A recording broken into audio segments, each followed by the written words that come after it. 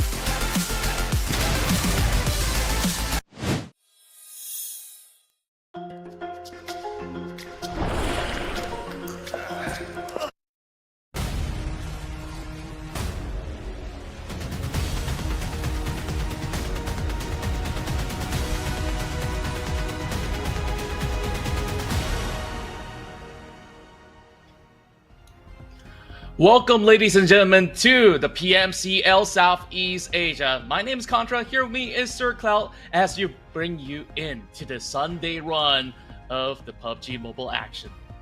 Yes, it is the final day of the week as well. This is where we'll wrap things up and we will know how many points do each team collect by the end of week one. And those points will be collected throughout 3 weeks to decide who will go on to the grand finals. That's right, ladies and gentlemen. And speaking of which, we definitely want to keep you guys up to speed with all the happenings that have been concluded in the early stages of the week up till now. And also, if you guys are joining for the very first time, welcome on board, as we're going to be having a whole lot of fun together for today. And this is where all the teams are collecting points all the way to the end of the league. Just to also correct some parts of what we did mention earlier on throughout the phase, it seems like they will be battling to the tail end of it. So we'll see how this one will pan out, as we will of course begin with our first match inside of Sanhok, followed by playing 3 rounds inside of Erangel, and then followed with 2 final rounds inside the Miramar. With that being said, these are the placement point system, which will reward teams accordingly to where they finish. Chicken Dinner rewards them with 10, 6 points for second place, 5 points for third place, as the number decreases by 1 all the way to 7 and 8. 9 to 16 will not get any points at all. Therefore, everyone's fighting for the elimination points, and if you can stack both together, that will bring a whole lot of points to the tally. Yes, you stack it all up so far. The highest eliminations that we have seen in a single round is 16. So that means the highest stack in a single round with that chicken dinner is 26 points. Let's see if that number can be overtaken by today. Or maybe in another 2 more weeks, including the grand finals. We'll keep the record around for everyone, just for fun's sake. But ladies and gentlemen, also to explain the scoring system for the PMCL. So the weekly points will be collected from matches played weekly, and then there will be a weekly ranking in which today you'll get a clearer view of what's going to happen. It's going to be the league points that will be awarded based on the weekly ranking. As you can see here on the right side of the screen, the league ranking, which is the team ranking based on the league points, will be the hit start points at the start of the grand finals later on. That's right. So it's really important for the teams to collect as many league points as possible. And today is the day for them to lock in their position, as the first place rewards them with 20 solid points to begin the grand finals. And we're talking about weeks of action. So if they land at number 1 for 2 weeks in a row, that's already 40 points. Yes, so that is a lot of head start points there, especially when we play the grand final. It is only for 3 days, so you want to get as many head start points as possible for you to be able to maintain, or maybe even if that round doesn't go for you, you can afford that 1 round or maybe 2, depends. Yeah, and that's it as well. When they do go into the league, they will also have to qualify with all these possible points to be acquired. And even only at the 20th, you see them getting very small margins. So we want to look at who gets to the top 16. So it's really hard if you're going to end up in the position of 20th all the time. So you will be trailing so far behind that you're not going to be able to ever reach that number 1 spot unless you have a good streak of the day to close out with at least 3 chicken dinners, perhaps. But of course, we leave that to later. We're going to begin our round today with Group A, B, C, as well as D. Group E will be taking a break. So these are your favorite teams. Yes, so Group E will be taking a break, like what you mentioned. Harame Bros, Ostia Esports, Exquisite Esports, and 214 Akira will be back for game number 3 later on. So as you can see here, A, B, C, and D will be playing. They'll be playing the same group for the next 2 rounds, which also means that the GE, the top group right now, is playing. Yangon Galacticos is also playing, the team that is actually catching up. So let's see if they can, how far can they catch up before the return of Harame Bros in game 3 later. Yeah, and also if we do notice that without the president of Group E, that is also a lot of pressure being relieved from this matchup, because when we look into the standings overall, a lot of these guys coming from Group E does offer so much firepower. Of course, Harame Bro aside, you did mention that, Austria Esports, so far they are basically on a hot form. Exquisite are also currently placed at 6 at the moment, so without the presence of these guys, I think like it gives a fair chance for GE to also create that form of a gap at the same time. Meanwhile, this will be the league's prize pool totaling up to 27,900,000. Yes, in which the league champion will take home $4,500. Just to point out to everyone, this is only for the league. In the grand final, there will be a different set of prize pool waiting the teams who qualify. And of course, we'll be looking for the best 16 teams to play in the grand finals later on. Other than that, best performance team weekly, extra $150. We'll find out who it is by today. Terminator weekly as well by today, an extra $150. Each winner chicken dinner per match is $100. So there's a lot of opportunity here. And if I look at the team that got the most chicken dinners so far, it is Genesis Esports. They already got 5 chicken dinners. So that's an extra $500 just from the chicken dinners itself. Yeah, it's so much money on the line, and I believe that GE is just gonna get a whole lot more. They could basically give $100 to each player, and then maybe to the sub player, and maybe the manager as well. The rest organization, they'll be happy about it. But end of it all, it really is their hard-earned effort on how well they've been able to really maintain this form. For the past couple of seasons, we've always seen Genesis Esports to be a staple here in the Southeast Asia, back then known as Wildcard region. Now they get a league of their own, rightfully so, and has that clear ticket to advance into major tournaments. So this is what they've been wishing for, and now when they do get it, they basically do not take it for granted, and that's what Genesis Esports will be focusing on to secure that #1 spot by the end of tonight's run. Now, since we're dropping into Sanhok next, we do have both Flash Vision Esports and Playbook Esports playing. The last time we saw both of these teams together in this map, they clashed inside of Sam. So keep an eye on that one. It might happen again. Enigma is playing as well. So Enigma could be clashing with another team inside of a boot camp. But what is not going to clash is if each and every one of you gets your own set, which is called the Dragon Emperor and Dragon Empress set. That's right. Basically, this deal is going to be running for only about a day, for a week or so, where you could basically get your first draw at only 10 UC, where it also offers you a lot of cool effects on this MK14. Yes, it's up until the 9th of March, ladies and gentlemen, so you got only about a week left to get this set. It can upgrade your MK14. You can also get a loot crate, elimination broadcast, and also on-hit effect. So all you need to do is log on to the game right now. It is inside there. If you haven't done your first draw, it is only at 10 UC. We will be reminding you again and again until every single one of you has got this set. Yeah, maybe, it's a good time for you guys to basically top up a little bit and go for the draws. If some of you guys have already collected some of the red packets. Of course, the Year of the Dragon only comes by 12 years once. And for this is going to be a one-time only offer, limited edition Serpent Gleam set. This is one part of the new guild set that's currently available, and this lasts a little bit longer. You guys have time up till the 21st of March to get your hands on this. It comes with loot crate, elimination broadcast, and on-hit effects when you do get it in hands. If you are a one-tap machine, if you are basically a camper that loves to just use snipers, this one's for you, as this exclusive AWM awaits.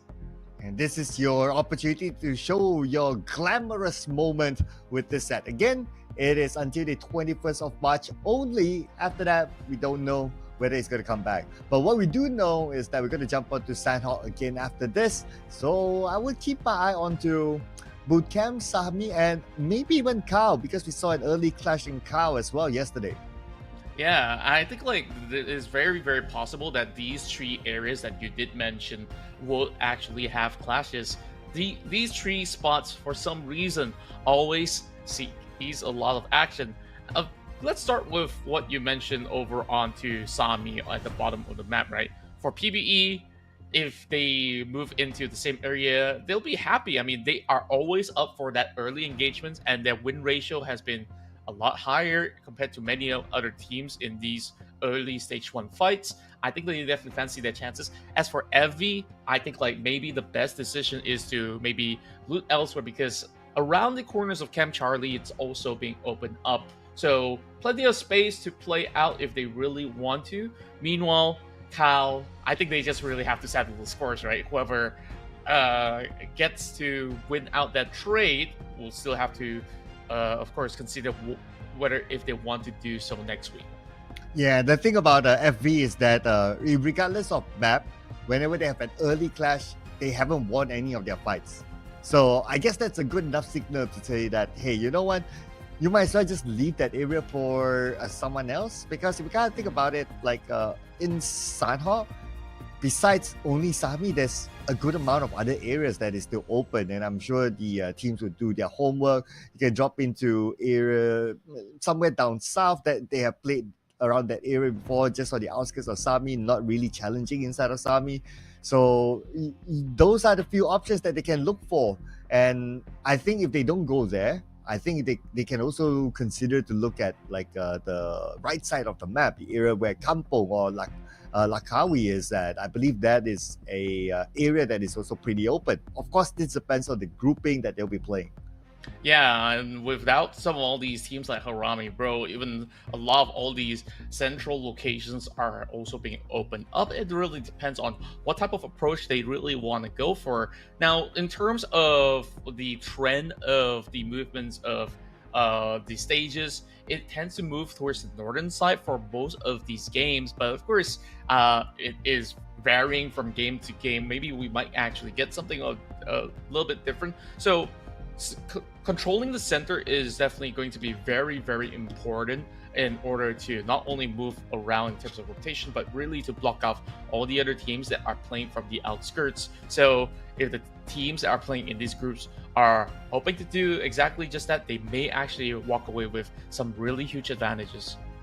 Yes, the advantage will be given to the teams who are able to at least survive the early stages. So unless you're super duper confident of winning your very early fights, just like how Enigma has a good track record of winning early fights, then yeah, that's cool, right? You can get like the extra points, up to 4 points at the start, and also a couple of extra loots.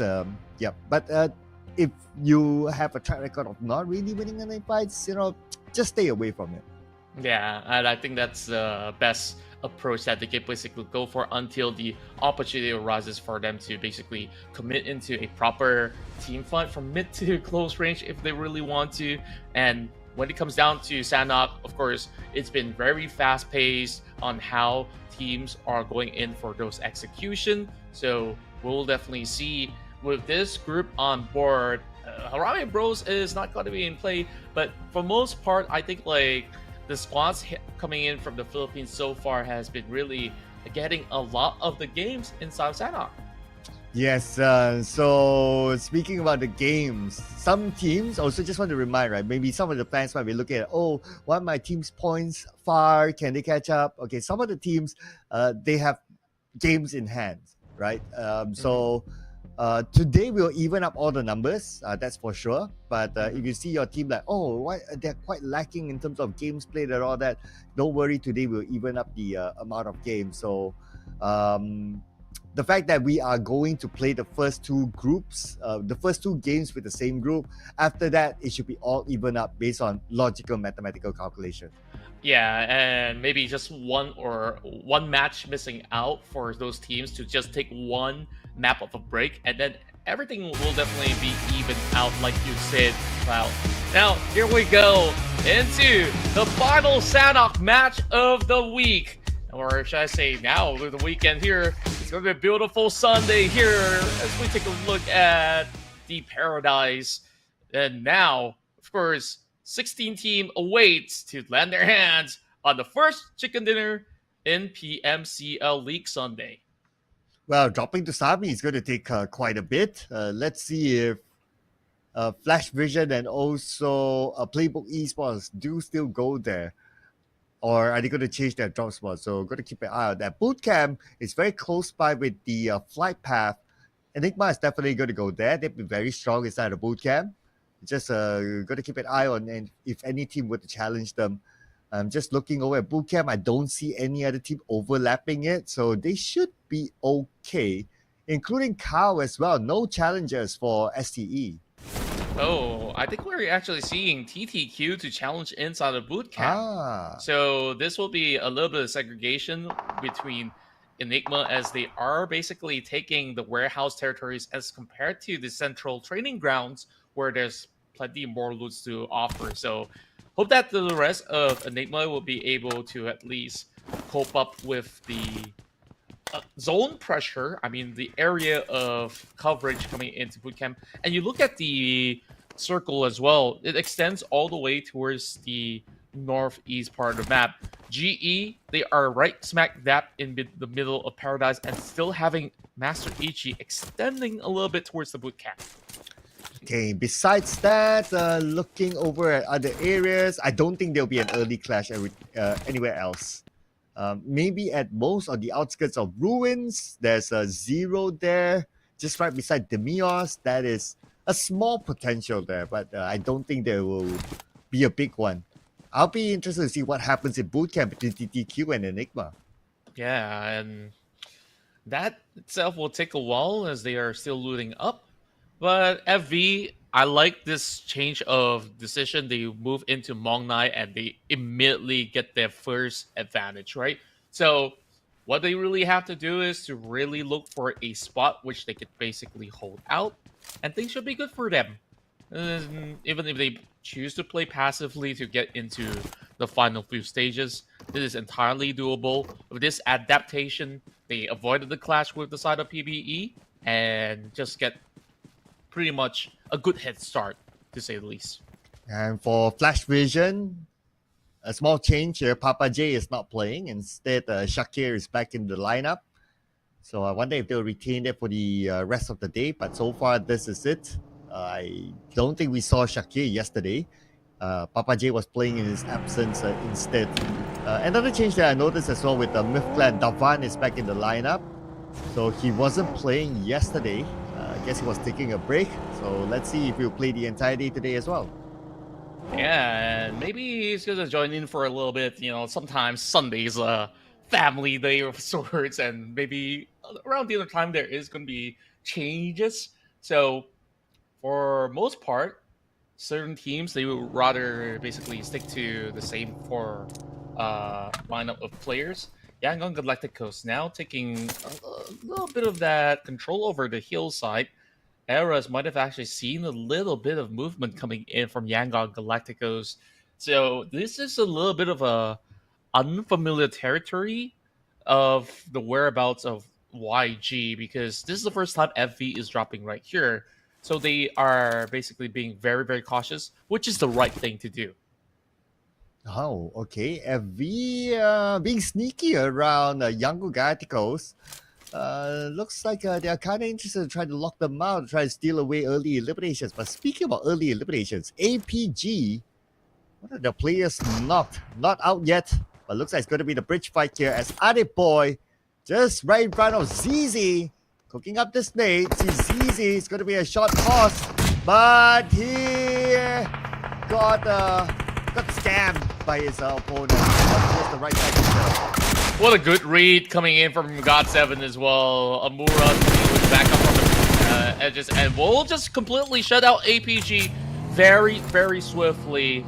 Unfortunately for the side of Anchor PUBG, they bow out very early on. Yesterday they did manage to secure a chicken dinner for Singapore, but of course didn't really start on the right foot this time around. And when we look into that preparation, that grenade that he was trying to cook up, can actually be spotted out by the enemy. So it was a really good read coming in for the side of God7.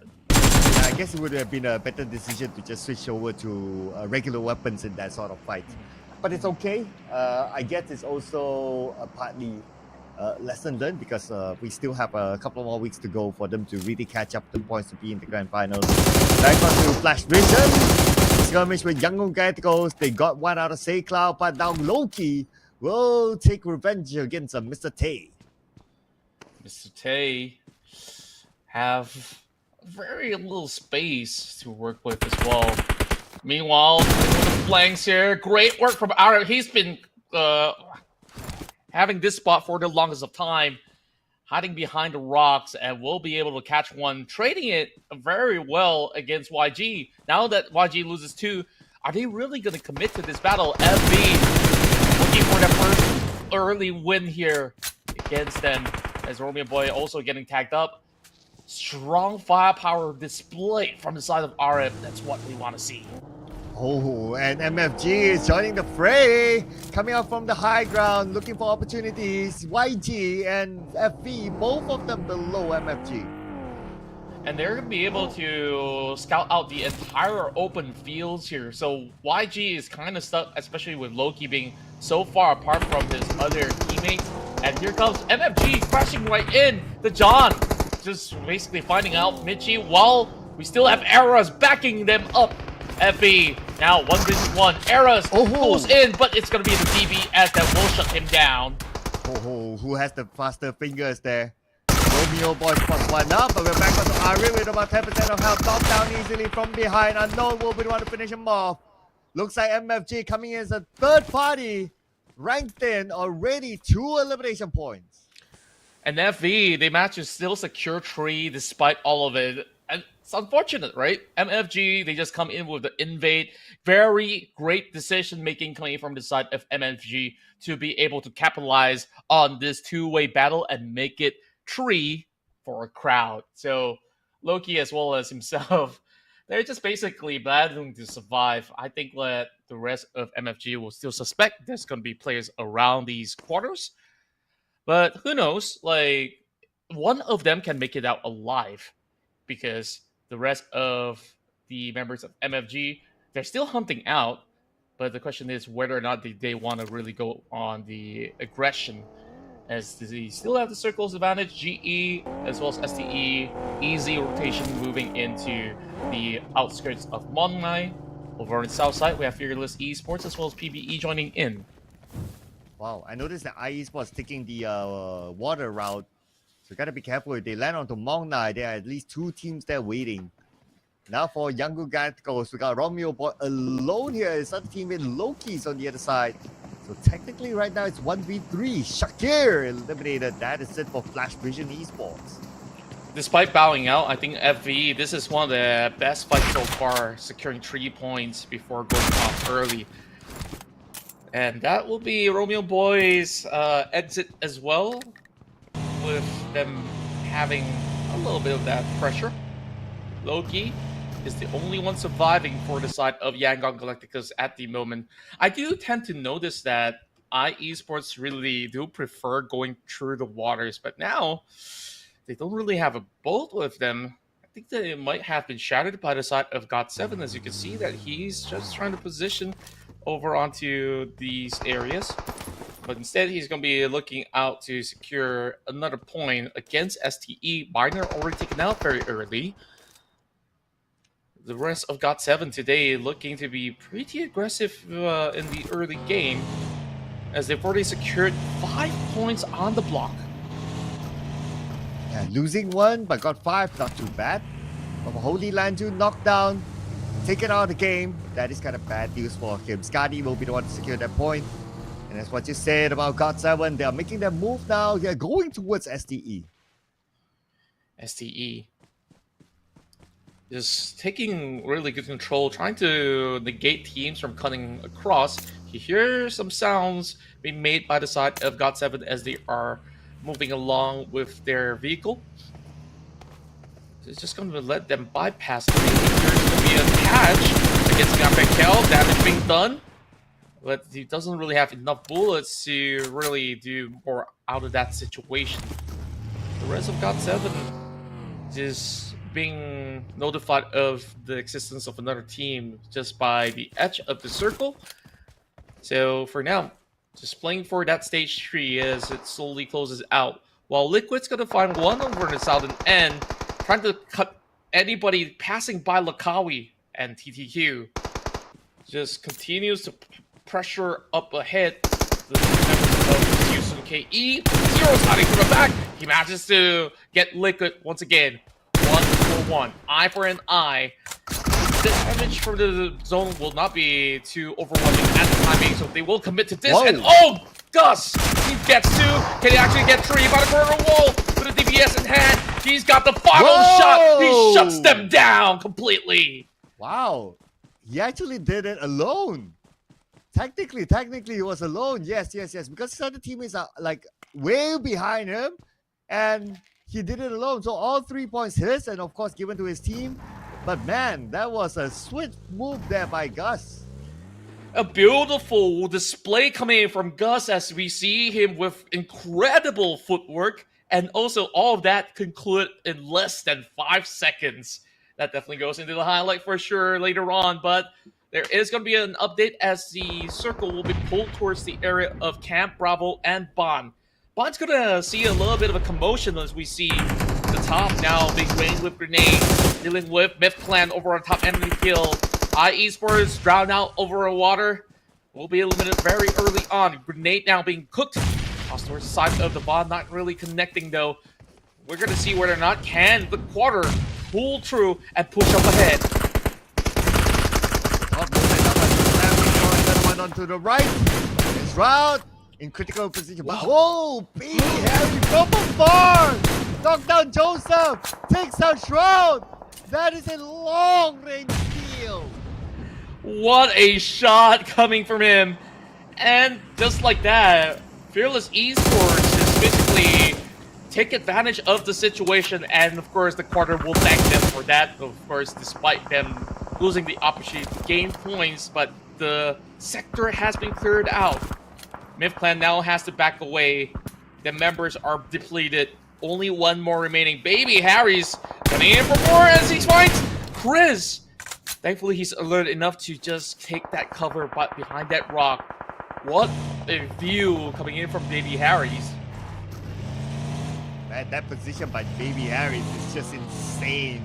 The amount of teams they can see across him, and he has the right weapon to the right scope. Perfect scenario to be in. But because of that now, the team that suffered the most is Myth Clan. Now they only have Devon left to survive. I'm not too sure how Devon's going to pull this off because there's so much of a crowd going over onto the southern end of the map.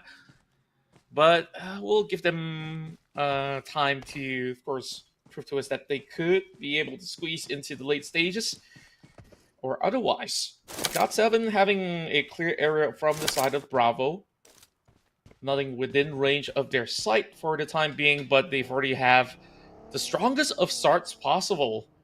And of course, the one to tie that is going to be Strangers Esports with 6 points acquired as well. Ichi and the rest of GE have been very, very quiet throughout the course of the run. They're just looking to make it up ahead into stage 5, and they will have to go through Enigma in order to do so. Circle goes towards the area of Ban. A lot of small hills around this area, and a lot of depth in this area as well if any team chooses to play inside of Ban itself. Monboy somehow managed to slide into the middle of the circle, but he will have Enigma coming towards him and Davan behind him. A lot of individual players in the middle of it. Yeah, although this may be a little bit of a stretch for certain players, it is still a walkable distance for some of them. GE decides, we just want a quick passage as they drive into the corners of the corner, now taking him on. Good damage threat coming in from the top as we see him landing immediately, taking him out from the vehicle. Quick pick off. GE loses one. Can they actually get more for the quarter? We'll have to see. Westy already getting prepared, but he gets blown up. GE so quickly getting annihilated one after another. And now only one player remains. Master Ichi, what can he do this time around? Well, he's on the outside of the circle, so that is not really helping his current situation. He does have the clutch weapon, the DBS. But TQ, they're not really in his range at this moment. There. Spray! Beautifully done with an M4. Ichi. One knockdown. 3 more to go. Very smart play from Ichi. And now shots are being fired from another direction. Popeye has to actually move out of the way. And same goes to Master Ichi. Can he actually heal up in time, though? I think the zone might be able to take him down, but he won't be able to heal up. Still lasting out for now. Fern, though, needing to be picked up. So the battle will eventually continue on, but they really have to also plan up ahead on what they need to do, because this circle is moving deeper into that barn warehouse, and they are nowhere near at the moment. He still survive, but not for long now. He does not have any more first aids. This will be his last hoo-ha. 0 eliminations for Genesis Esports, and if he goes out now, it's going to be 0 points in Sanhok for a team that normally does well in here. He found first aids, but just too late. Yeah, he basically had that quick thinking of going back for the loot, but he should have actually done so slightly earlier. But of course, there was still pressure coming from the quarter, so he will be taken out by the zone. Whereas more of these fights will continue over onto the south side. We see Fearless Esports vying for a golden opportunity here to really gatekeep all the teams from moving out and about. One member being knocked down, but the quarter will be able to claim Baby Harry. So no more pesky sniper for them to deal with. Yeah, that was the annoying one earlier on. A circle time. Davan. Someone still survives in the middle of the circle. Playbook Esports. Last we saw Monboy was there. He was taken out as well. So now Davan is the Lone Ranger there, hoping for other teams to cancel out each other. TTQ now in the skirmish. We got Edward with the Ghost Goddess combat. DBS goes into the building. His opponent has been eliminated by his other teammate from the other side, thanks to KH. And the rest of TTQ really showing up very strong here in the final day. 7 points acquired, the highest so far. Still have 3 members remaining as compared to the rest of the competition with depleted numbers at the moment. Fearless Esports now, Pozo knows that the rest of the quarter is still up ahead, but with the zone already being acquired, there's not much of a need for Fearless to really overcommit at the moment. But it's an interesting approach as we see a little widespread coming out. Got 7 now, trying to pick one off. That's going to be KH that will be moving into the hut. Well, also taken out with Ka. Just holding over her back. And we'll be having that sort of exchange with the help of Ranzer from afar. Yeah, Ranzer with the sniper tower, but he does not circle. He needs to move at some point as well. Cooking up this nade behind the stone. Popeye might be taken out by it. Popeye, ooh, that nade missed. Lucky enough for him. But there's still Ranzer pushing in as well. More and more of these nades will drop right into the side of the quarter. And here comes the DBS. Long range shot. Popeye does connect it. Slowly taking out Fearless apart as Ranzer is the last member standing and will go down at 7th spot.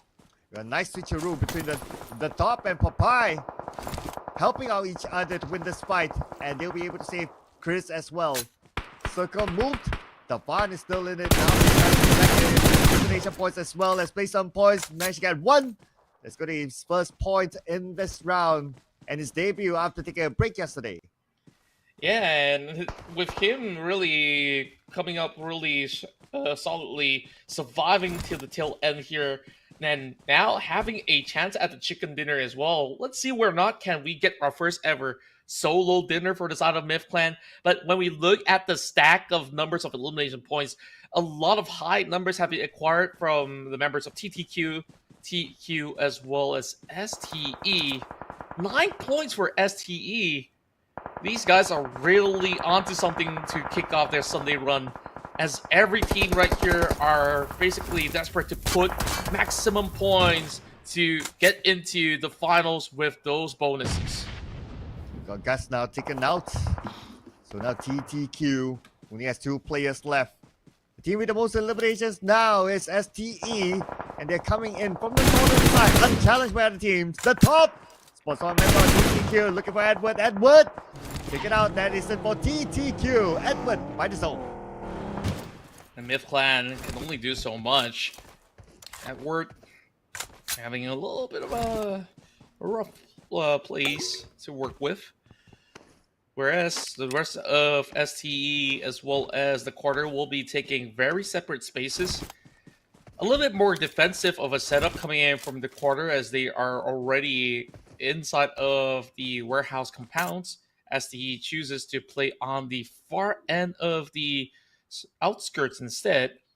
So this is going to be a little bit more tricky for STE as compared to what the quarter needs to deal with. Yeah, it's 3v3 now. Ooh. Let's see who will win this. Numbers-wise, it's equal. The TQ needs to move a bit forward, but they do have the space. They do have buildings to navigate across. So I think it should still be okay. As for STE, I think they're playing closer to the edge of the circle. So when it comes to the team that has better circle control, it does look like TQ has it. Yeah, and there's still a very good opportunity because the circle does flush the rest of TQ into the warehouse where, it's not really the safest of spots that you can play, although it has white coverage. It's only going to be a couple of walls to basically give them a little bit more of a safety net. But with that being said, STE can still loop around the back in order to spot some of these members. A little bit more of that tactical approach as we are approaching our final battle between these two squads that have definitely shown flying colors either side to win. And let's see who will get the first pick of hitting into this battle that will basically open up that opportunity for the chicken dinner. Yeah, it's going to be huge, right? We are at stage 8 right now. We are heading towards the end of this round. And the quarter have a decent space. Same goes for STE, in fact. So both of them making use of their space. It's a 2-1 split for both teams, having the same idea, having the same thinking, the same philosophy now. But when it comes to circle control, I would still say it's the quarter that has it. Let's see who's going to get the first stop. 2 forced to move, but he sees one in front of him. Gets that first advantage to get the knockdown. Very quick work coming in from the side of 762. Now more of these grenades being popped over on the side of Popeye. Wow! A direct hit! Directly dropping towards the side of 762, and now it's a 2 versus 2. The problem for the side of STE is that they're still crawling by the edge of the circle while the rest of the quarter having a very strong defensive shield for themselves just to hold the line right now. But the problem for the side of the quarter is they need those smokes. They need to pop it directly in the center in order to get a little bit more space to play around. SDE, you're going to have a little bit of open grounds to play with. UB as well as Popeye with so little health left as they are just hugging by the corners of the wall. This opens up room for the side of Scotty. They do not know, but the grenade out of nowhere will connect.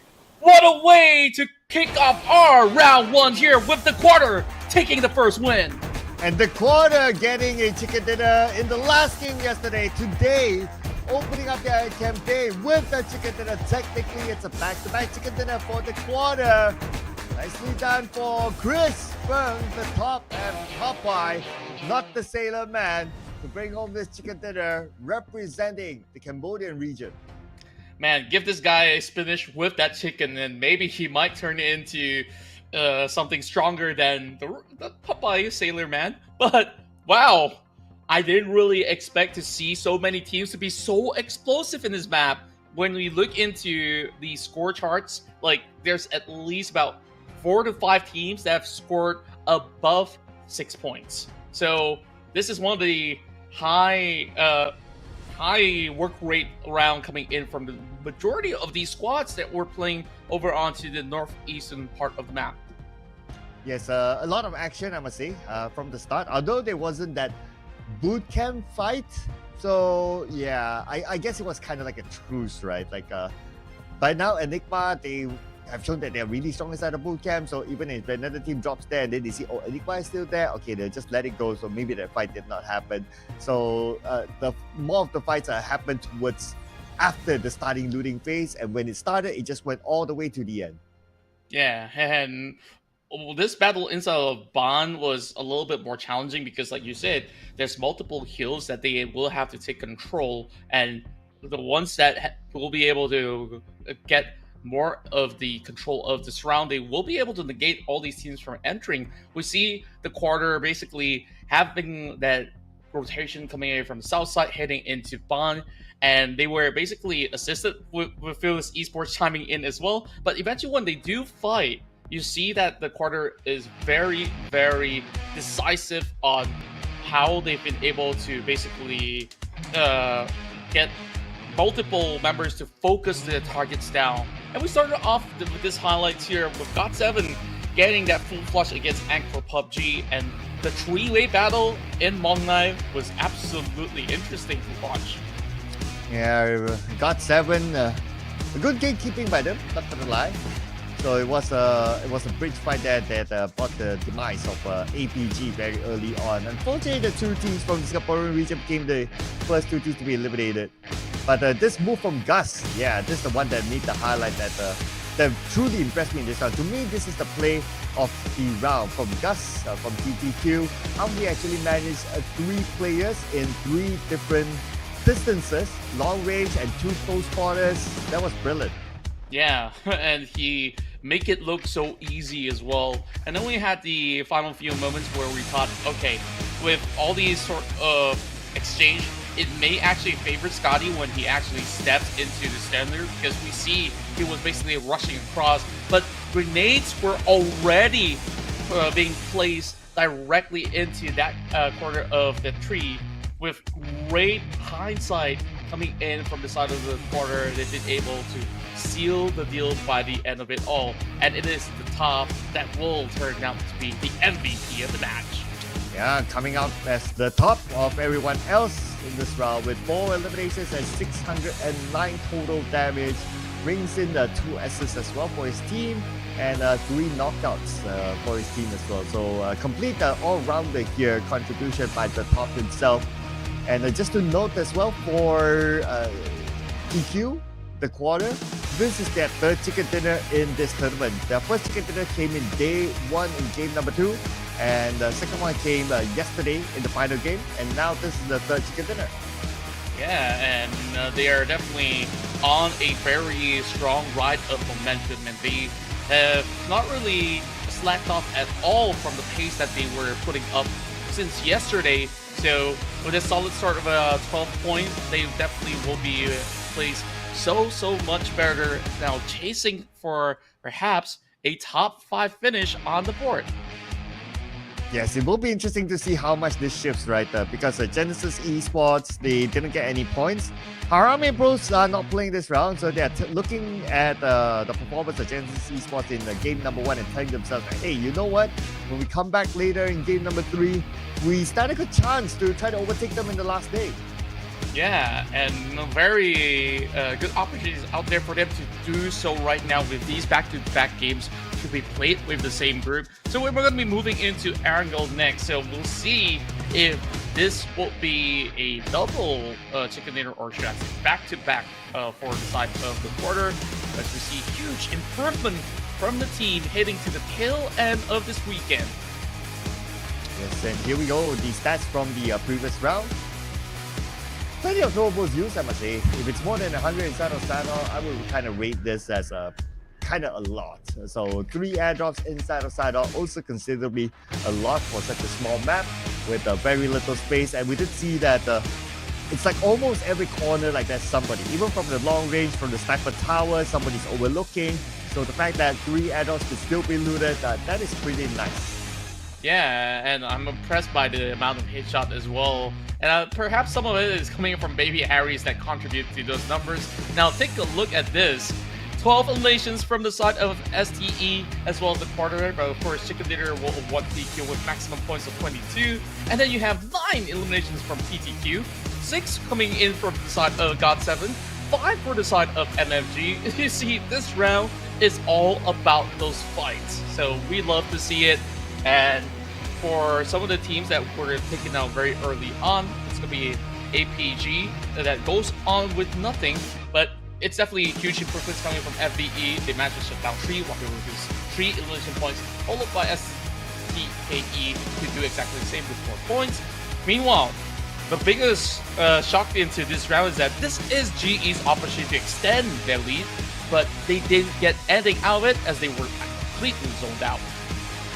Yeah, I believe this is the second time that they got a 0 point in a round, so it's very rare for Genesis Esports to have this kind of scores.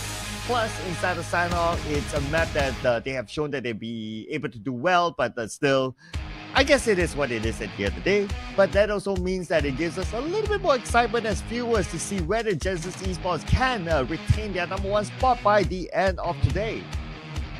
And with that, they still have another round before Harami Bros join into the party as well. And I think if Harami Bros are watching right now, they'll be smiling and say, hey, that's our chance to basically take that spot home, because the gap right now is 218 points to 194 points, which is not that far away.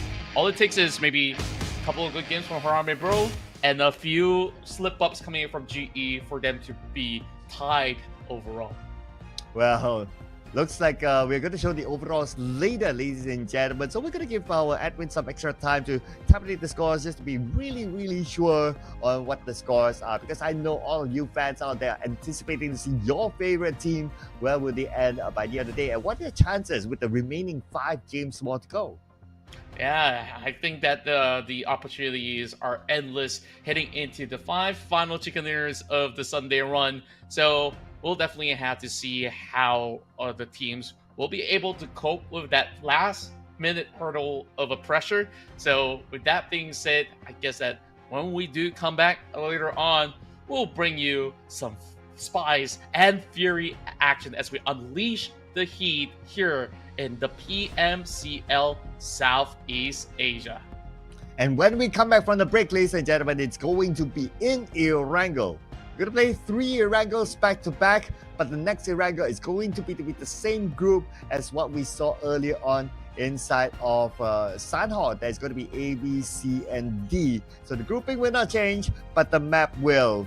Will we see early clashes? The answer will come up next, ladies and gentlemen, so do not go anywhere. We'll see you guys after this short break.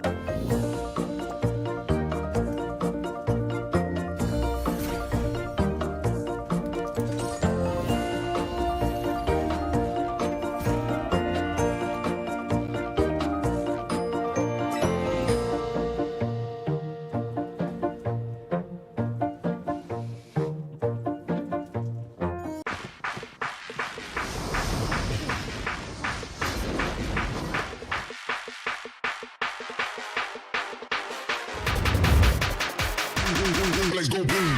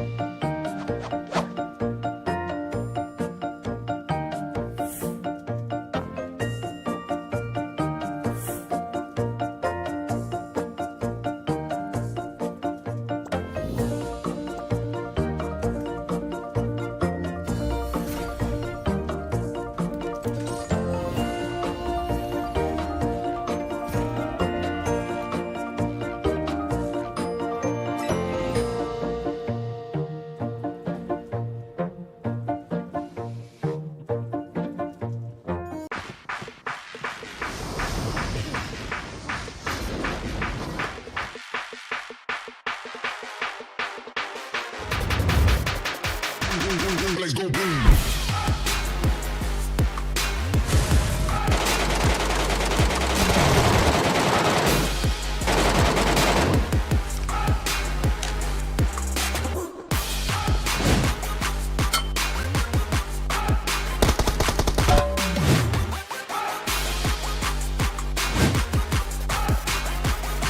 Let's go boom.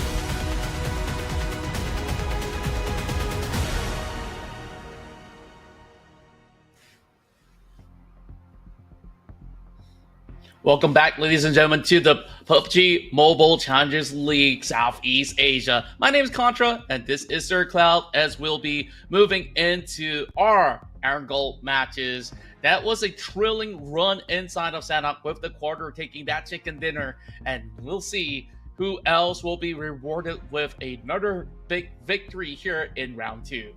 Yes, the quarter technically back-to-back chicken dinner because they got the last chicken dinner yesterday inside of Miramar. So starting the day with a chicken dinner, great work there by the quarter. Means that that's a signal to the other teams that they are coming to grab your spot. Yeah, and they are doing it in very convincing fashion as well. At first, we thought that 2 versus 2 would be a very stiff matchup, but with very decisive measures, the Porter has been able to basically turn it to be a one-sided fight. Now let's take a look at the standings as well, as we've already got it all tabulated. GE was not really having a good run, so they will be stagnant with 218 points, but still at the top.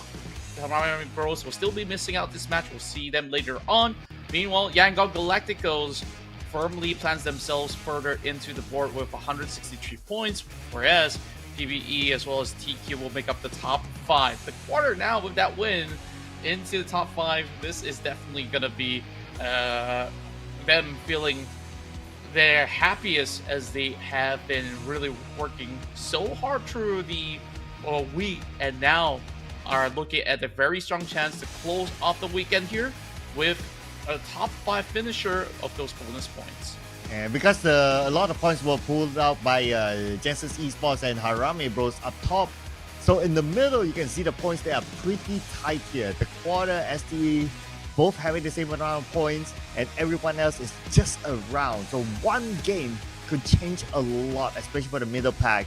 For the other end, FDE will need to have a couple of good games if they don't want to be at number 20 by the end of the day. And I must say that there's also some tightness on page 2 as well. Like in the middle of page 2, like what we can see here, MFG, Dread, Myth Clan, See You Soon, they're all within the 90-point bracket. Yeah, I think like that is one of the more interesting updates that will keep you guys up to speed round after round.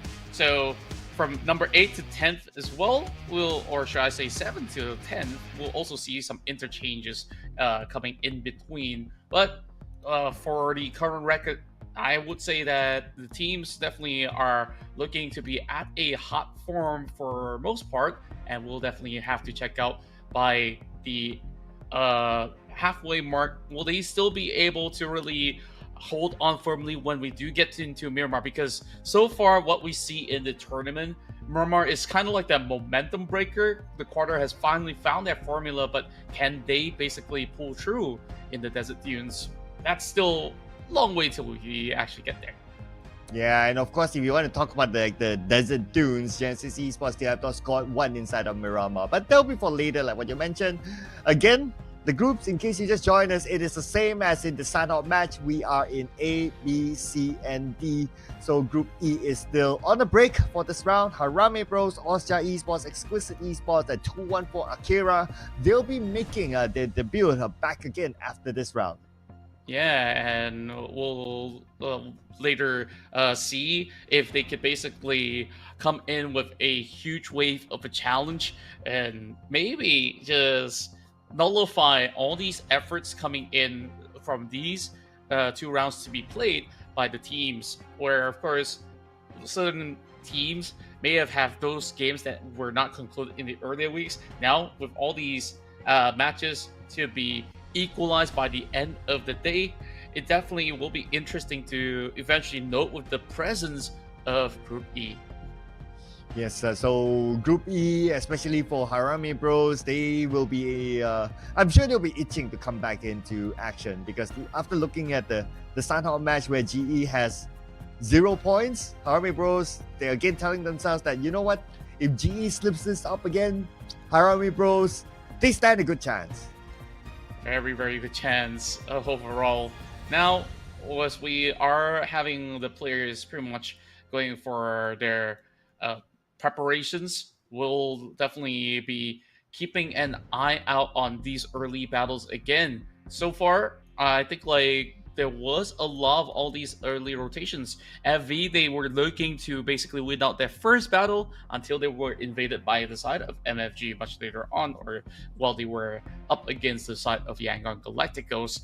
So I will assume that this is going to be a very different scenario of how this one plays out in a entirely different zone.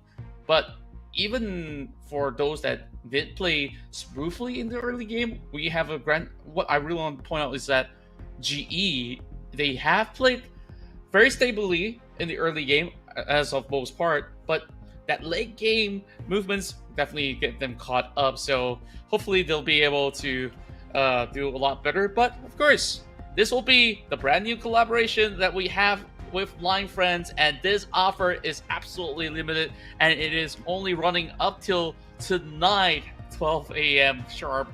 It will be off the shops, so make sure you guys join our one and only charming buddy Sally in battle with new sets and items, as well as a brand new prize path which can unlock special Line Friends rewards. So jump in today and make the most out of the excitement.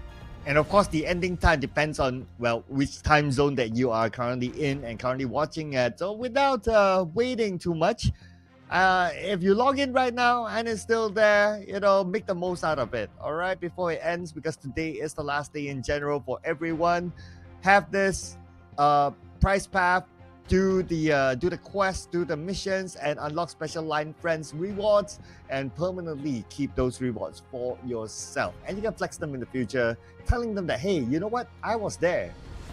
Yeah, and I'm pretty sure that A lot of the ladies do love these cute cosmetics as well. So make sure you guys basically get your hands on this before it runs out. So now we're gonna be preparing for our Erangel match. So yesterday, I think like Erangel see some really good matches with very interesting patterns of how the circle ends up. So in those form of a match, we still see some of the top dogs getting some massive wins.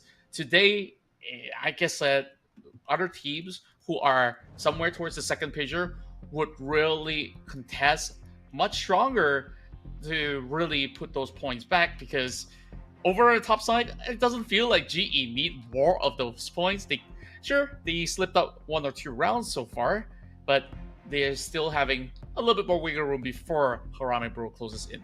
Yeah, because they not only have the chance to get the maximum weekly points, but also the best team of the week. So do they really want to drop the ball after this? I'm not too sure, but it will be exciting. It will be exciting. Whatever the if they don't collect that many points, then it becomes a bit more exciting because the next 4 rounds that will be played. GE will not be playing in one of them, and Harame Bros will be playing in all of them. So, yeah. So I guess in other words that both teams will have this opportunity to still catch up to each other, and GE is not really particularly safe. Yeah, and then this is definitely going to be very concerning for the squad. But, now that they do not have Harame Bros here, they got to take good advantage of this round to close off with high-flying colors. So, with that said, 16 teams are ready to take on Erangel once more. We go with Erangel it is. So the hotspots, so far Erangel has been pretty okay for all these teams as a start. But if we were to look at like hotspots based on historically, Milta might be one of them. Possible early fight. Possible Novo as well. Depends because right now GE has the choice of dropping to Rosa or Novo. But looking at the flap up, like near towards Rosa. Unless if they really want to stick to Novo, they can still do that with this flight path. Yeah, there definitely is a little bit of room for that. Where whether or not if there's going to be any contests around the fair period is going to be pretty interesting, especially with so many of all the teams that are flying in this current direction. In a lot of all these international tournaments, we do see fair period to be a heavily congested spot for teams to claim because it is going to be a choke point for some teams to basically cut the cross. But for now, it seems to be pretty okay. Whereas the circle now appears quite a distance away for the teams to really get to if they landed up over onto the west side. Because this is going to pull them all the way to the east. Kind of reflects back to the match that we had yesterday that did appear on that filter power sector. I'm also looking at Playbook Esports dropping back into their home ground where they always drop back in the day. That's the Starboard Kameshki area. So it's going to be theoretically it's going to be an easier entry for them since the circle's on the right, like what you mentioned. Straight up, enter the zone, should be fine for them. They can take their time up there. Yeah, especially now in the early phases, there's still plenty of wiggle room for them to basically still loot up and eventually maybe set up some traps here because looking at this direction, as much as it's an open wide ground, that Pochinki Hill would be a very huge point of guard for those who are hoping to collect those early points because these teams will have to basically bypass Pochinki to move there unless GE wants to set up a choke point over onto the Water Town or Ruins. Then I guess the other safer passage is really to cut towards the north because that's half of the population on the other corner of the map. A lot of teams on the left side of the map though. So for STE, I think they would anticipate that Novo would be empty. So if they take the right side bridge, that should be okay for them. Considering how the trend of, we can see clearly GE based on the flat path, they should drop into the Rozok. So they stand a better chance of rotating into the circle on the right side. And plus, there's still part of the military base circle there if they really want to, and if they do anticipate that Novo is empty, if they are not happy with the amount of loot that they find inside military base, they can still go to Novo and play up there to stage 2. Yeah, there's just a lot of ways for them to really seek out some spacing for themselves to basically at least get into certain good areas of play. So long as they reach areas like shelter or even the passages into Milta, they should be fine.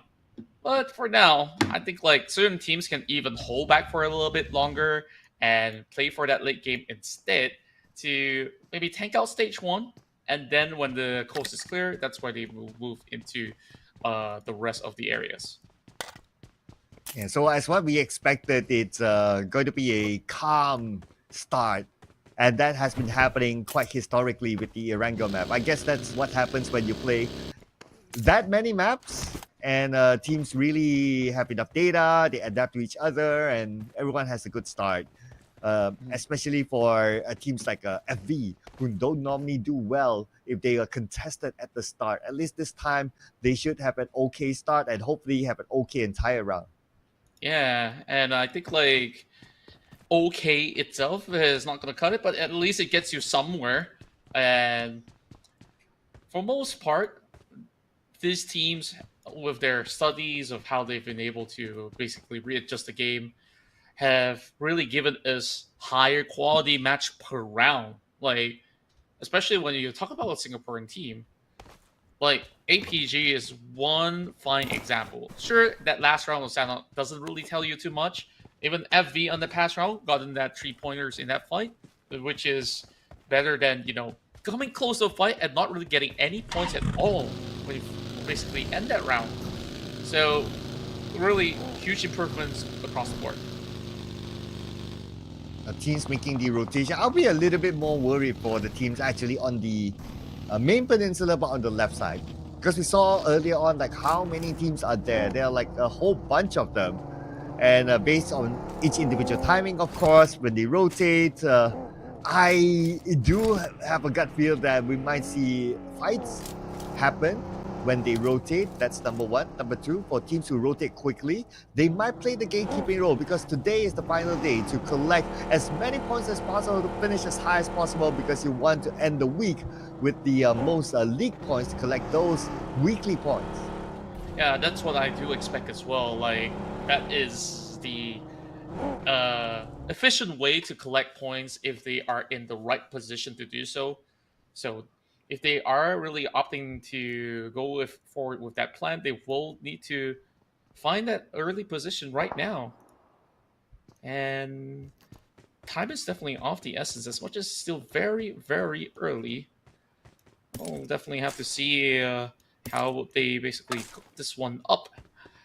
As the rest of Esports now firmly planted in Milta, they will be a team that can basically hold down the line for whoever cuts across in about stage 2, stage 3 or so. Ooh, look at Enigma. Okay, Enigma, TTQ right across each other, but both of them in the circle, so I don't expect any big moves from either side. It's not going to be worth it at this point to really contest for those positions that we saw earlier on, unless if it's like the later stages, then maybe. But for now, no big reason to. As the circle shifts, there should be enough space for all these teams to rotate anyway. But okay, maybe because it's the last day, Enigma wants points.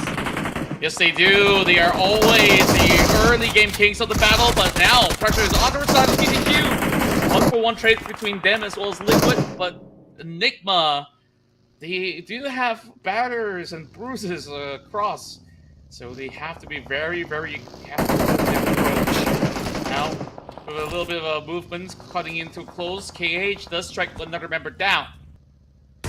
We'll have another grenade being primed up. We'll connect towards the side of Gus. Did clutch in that previous round, but not this time. KH still being spotted out by the rest of Enigma. It's TTQ quite segregated apart. Enigma will now have the upper hand in this fight. Yeah, and KH can only be a spectator on the other building. Nothing much he can do about this. His other teammates on the other side as well, so they're quite spread out. And information gathered by Enigma, knowing that there's only 2 players in this building, and the advantage was taken by them to crash in, secure the 2 points, and now they not only have this compound, but more importantly, they have the points. Yep, very, very important points acquired by the team. And Enigma still hoping to actually get the more out of this as they do focus fire onto KH. And yes, they do! Coca-Cola with an amazing long-range spray. Oh, nice. Came from behind. KH stood no chance. Not only Edward left. I wonder if Enigma knows that he's there. Okay, Q is circling around. If he sees a vehicle, then that will give him an idea that Edward is there. Okay, that's why he's gathering the information. I doubt he heard the footsteps, but maybe they're thinking to themselves that, you know what, that's the only other building. Why not? Let's just go for it. Yeah, the only way to go is forward for these guys right now. While grenades are now being primed up. Last member remaining for the side of TTQ, trying to make a run for it, but the grenades do connect. Brings one member down from the side of Enigma. More to go. Kent Edward clutch this one up. Oh, Trying to heal up, but he's got so little wiggle room to play with. That grenade now being tossed over does not really lock perfectly as he hits the wall. But he's still going for the challenge. Caps luck, saves the day, and TTQ is out. yeah, not able to heal up in time, unfortunately. With that amount of health versus a Bison, ain't gonna cut it. But now we got my vision. On to see you soon.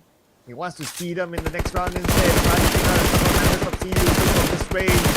Same time looking at the Vision Feed Sky. Eliminated by Michi from Playbook Esports. PvE having a little bit of that early run in. And just basically claims one for their own. FV now going in for a drive as this is going to shift all the way back in towards the Milda Power and Lipovka area. Oh boy, this is a deja vu round. Oh yeah, we've seen this on the circle before. Last we saw this circle, it ended up inside of Milta Power. Alright, this is going to be real interesting. Earlier. And now we see you soon fighting by the Flash Vision. Fighting really good now. The rest of Flash Vision are just hoping to move directly into the circle as See You Soon needs to do the same. They cannot afford to stay way too long, but they know that there are fishes to fly. Long range shots, does it connect? Definitely hitting towards the side of FV. Great moves coming in from the squad, but the effort is in vain, unfortunately. So Flash Vision managed to get away. Looking at their utility since they are tanking the blue. 2 first aids in the hands of Arif. That should be okay since he does have a vehicle still. But see you soon. Ooh, they can only tunnel vision onto Flash Vision because Enigma is in front of them. They stop. Lulutiap and Poison in trouble. Lulutiap on his knees. Back to QB. Really putting in the damage, and he will get that knock. See you soon. This is why I did say just hanging outside playing by the blue zone sometimes will bite you in the rear. That's 2 pointers there for Enigma that adds up into the chart. And look at Enigma, that is 6 points already by the outskirts of stage 3. Yeah, 4 of them out of a TTQ. And now Coca-Cola just got another one for his team. Just like that, splat into the face. And see you soon. We'll see them in the next round. Man, this guy's unhinged. Like, he drives directly for not hitting the bricks at all. No concern for the member of See You Soon. And they just keep adding these points. And there's bound to be more. Oh my goodness. Enigma really is a force to be reckoned with this early game. Esports now drilling them with this pressure of bullets. A little bit too far of a range for coverage as Fearless will be able to move a little further away. they got to manage their resources as well because they've been tanking for quite a while, but they will be accessing the safe areas of play via the south side instead, while we move over onto the far corners of the map as some of these players from Milta Power are struggling for control. Yeah, some of these teams, they tuck themselves at the side of this ledge, anticipating that the circle might go towards the Milta Power area. So God7 is facing up against STE, but Era's caught on the outside. Bad position he is right now. Arif SL Blue will be on top of him, scoping up, and nobody is there. But instead, somehow, Pozo got knocked down by Shakir for him off angle. Yeah, and it's also with great help coming in from the side of Eras. Arif pushing forward alongside his teammates, and Shakir will try to actually claim the point, but GE arrives from the top end of the hill. Boy, oh boy. They are a little bit of a party poo-poo, aren't they? As Fearless as well as FV are just tanking out some damage on the outskirts. Master Ichi says, you know what? I'll let you do your thing outskirts. We'll pick up the scraps later on. Westy, just by the edge of shelter, is just trying to cut into some of all these space where FV could potentially move in as well. So consider that GE did not have a good start early on. They're basically capitalizing on low-hanging fruits. Yeah, they're trying to see if they can get that low-hanging fruit name of Flash Vision. They're trying to lock them out. Based on their position right now, they are really playing the gatekeeping role. Flash Vision will have a tough time coming in, but look at this. There's a fight happening here. STE taking out the members of God7. Newbie down, but he should be up very soon. Not going to be an issue. Instead, God7 is the one in trouble right now. Amura alone at forefront, but he has one teammate circling around trying to go in for flag.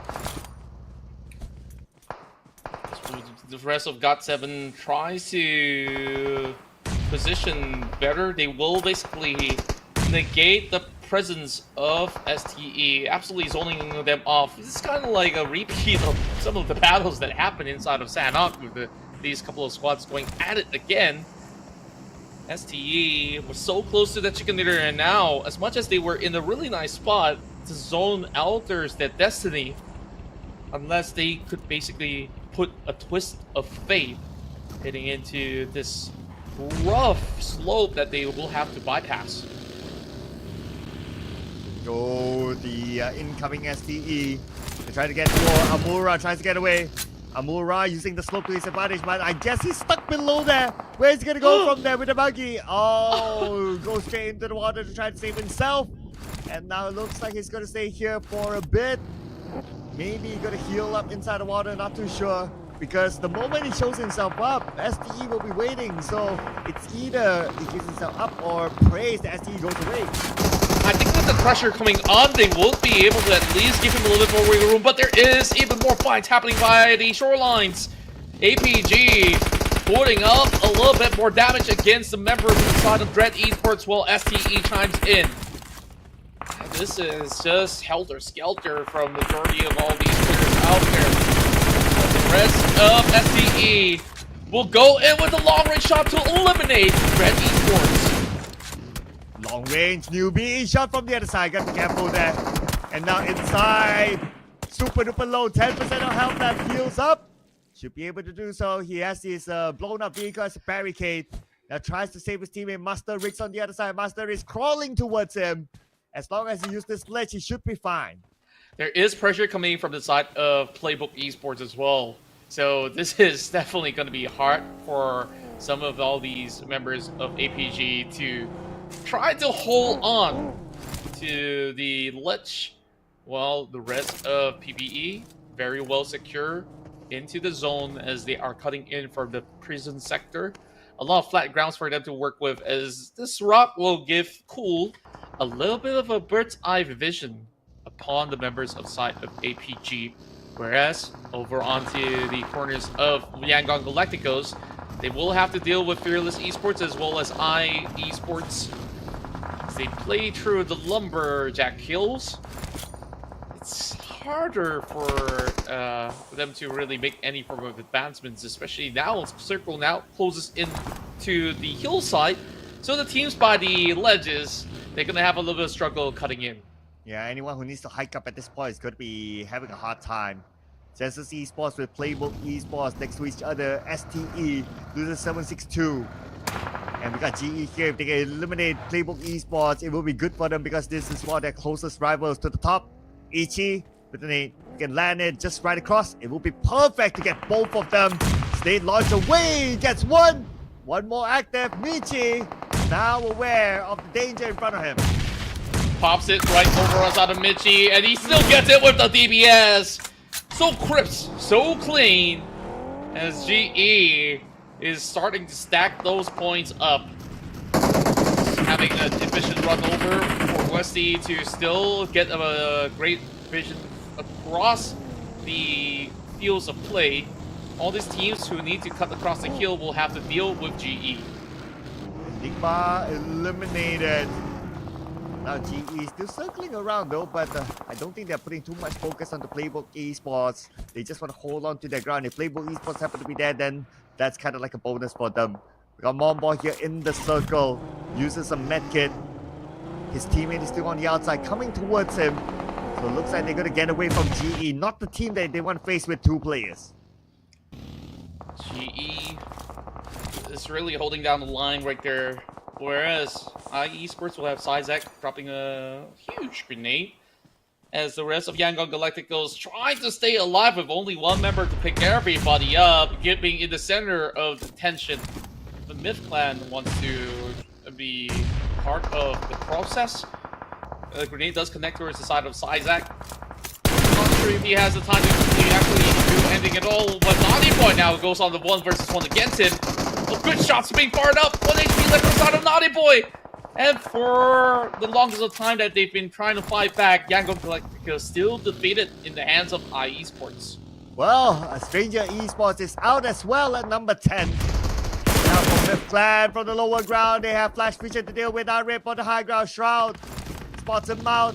Arip is the only last member standing. Myth Clan is here in full squad, and Harry will find him from the side, eliminating Flash Vision. Beautiful, beautiful decision making coming in. As the rest of the pack in the top 8 right now, really going on a brawl. You see names popping up on the screen with GE getting another one down. But it's MFG so far that has the cleanest run. 6 eliminations with all 4 members intact. And Rancer is still bleeding. Baby Harry's got a lot of work to do if he's really looking for a save. Now Joseph's going to be putting in a little bit of a pain, but it will only clip over on that vehicle. Good preparation coming from Baby Harry's to go in to save Ranzer for now. I'm not sure if he has gotten the info onto Joseph. He's on top of the roof. Very hard to spot him out. Circle now pulls towards the side of GE as well as Myth Clan. Wow, 2 airdrops at Cool. Oh, Cool is playing. Alright, so Playbook Esports making a substitution today as well. And the thing is that Cool is alone. Oh man, it's going to be tough for him. But Smile is still on his knees. Probably will be picked up anytime soon. As now PBE, we can see on the mini screen, managed to get another knockdown. Trying to defend his ground against an MFG. Boy here all alone with S12K, shooing away his opponent. And now he'll secure his elimination point for sure. Yeah, what a showing coming in from Monboy. Going for those pickups, really denying the rest of MFG to have a clean 4-member squad to work with. Just like that, with that rotation, they lose 2 without a chance of fighting back. This whole matchup is really about gatekeeping, by the way. Like, all these point pickups from these early stages all the way up till now is really just deny advancements from the enemy teams. And now, will not be able to survive. Got 7 now taken out. 7 more teams remain. Monboy playing for himself. He's managed to create a bunker of his own for the time being. Especially planting with smoke, he will be safe. There's a Molotov being thrown towards his direction somehow from the top end of the hill, but he's still not going to be phased. Wow. Whoa! Great clip coming from Westy, as he will immediately take off the top. The past rounds winners of Sanhok have been having a little bit of a troublesome time moving right in. Oh, goes in. Oh! Smile doing the top G way to get the knock. Man, that was pure confidence there coming in for Smile. And on one more, M4 sees one in front of him, shows himself, but loses to a DPS. Yeah, very efficient fights. What we're seeing coming in from both MFG as well as GE. So far, I think like the battle might just be in between the two, or even with Myth Clan. But Myth, they're taking it a little bit slow because they want to pick these 2 points up against the side of FRL. Not sure how FRL is going to move in though, because they're really stuck by the corner. It is a little bit of a space, but with that update coming soon, I don't think that there's really a chance for them unless they get a pickup. Here goes Cruz. He finds one, but will have retaliation coming from Miramar Boy. And just like that, one more point added to GE with a total of 8. Man, GE is back and dominating. They were not happy with the 0-point round that they had in Sanhok. Now they want to bring in a break coming in from Miramar with AUG. Nothing connected on the Mewtwo. Still alright for now. But both of them playing by the edge. 3 seconds before we see the next stage of the circle. GE needs to be prepared to move in as the circle goes up north. But actually, they are the closest one to the circle. They have the best access possible.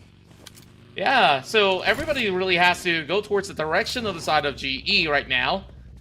And every other team is over on the south side. Basically, GE needs to just look one direction. Yeah, so now GE has full control of the circle. Just look at this, right? They park themselves in the middle. They have absolute control. Now it's up to the other teams how they're going to hike up. All the other teams, in fact, are on the outside. And Joseph's been so patient with FRL, right? Like, the whole time keeping an eye onto both Ranzer as well as Baby Harry. He's only got this one job. And he does not really want to screw it up, of course. Whereas, they're just touching distance with the zone with one member sent right in. The Bond immediately taken out by Master Itchy. And they quickly go in for restocks as well with the crate dropping right in front of him. Murnat Boy now getting a little bit of heal up, preparing for the next battle as finally Joseph finds a little bit something against Harry. Oh, okay, tap onto the head there. Be careful by trying to get an elimination point. Harry seems to be in trouble. Pressure. Shroud will fight back. Harry, take it out. Now Shroud's looking at Ranzer. Ranzer super duper low. He will be forced to move. Shroud sprays and Shroud scores. Just one final clip and he does the trick. Now hitting into the top three, it's between GE, Myth Clan, as well as MFG. Master Ichi does get that pick against Joseph as he tries to leave that shack. And Murnat Boy is in that perfect position. GE is looking to close out a perfect game with 12 elimination points in the back. Bouncing from 0 back to heroes. Well, back into the game is Genesis Esports, ladies and gentlemen. My goodness. Just when you thought they had an off day, or they are going to have an off day, well, they're telling you that, nope, we are not. We are still here, and we are still strong. And yet again, they claim another $100 with the chicken dinner. The team with the most wins so far has done it again. I think that is definitely a record, very difficult to beat, even heading into the next weekend. And we still got 4 more matches to be played out, by the way. So there's only going to be that one game where GE is going to be taking a break. I definitely want to see which match will it be. Could it be this upcoming Erangel or maybe inside Miramar? If they do get that break in Miramar, I think they could be pretty happy about it because they have not done the best in Miramar so far. Well, what is most important to note that this is only week 1, so they need to remain consistent for the upcoming weeks, and assuming that they do go to the grand finals, in the grand finals as well. It's not only about the first week, it's about the entire tournament that they need to retain this sort of performance. And sometimes being on top and retaining your performance can be a little bit hard. So that will be the next challenge for Genesis Esports. Yeah, and throughout this whole course of the league, there is barely any dip of performance other than these couple of rounds that they really crash out early. But the next game, they always show that they can still have that same strong mindset to be able to charge back in with either chicken dinners or even usually in within the top 5. So let's take a look at the highlights of the match as we have so many of all these early battles. I think the big winners here in that early game has to be Enigma. They won this trade, and then later on, they just continuously seek out against teams like Fearless and many, many more. Yeah, it seems like they know why they are here. Like in the final day, it's that, okay, we're going to go all in for elimination points. Whatever it is, we just go for it, right? And in fact, they did. Even though if they lose players, even though if they come in later into the zone, that's fine for them. But if you look at it, they still garnered a good amount of elimination points. And if you look at it, they ended the round with 7 elimination points. Not too bad. Yeah, it's actually a really solid round that they've been able to basically acquire with those form of points.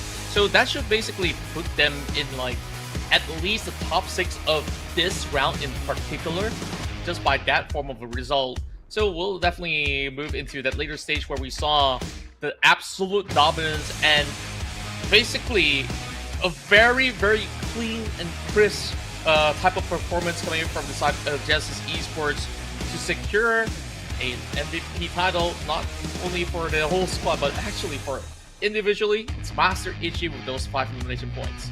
Yeah, the PMCL SEA wildcard MVP is still hot here. This is his second MVP in the PMCL. Who needs assists? And you can bring in the eliminations. That's going to be 5 for him, and a total of 669 total damage. Looks like whoever he shoots, whoever he gets. Yeah, and he has been really putting up a lot of all these eliminations back for the side of Justice Esports in each and every round. And I will be surprised to see EG pop up a little bit more, as they have always had interchangeable names when it comes down to getting MVP titles of the day. Yep, that's 12 eliminations for Genesis Esports in total. So EG himself got half of them for the team. So what an MVP performance that is. That's like 50% team contribution up front. And of course, the total damage of 2,180. That's around the mark of what you would get if you got the 12 elimination.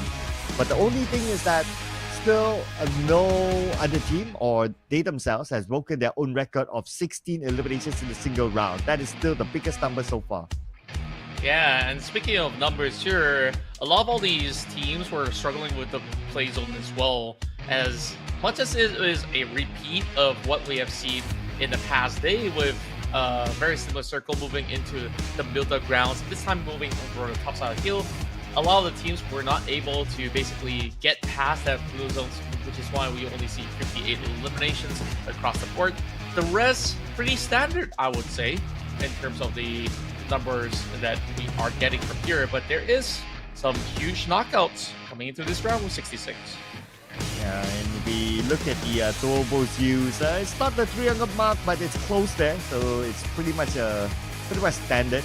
Only the airdrops do that. This time around, it's a lot. And I think one of the major contributions is that 2 of them drop on top of Cool from Playbook Esports was the later stage of the game. So that contributed to the number of the airdrops looted. But the bigger number here, or the most important number, is the amount of points collected this round. GE, we already know it's 22, but the other 2 teams that got a double digit is MFG and Midflat. Yeah, and with a lot of elimination points acquired by the side of Enigma, they are still within the top 5 ratio. PB at 4th place, tying the same results of 7 points too. And then soon will be joined by FRL, which unfortunately we see Baby Harry as well as Ranzer were stuck by the very corner map, but still make it into the top 6. 5 points each for the side of SDE as well as Esports, whereas TQ comes in 4th. Classification now, another 3 points moving into this round. Good average hitting into today's record as we see a couple of teams getting 2 points each. Top 7, YG, APG, as well as Grand Esports. Yes, and see you soon. And the TTQ unfortunately not able to collect any points in this round. Looking to bounce back in the following round. But other tight contenders, I would say, YG, PBE, not getting as much as GE, obviously, so they will extend their lead. And here we have it, the overall standings. With Justice Esports 240, they are about 46 points ahead of Harame Bros. But mind you, Harame Bros and his group, they do have one game in hand. Yeah, one extra game in hand. But, with say one game in hand, later by the end of the day, everyone's going to play the equal amount. So we'll see how Harame Bros will be able to catch up. But the second dinner that they've just acquired really solidifies their position. So that pressurizes Harame Bros to come in with some really big win ratios, right? So Harame Bros, if they want to top that lead, they need an average of a few top 4 finishes, or even at least a chicken dinner for today. Yes, it's the gap is pretty there. But then again, you have one game in hand, so that gives you some light, right? But looking over at the other teams, it's still pretty tight in the middle. Even in the middle of phase 2, we still got a lot of 90-ish, and even close to the 90, just past the 100 mark. So a lot of changes can still happen there. I'll be worried for Flash Vision. The gap is starting to show, and if they don't do something in at least the next round, they could end up at number 20. Yeah, you want to know what's a fun fact?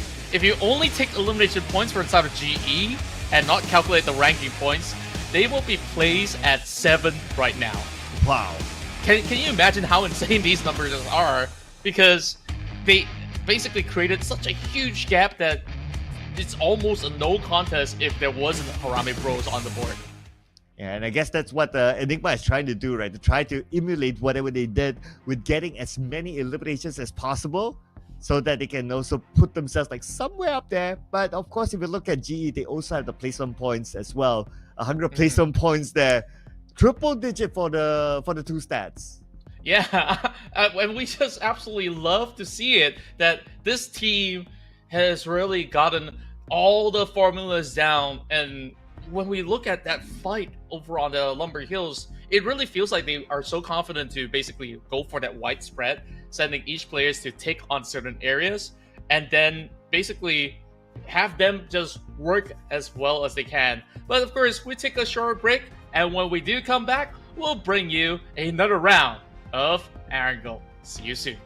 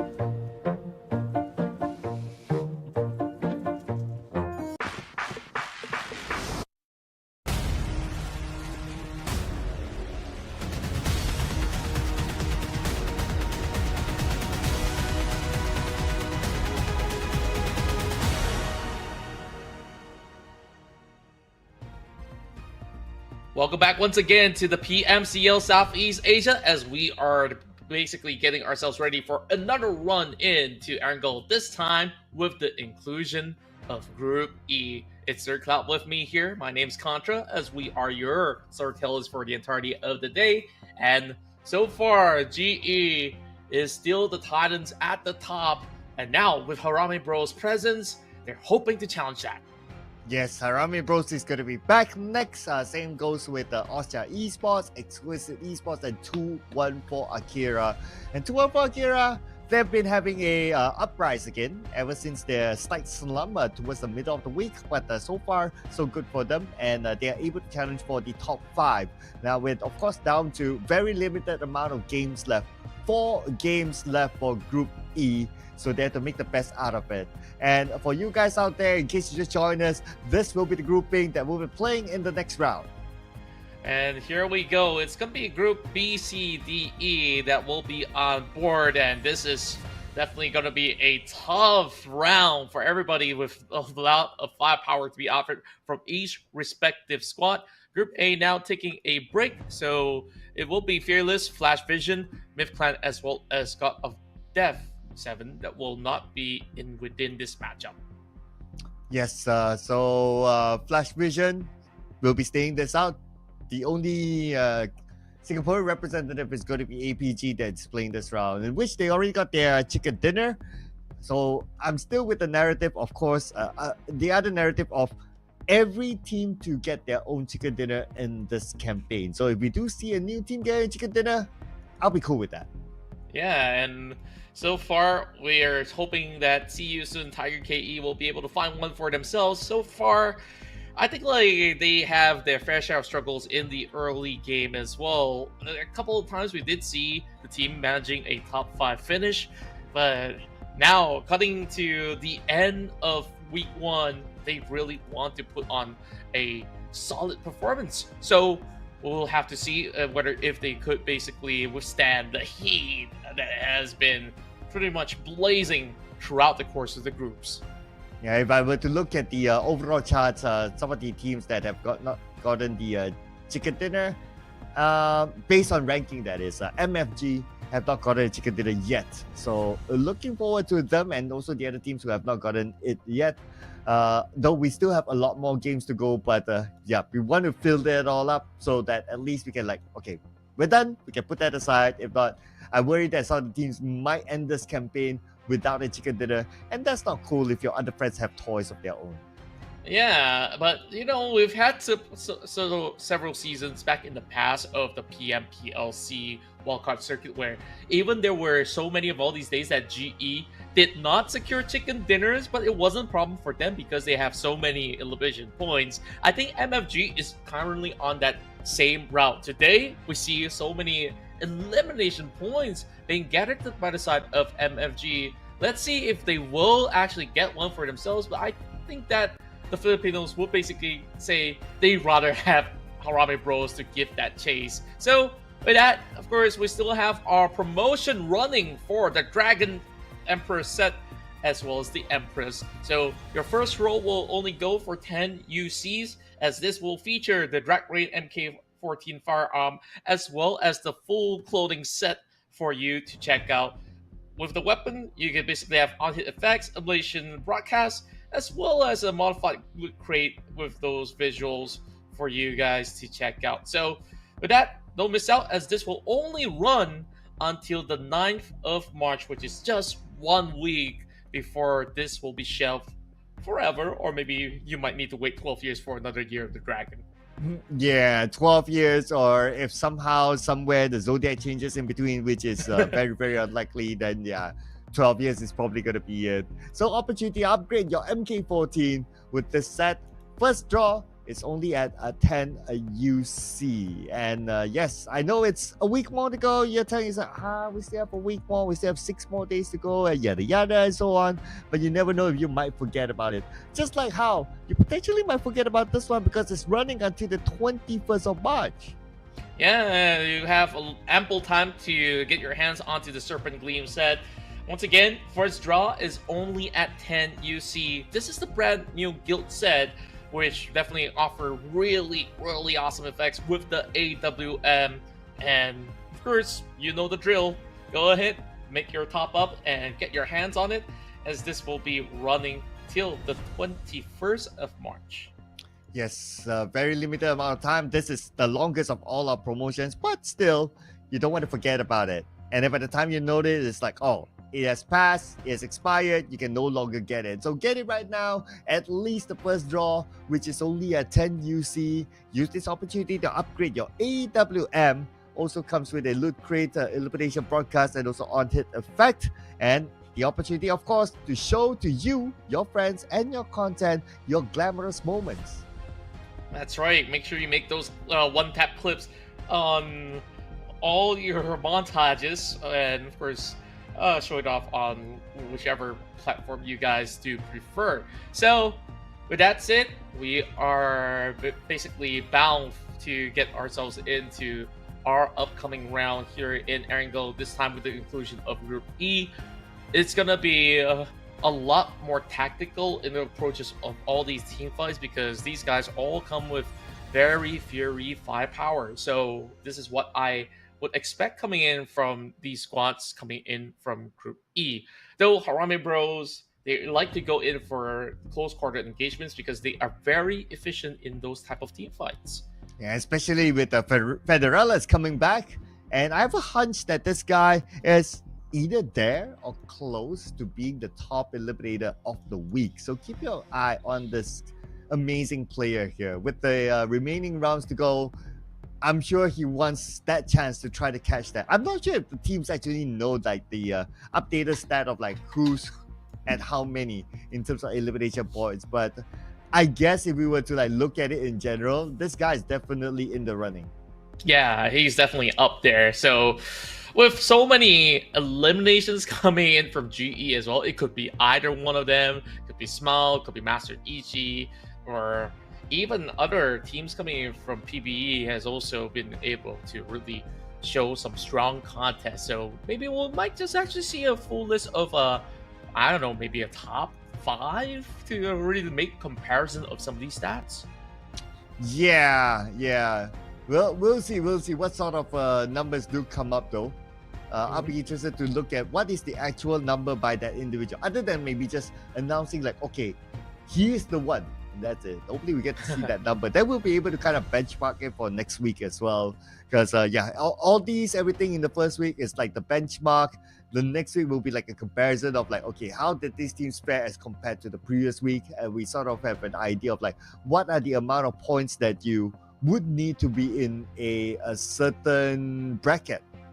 Yeah, and this is where it basically sets up the power level of what to be expected for week 2 as well. But with, of course, the passion of all these players who may not feel that comfortable sitting at the current position by the end of this weekend, they definitely will take that time off on, I believe, Mondays as well as Tuesday to be our break day, and then we'll continue on with our journey on the Wednesday night. Wednesday evening. Yes, 2 days for them to reset, recuperate themselves, and restudy after this. And I would say, especially for teams that are on the page 2, that we did discuss that if you want to be kind of safe to go on to the grand finals, it's best to be on page 1 at least. Of course, we don't have enough data yet to see what the direction might be, but roughly I would say if you're in page 1 for weeks to come, you should be fine. Yeah, that should be a-okay, but maximum points now, I would say if there's not going to be any contest, GE is going to walk away with that 20 points, and it really depends whether if Harame Bros can alter that current position. So to be very, very safe into the grand finals, teams need to ensure that they get into the top 5 week in and week out. So with that, when they do play the grand finals, it would still be a very, very competitive edge for them to play for that championship spot. Yes, so yeah, it's really down to, realistically, Harame Bros is probably the only team that can try to take over that throne from GE. If we look at the next closest contender, like Young Gaticos, the last we saw them, they have 165 points. So it's already a gap of 75 points. Yeah, that's gonna be pretty tough. At least for Harame Bros, the gap is still 46 points, and they have a game in hand. Mathematically, it's a can do. Yeah, it is plausible for the moment, and it's also absurd when we realize, positioning points as well as the elimination points that has been acquired by GE is just so astounding that even with that elimination points alone, they are basically already in the first pager. So it really is something interesting for the teams to study on, what type of a balanced play style are they really going to be going for to be very effective into all these matchups heading into the upcoming week. But for now, of course, they can't really alter too much of the course, but the middle of the pack team is what I want to see the changes that will be set into what is being offered for today, because everyone's kind of in that touching distance. Well, and within one span around, you might actually shift 3 to 4 positions. That's how drastic it can be. Yes, because the points are that close. The last we saw it as well, so it does take only one game, and teams will change. And I think that's why it makes sense why Enigma is playing like what they're doing, why MFG is playing like how they are playing. They just go in. They don't mind taking risks because it is the last day anyway. And if you don't take risks, and from what we learned, even like in so many seasons with this sort of point format, you don't take risks, you play safe, you go out without much placement points, maybe like 1 or maybe 0 for the most part, then it's hard, right?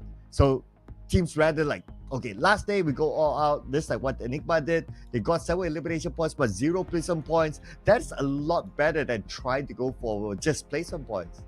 Yeah, it's so much better in that notion. I absolutely do agree with. So, we'll definitely have to see if, consistency is still a very big part for all these teams to acquire throughout the course of the run. And if they can't find that consistency, you just need to look for that gradual improvement round after round. So now with only so little games left, they got to make every decision count heading into the battle. And speaking of a battle, in less than 20 over seconds, we will get ourselves into another exciting map of Erangel. Yes, and speaking about Erangel, potential early fights. After looking at the previous round, I think that it has already stabilized. We're probably not going to see an early contest inside of Erangel. As much as, as viewers, it will be kind of fun to see early contesting. But I think at this point, probably we're not going to see that. If, in any case, we do see that, I'm still putting it on to Milta maybe. And probably that's about it. But I am 70 to 80% saying that we're not going to see early contests. Yeah, I think that it's definitely safe to call it that way for the moment.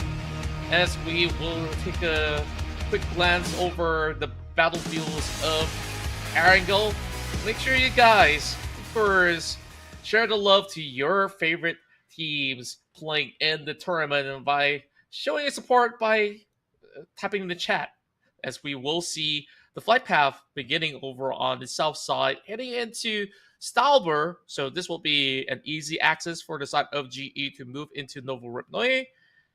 Meanwhile, Austria will not change their drop spot from the south point of the map, which is gonna be Sanhok military base. See you soon. Now folding by, looking for that very period drop. Whereas, like you said, it's gonna be a standard start, no contest whatsoever, and we'll see what will happen later on. It's not that Rozhok is in the open. I wonder if any team would like to take over Rozhok instead, since we've seen this flight path before multiple times. It's very, very familiar. So teams look at this flight path and they done their homework. They would have known that, okay, GE would drop it to Novo, Rozhok will be open. STE, they are hovering towards that area, and if they do land on the Rozhok, it will be perfect for them since the circle is in that area. Yeah, and this is definitely looking to be a firm start for them. Whereas, we're only looking at the Rozok sector to be acquired by APG instead, it seems.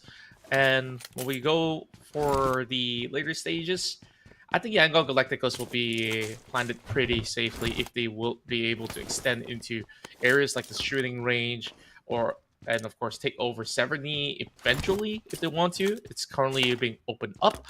A little bit of contest happening over at Northern Region. MFG might have actually suffered a little bit of a casualty right there.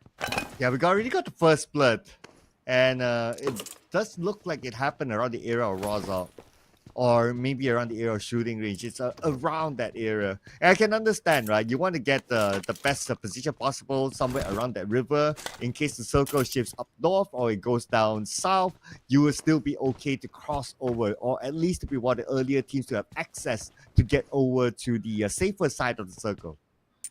Yeah, and this early engagement is probably coming in from stealing vehicles off the spot. And now STE, as well as the quarter, will see a little bit of a standoff on the opposing side of Rozok, as this map is being split into two sides of the city via the highway in between. So we'll see whether if the quarter can find something over here. A little bit of a segregated spot for them at the moment, but the quarter is already charging in. Yes, a newbie is the closest one, with the DP in hand and AUG on the other. Okay weapons for this close quarters combat. They don't know he's there yet. Okay, he has a good clear view. Jumps in, the first shot, gets first out. Goes up to the second floor, defense is going to try to secure the elimination point. Popeye follows up on the second floor, but that's okay, wins it into the base. Wow, what a great attempt coming in, but the rest of the quarter is just slowly being deterred with STE really holding them down. Now it's going to be a little bit of rush coming in from Scotty to cover a little bit more distance. Miner now dropping a Molotov. They go in for the reset, still needing to heal up though. Now, coming in for the flank is going to be APG coming with some early third-party action. Wow, okay. Teams are really rolling from the previous round. They want to get as many elimination points as possible.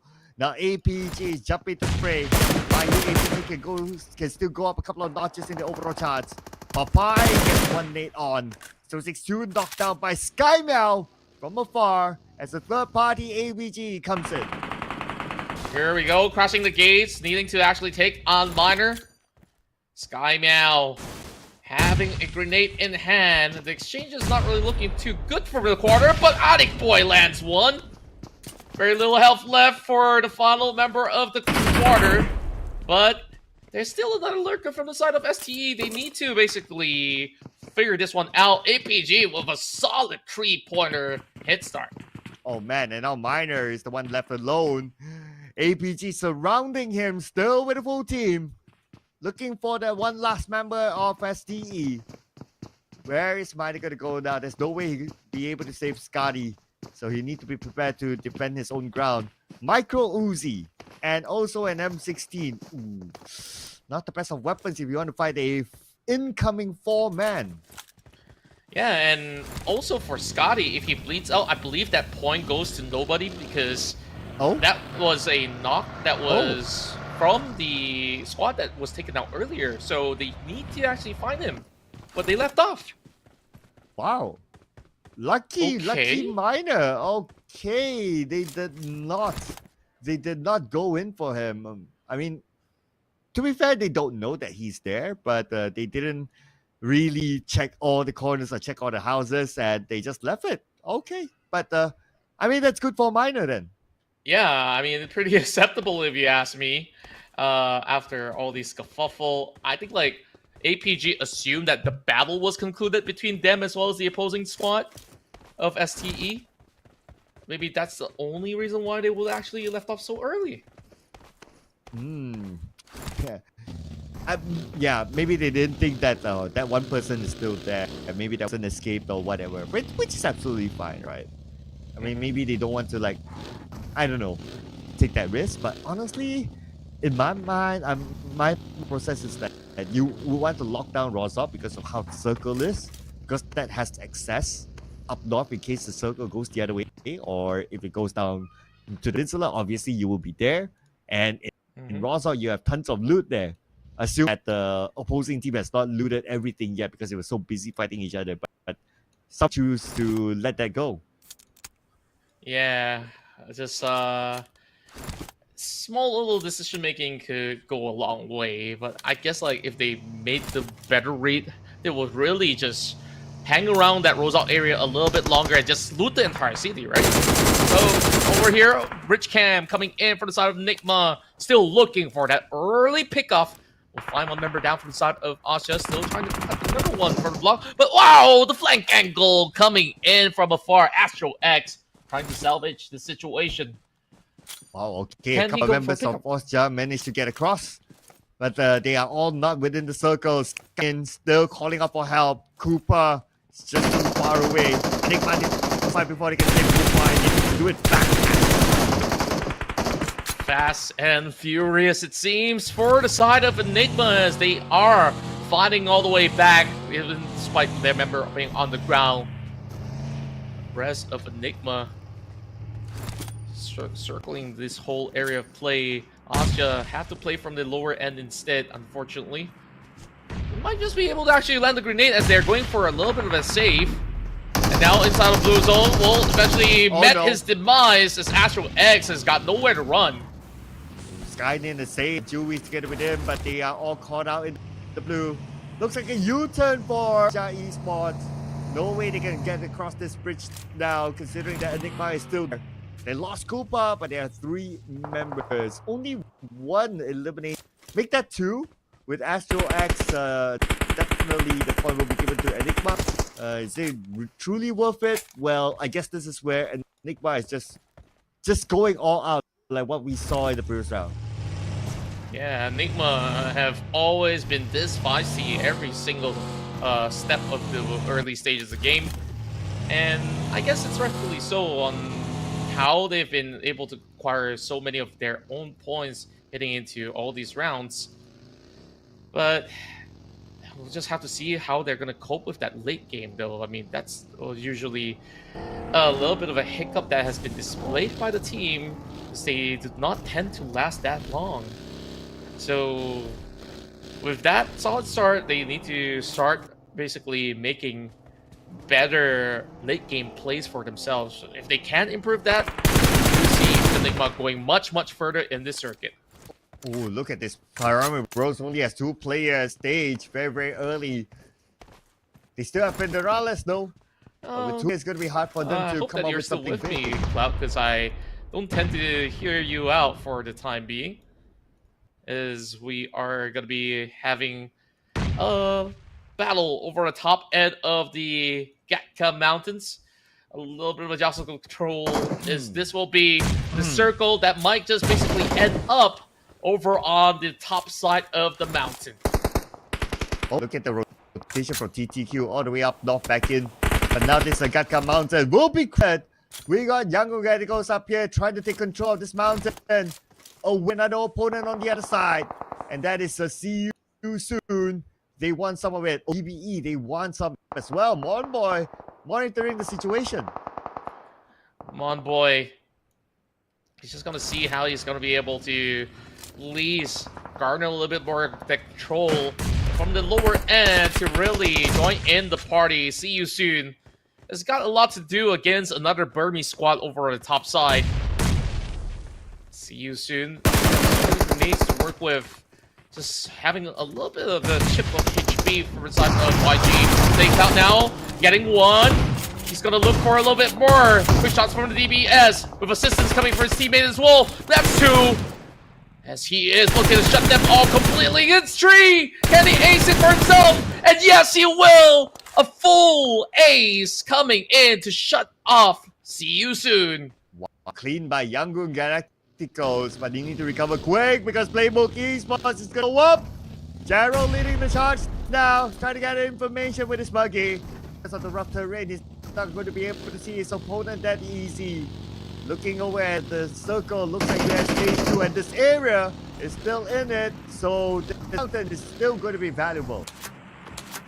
Definitely is going to be a great spot for them to farm out some points heading into the upcoming stage. And as we currently look at the amount of loots that YG has been able to get off of this, they could basically sustain for very, very long. And even if they want to pick off PBE, they can do so.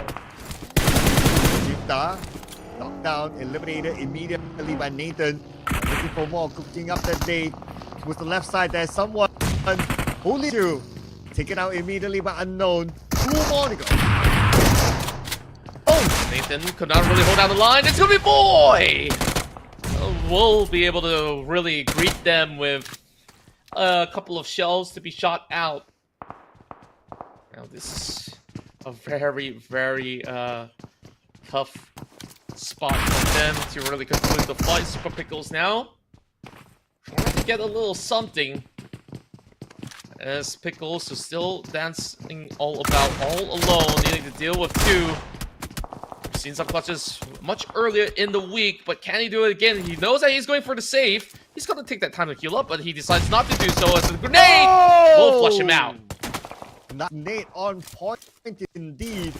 And with that, Dread Esports, they win the fight, but they lose Chip 9 in the process. But it's okay. They still got 4 points that they wanted. They did manage to acquire very well in that team fight. But there's going to be a lot more fights going on across the field, as we see. Just by the corner bridge, THQ just trying to guard some of all these players off. Or should I say they're trying to find a way in, and MFG is not really giving them any space at all. Ooh, nice shot there to take out Yahiko. That's going to be the first point for TTQ this time. And I believe there's a fight that's going to be necessary for them because we still got stage 4.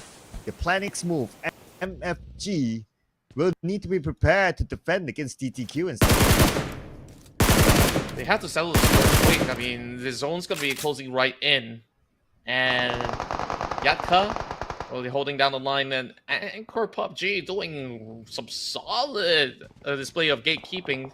Some damage to be done towards the side of Skynin. Whereas APG, they usually don't start with those aggressive team plays in the early game, but today really showing us something of a difference. We absolutely love to see. Nice follow-up. But actually was follow-up by Loki. So Jared did all the work, but Loki stole that point away. The point given to Young Gaticos instead. So interesting to actually see that happen. Now, Erangel Galacticos really have been getting that huge advantage ever since they've been planted on top of the hill. And finally, we get the battle of the King of the Mountain. So let's see how long can Erangel Galacticos hold on to this placement. Circle. As we can see here, Counter is going to be real crowded. Enigma might be looking to hike up anytime soon. Just for TTQ and maybe even MFG. They're going to come in from all different directions. As we can see here, the furthest away is arguably Dread Esports because they're on the shooting range side of the map. Looking to get across. They should be able to get across, but what's going to be because they also need to go up to the Kaka Mountain. Yeah, it feels like everybody really needs to step right in, but there's not really safe spaces for them to really get that from entry across. So a little bit awkward for now. We'll see how they'll be able to fare eventually. But for the time being, Esports are already in the circle, and they will be the ones to gatekeep the ones coming in from Ruins. That's a 2-1 for Akira. Also inbound. So it's going to be a little bit of a safety space for each respective squads that are still within this match. Not really hoping to really pull off any overcommitment so early on. Here we go. PDQ. They're just trying to actually pick apart teams passing by. And that's where they managed to also seek out the rest of MFG. Stuck by the corner. As Dre is trying to cut across now, they bump into TTQ. Only Holy Elijah with 50% how to get on foot into the circle, but Man, as long as TTQ is here, it's almost impossible for him to do so. Federalas knocked down somewhere else. Oh, not the player that Harame Bros want to lose. Not at all. This is so daunting on how this one has been played out for all these spots. And over here, we have Strangers Esports already being eliminated. Yangon Galacticos with 5 points. No casualty. And where can these guys of TTQ go? The moment they step out, the vision is on top of them. Yeah, I know, right? That's what happens if you have like 2 teams on the Gacha Mountain. That place is obviously the keepers now, and what we expected. Edward spots on the last member of Dread Esports, eliminated at number 11. GE now tries to actually make their way past. They lost one earlier on, as they will find the edge of ruins. Now stuck in between 2 squads, one coming in from the back as well. GE, 2 members, can they actually survive the kill from here? It's hard to see, but just gonna do whatever they can to outlast this battle against MFG, now crashing in. No fighting his way through. A good number of teams in front. He has 5 nades to rain onto them. Just as Esports smile, tries to get away, and just as Esports able to lose Ichi in the process. Point will be given to Insight for APG. Mill eliminated by Ichi. Smile taken out. Just as Esports only managed to get points this time. And Harame Bros, they are still in the game. Harame Bros really fighting tooth and nail for this one with only these 2 members left. But how much longer can they hold on? It is going to be a very tough area while they will try to actually seek certain advantages. Right now, Sai Esports really holding their ground. 3 points of eliminations acquired so far. Whereas APG, they found a little bit of a spacing to just basically run through some parts of the trees. But really, they're just going to be moving much further away because this is not a safe spot. I just let how to across the road. They're on with the circle shrink. Nothing to do with one for Rankid. The ACA3 inside trying to move away by another play with this guy down, knocked down by Wako. Oh no, they are falling right now, taken out by teams around them. Just a lot of all these teams really picking one another apart as I having Master Vape to take on Master Rakes. 2 masters having a go. Well, it won't be Vape that will be able to win that trade as he forms a cloud of smoke over on the other corner. A couple of grenades now being cooked up. APG is in a pickle. They don't really have much space to work with right now. Oh, nice zag! Spot on, I saw that from behind. By the right hand of Mato. In that one. It's Ray, able to get it. Step by. Eliminated number 9. Boy, it's just so hard to basically play on the outskirts right now. If you're not going to be on top of the hill, you're just basically inbound for trades after trades after trades. And who's the biggest winner in this round? YG! They're just basically having no contest up there. But PBE is being contested by MF at the lower ground. Jero with a 1 nade. That's a little bit of damage. With a close quarters for them. Okay, spray. On to the front. Thanks to PG gets 1. He'll get another one right now. Yes, he will. As a duo, PBE will win the fight against MD. Very strong showing from the side of PBE. Meanwhile, there is a little challenge coming from Enigma. These 2 squads in purple are bound to lock horns. It seems to me that it's going to be on a standstill for the time being. The couple of the members that are going to be on the lower side of the foothill will be able to actually make a little bit more of a spread in order to cover wider areas of play because they're just by the edges. They really want to take out YG from moving anywhere at all. So after farming out, YG is not really in a good position, but they've already secured 9 total eliminations. Yeah, that's the that you can get if you hold on to this prime position. But now the prime position will no longer be anymore. Now that the circle has shifted slightly towards the right side, but still, Young Galacticos not too far away from getting into that circle, but they need against PBE to get in. At the same time, managing another incoming team, Enigma. Now Circle does move towards the side of Harami Bros. This is a very strong opportunity that they will have to take advantage of. I wonder if they will be able to actually hold on to that for now. And it's going to be a little bit of a grand reset coming in from majority of the teams, as we see the rest of the squads still trying to jostle for the control before the stage closes in.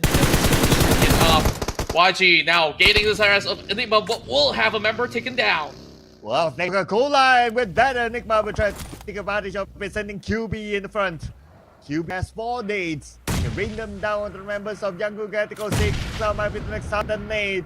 He just can't find a good angle. Thanks to how rough this terrain is. And he moved away. Now QB focuses onto the front instead. QB, is he going to be able to hold down the line? A really close call for these battles to conclude. Both teams in purple are still having this extended trade, and eventually somebody's got to tap out. We'll have to also look at resources.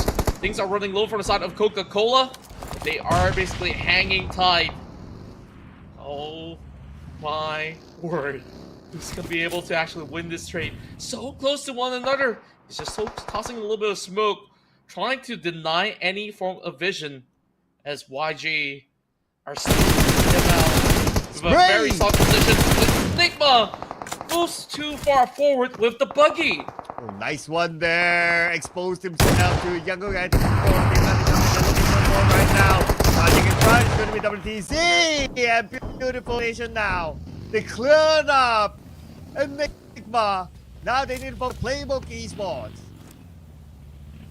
This has been the biggest round so far for Yangon Galacticos, and are basically having a very strong chance for taking the Harami Bros over on the lower end. Now being spotted up by PBE, as the Filipinos are taking on one another. What should I say? There's just basically no response whatsoever coming from Harami Bros, just hoping to stay alive as they are in the center. So long as they stay in the center, they will still stand a chance, but the pressure is on. All the teams are also focusing fire onto the side of HB. And one boy, we can see him putting focus onto Younger Galacticos as well.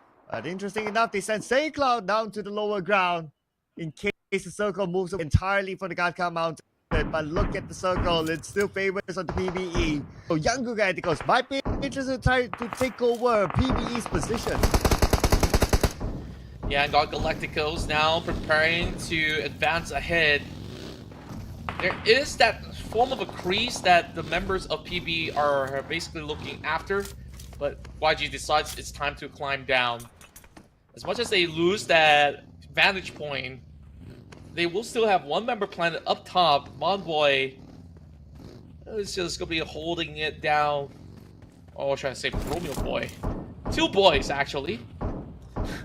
To be the ones to be still seeking out for any moves coming in from 2-1 for Akira. So that's basically one Burmese squad versus 3 at the moment. Okay, circle time. I think that number will shrink even further after this stage for sure. Okay, could be to Akira. Let's see if they can win this back. It's be a 4v2. Circling around, knocked down, beautifully done by Rage. Federales gets knocked, fully Rage left right now. The last member of Haramo will hold it onto him. Pro comes in, clears him out. And Haro's eliminated. Taken over by 2-1 for Akira. They're just absolutely overwhelmed. They don't have the numbers advantage. They don't have any cover or even ground to fight. YG has cute Loki getting a knock. But that's only retaliated as Daryl does catch him over on the trees. Sharp eyes from the side of PBE. They do also spot out for Akira hiding right underneath the trees. So PBE, they are really taking it slowly as they have garnered that full control up the Gatka Mountains. Just be careful of Yanko Galacticos. Yanko Galacticos went down. So we still at stage 8. Okay, it'll be in to see if the circle goes away for the Gaka Mountain entirely, like it goes all the way down. That will be able to see PBE being challenged, like really challenged, and how they want it. Yeah, and despite that, just look at the amount of elimination points gathered by the side of YG. Even if they crash out now, they will still have the most points possible to actually around unless PBE shuts down everybody else. Daryl now spotted out by Roman Boy. Unfortunately not hitting the mark, but will do so with the help of Loki Top. Just trying to actually finish this one off before 2-1 for Akira. Still this away. A lot of bullets being used. He's only got 120 clips. Only running out of resources. He's really got to look after those bullets, or else it's a BBS that he will have to utilize. He's just unleashing it. He doesn't care about these bullets. Yeah, he really wants to secure those points. And mind you, Galacticos can still break the record held by Justice Esports. 16 eliminations in the single round. Boy, what a risk he took to save his teammate, and it paid off. And with that, the rest of Yanko Galacticos is out. They were forced away. No cover grab for themselves, but they do have 13 elimination points. Now, it's a Filipino affair with the final fight. PBE takes 50% of the map, but they don't have to circle. They will have to move towards the direction to look for Akira, and they will gladly do so. 2 versus 4. 2 to split from the side of PBE. But now crash in with Michi winning the rounds. And there will be damage being done. One member standing away is going to be Akira. How much can Akira do? I mean, rank it. All alone right now, and eventually will be spotted out. Love shot being fired towards the direction as he's trying to actually hold on for dear life. To hack 1, but it will still be the chicken dinner for PBE. Well, they'll be more than happy to eliminate their former teammate, Rocket Scooter Chicken Dinner. Welcome Cool to the day, making his debut PMCL and scoring a chicken dinner together with Playbook Esports. I just love how well they played throughout the round. They've been very stable despite what the pressure given by the side of Yangon Galacticos from time to time over the top end of the mountain of Gaka, but they were unfazed. They have all the members to be overlooking onto the other corner where a lot of all these teams coming in from Ruins were basically struggling because of the presence of PBE. Yes, PBE held that Gaka Mountain well, especially against Yanko Galacticos, who had some level of interest against them, but they kind of stopped their interest and they started to move like middle part of the Gaka Mountain, allowing PBE to still have their power on the Gaka Mountain. They made good use of it. Weren't really challenged because most of the challenge came from Enigma onto Yanko Galacticos, but anyway, Yanko Galacticos, they had a clean game still. And when the circle shifted down because PBE was still up there, they had the advantage for all of them, and naturally they comes with the advantage. Yep, speaking of which, we'll basically roll the highlights as we see a lot of astounding plays. STE so far have been able to really put up a fight with the side of the corner, but eventually arrives the rest of Anchor PUBG. But over the hillside is where all the action is happening, as we see that jostle of control. There was a rough push coming in from the side of CU soon as these two were collided, but Yangon Galacticos shows that they are the boss of the mountain. Yeah, just looking over at the other fights, right, at the ground, I think the trend is probably going to be the same towards the end of the day. Like, all these teams are just going to go at it. If they see one team at the compound, whether the compound is good or far, or whether the timing is right or not, they will just go at it and try to collect as many eliminations possible. That has especially been happening with Enigma again round. Yeah, and Enigma have been really trailblazing their way in the early game. It feels like they are the kings of the early game battle, but not really for the late game. So I guess the chances for them chicken dinners look very, very slim. But it doesn't really matter if you could still at least secure enough points to book out within the end of this week. But PBE, this was a huge win for them to really plant their spot much more over onto the charts. Now, the MVP of the match has got to be Cute Loki from Yangon Galacticos. Well, I do like his head. Don't lie. It has a unique style as compared to all the other pictures that we have seen. So coming in with 1,081 damage, that is a lot for a person who only got the eliminations. Yeah, I mean, we look at Cute Loki, he's really burning through his bullets in order to secure damages throughout the block. He got a lot of knocks in between. Well, I say it's a lot of knocks, it's actually 3, but it was really crucial ones in order to open up that room for the side of the Yangon Galacticos. Unfortunately, they did not have what it takes to get that chicken dinner because of the zone. So it was Playable Esports that have won this round with 8 total eliminations. And so Playable Esports 8, not the most, but it's still a chance, so can't really complain about that. Plus, at least by the end of the day, their target is to be at number 3. Wanting to take it for Yangon Galacticos because that's their closest contender. And by going on, and if they end it there, then obviously they'll get more weekly points compared to the team that gets 4 points. And with the conclusion of this round, these two type battles definitely displayed a high level of performance from each respective team. But of course, as we wrap out this round of Erangel, there is one more of the map to go inside of Erangel. In this matchup, we are satisfied with the troubles being used, a lot of distance coverage coming from the teams as well. Meanwhile, I think there is a lot of revivals being done in this matchup. Yeah, ain't nobody got time to airdrop, to loot any airdrops right this time. So nothing at all. So I think that's the outlier stat there. As compared to the others, Robos use more than 100. That's kind of okay, I guess. And only 4 players been eliminated by the support this round. So I guess a lot of teams just went all in for it. I think that's the story to tell that with the eliminations. They just go all in, take it up by the zone. It's either they lose to somebody or they just gain something for them. Yeah, and it's impressive to also note that with the 8 total eliminations acquired from the side of PV, they tied the scores with Yangon Galacticos that did manage to secure a 3rd place finish. So that's 18 points for all, 11 points for 2-1 for Akira, 7 points for APG, even despite with 1 ranking point. And then you will have Harame Bros now adding 6 points in their Erangel run. 6 points as well for the side of Esports Enigma with 5 alongside with TTQ. Yes, and followed by Drake Esports with first MFG, STE 3 points, Justice Esports, TQ 2 points, Esports Exquisite 1 point. See you soon.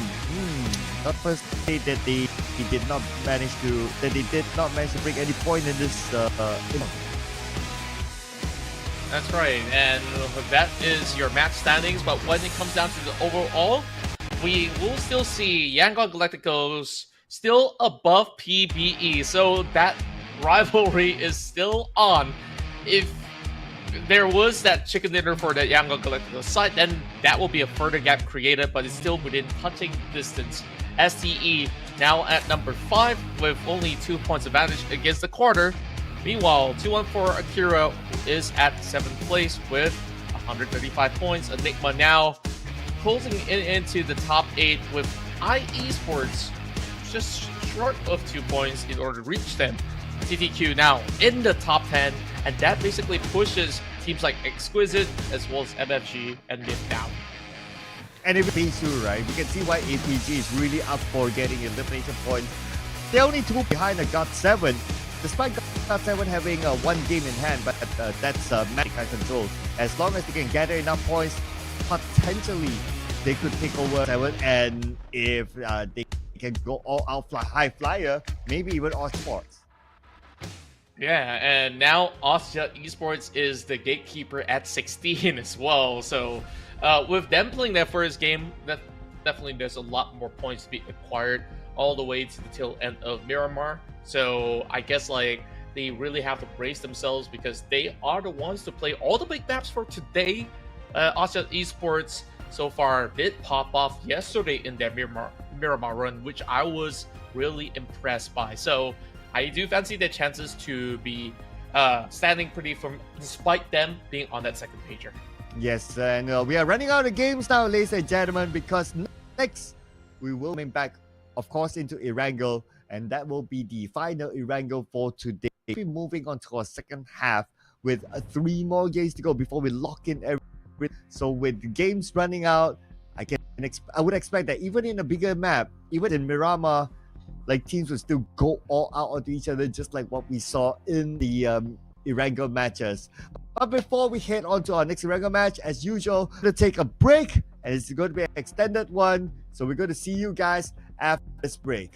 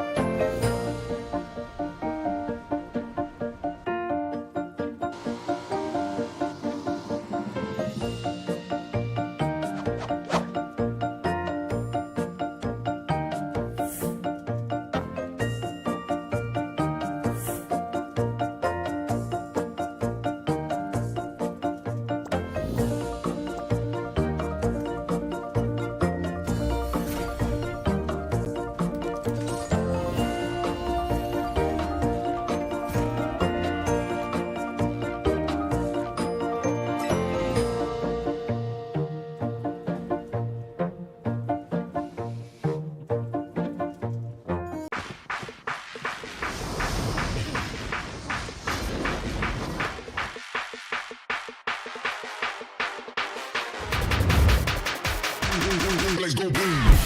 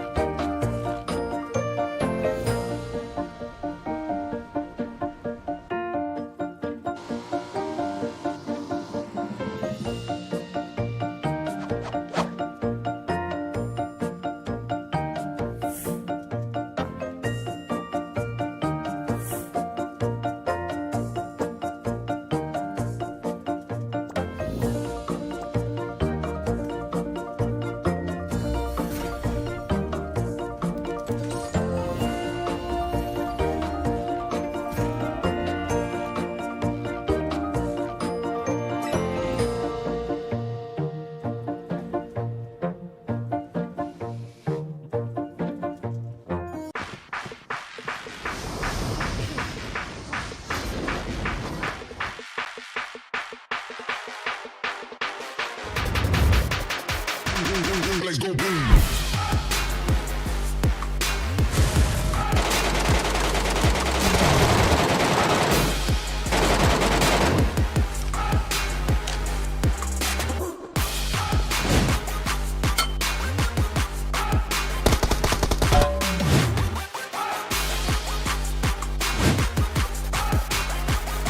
Let's go boom.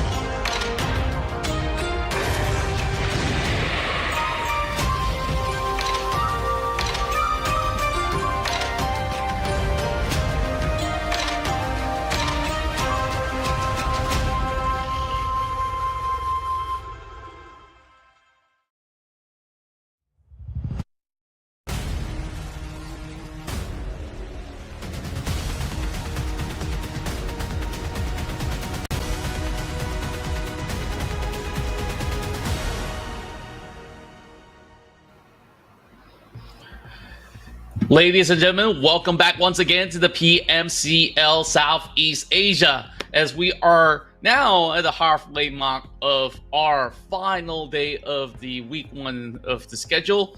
We are going to be seeing the best of Southeast Asia contests to reach for that golden ticket of PMGO. It's in Cloud with me here, Contra, as we bring you all the excitement here and the teams to unleash the heat in the battlegrounds. Yes, the teams will be playing for the prize pool and also the grand final ticket and the prize pool there as well. So that will be the team for these teams, ladies and gentlemen. And speaking about the teams, we'll be looking at A, B, C, E playing in the next round, in which it will be the final Erangel this week.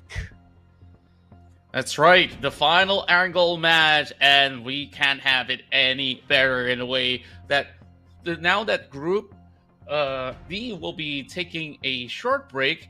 This will be the chance coming in for Harame Bro to really play without the pressure of the side of GE, as they are going to take that break before Miramar sets in. So with that being said, I am definitely intrigued on how much can they basically accrue in the span of that one round without the guys of GE on board. Yes, that means GE will be playing the last 2 rounds in Miramar.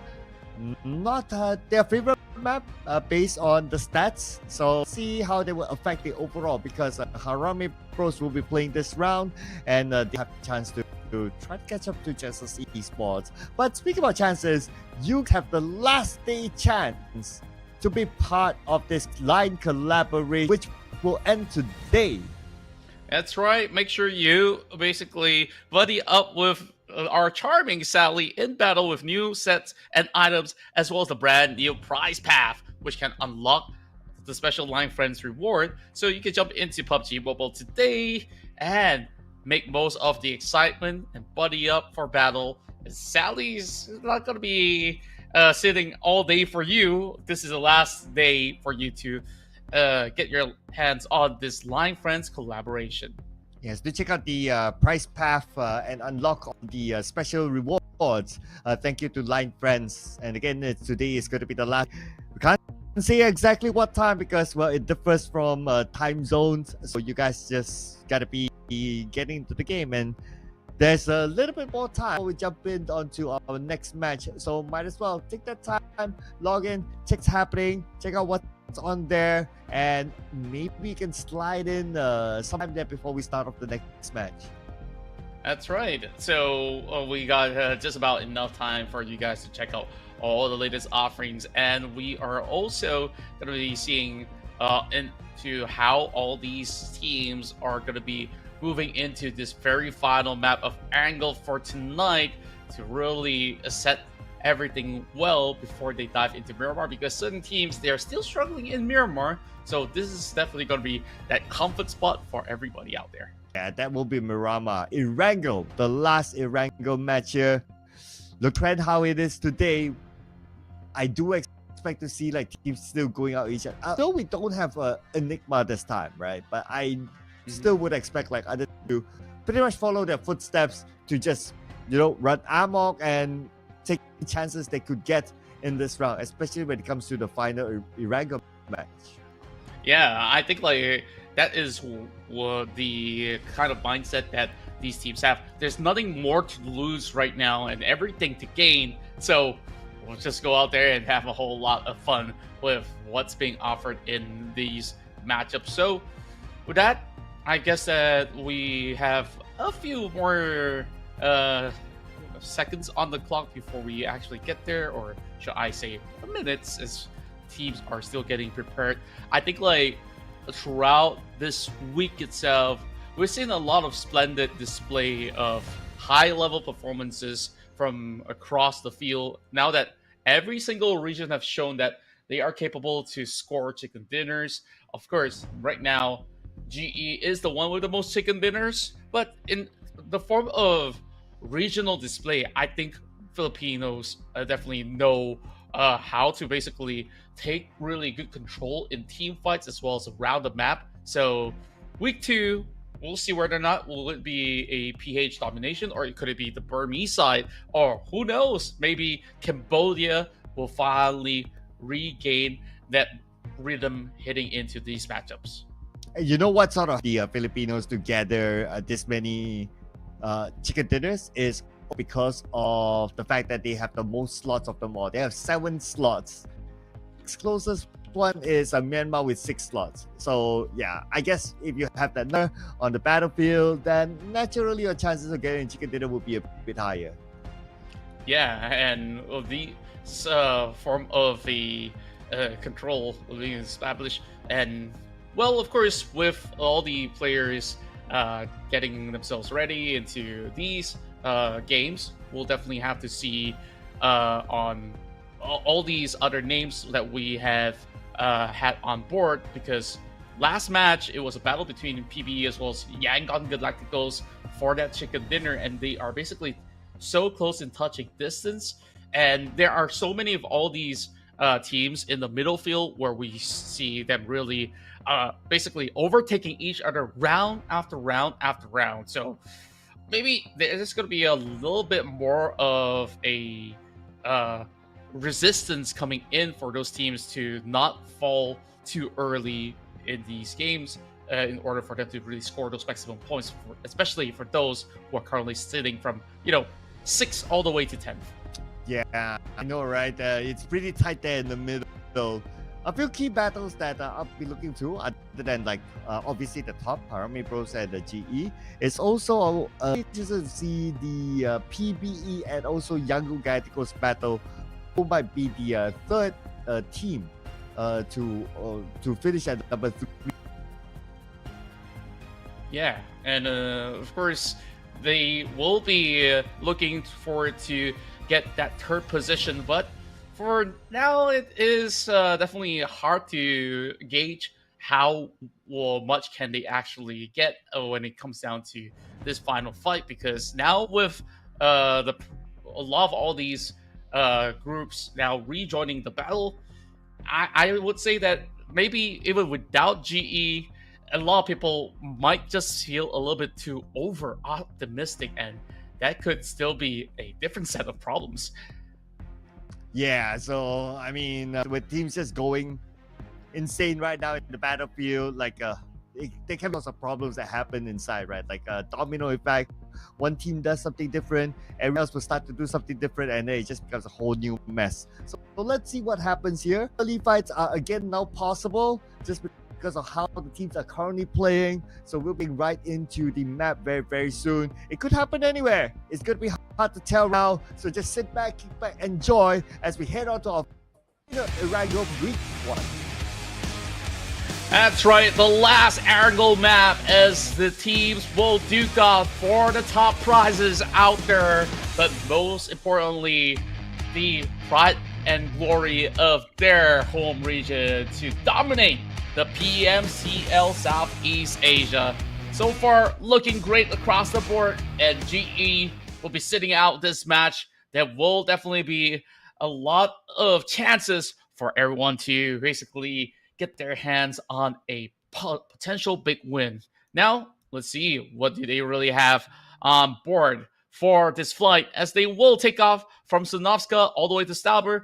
Very, very similar to what we see back in our first map of Erangel. Right, with these without GE, so Novo will be empty. It's like Fearless, they decided to take Novo, which is absolutely fine. So we only have us and Fearless inside the mid to the base island. It's been a while since we last saw a challenging sort of circle inside of this map. So hopefully for the last side of the week, we'll be able to get to see one. So mid to the base, I'm looking at you. Military base ending will be the best conclusion to our final map of Erangel if it ever happens again, especially without GE to be there gatekeeping. It definitely won't be appearing right down over the south side. Okay, looks like we got a brand new prophet in the house, ladies and gents. There you go. There, but we could still go. It could still go up to the mid. Kind of 50-50. But of course, just let it go to mid to the base island. I'll absolutely take that. And Austria Esports and Fearless will be thinking the same as well. Probably is a chance for the circle to close into areas like Ferry Pier and even, I don't know, the port side, if you may. Although it looks a little bit slimmer as compared to what we would expect.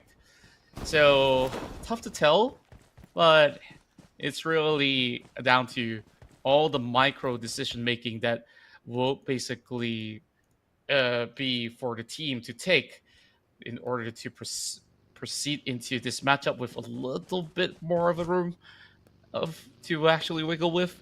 Now we are seeing perhaps an early contest coming in from the side of YG. They did not manage to get those vehicles and are now on foot with no weaponry at all.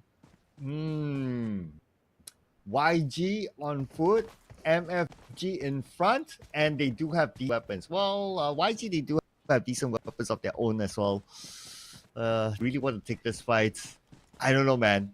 1,400 meters away. Circle actually goes to meet the base. Not yet. Okay, they got one vehicle. If they really do take this, then it's one of those YOLO rounds, I must say. Yeah, it's basically them just winging it, if ever the case. It's very dicey stuff coming out of YG after, having a stellar run in that past game. It is very rough to begin this round in such a fashion. But for Harame Bros, good news for them. They do have their own vehicles. So they will be moving into the island very swiftly before any sort of setups have been placed by other squads. And they might actually be the ones that will be holding on to this western corner of the bridge instead. So Harame Bros looking to bounce back from the previous round. It wasn't good for them. At the start of the round, they have about 2 players. They lost 2 players somewhere during the early fights, and that kind of hampered chances of overtaking Genesis Esports. So now without Genesis Esports in this round, this is the round that the Harame Bros will need to do the business. Definitely a lot of business for them to perhaps cash out by the end of the run. Of course, 20 over minutes for them to really prove their point here that they are definitely the top contenders of the current lobby. But even so, we're going to see a little bit more of that arrangement coming in for today's matchup for Harame Bros with Kaler on board. I think this is a very steady lineup that they've been able to hold out the lines, still have very solid compound team fights, a very well-rounded squad overall. APG today are making faster rotations, and of course they don't want to be late into the island should it actually close right in. Got a couple of shreds over onto the buggy as they just jump on board onto the same Dacia and will continue their journey forward. So no catches so far as APG are leaving Rozok relatively early. Yeah, we've seen it time again, right? Like if you enter late into mid to the base island, it will be a big issue. But it's a 50-50 still. I would expect a lot of teams to play by the shore, somewhere in between, like the river that separates the mid to the base island, so the main pillar. So it allows teams to have either access on either side in case the circle does not go into the base island itself. Yep, and especially with GE not on the block, a lot of pressure is being relieved from that Sanhok military base because they are basically the Titans that really keeps everybody out there. Even if you are swimming through the river from the port, they will eventually sniff it out. So now maybe even if you choose to swim over the river, if it ever cuts across, it is entirely doable now that it's a different set of teams to be playing this one out. And Austria Esports, despite them, always starting inside of Sanhok military base, we have never really seen them playing very aggressively to keep other teams away from the island. Yeah, I think their cost is pretty low. But Ferg, wait, isn't that guy from Exclusive just beside him? And he's refueling just beside his opponent? Did I miss something there? I'm not sure.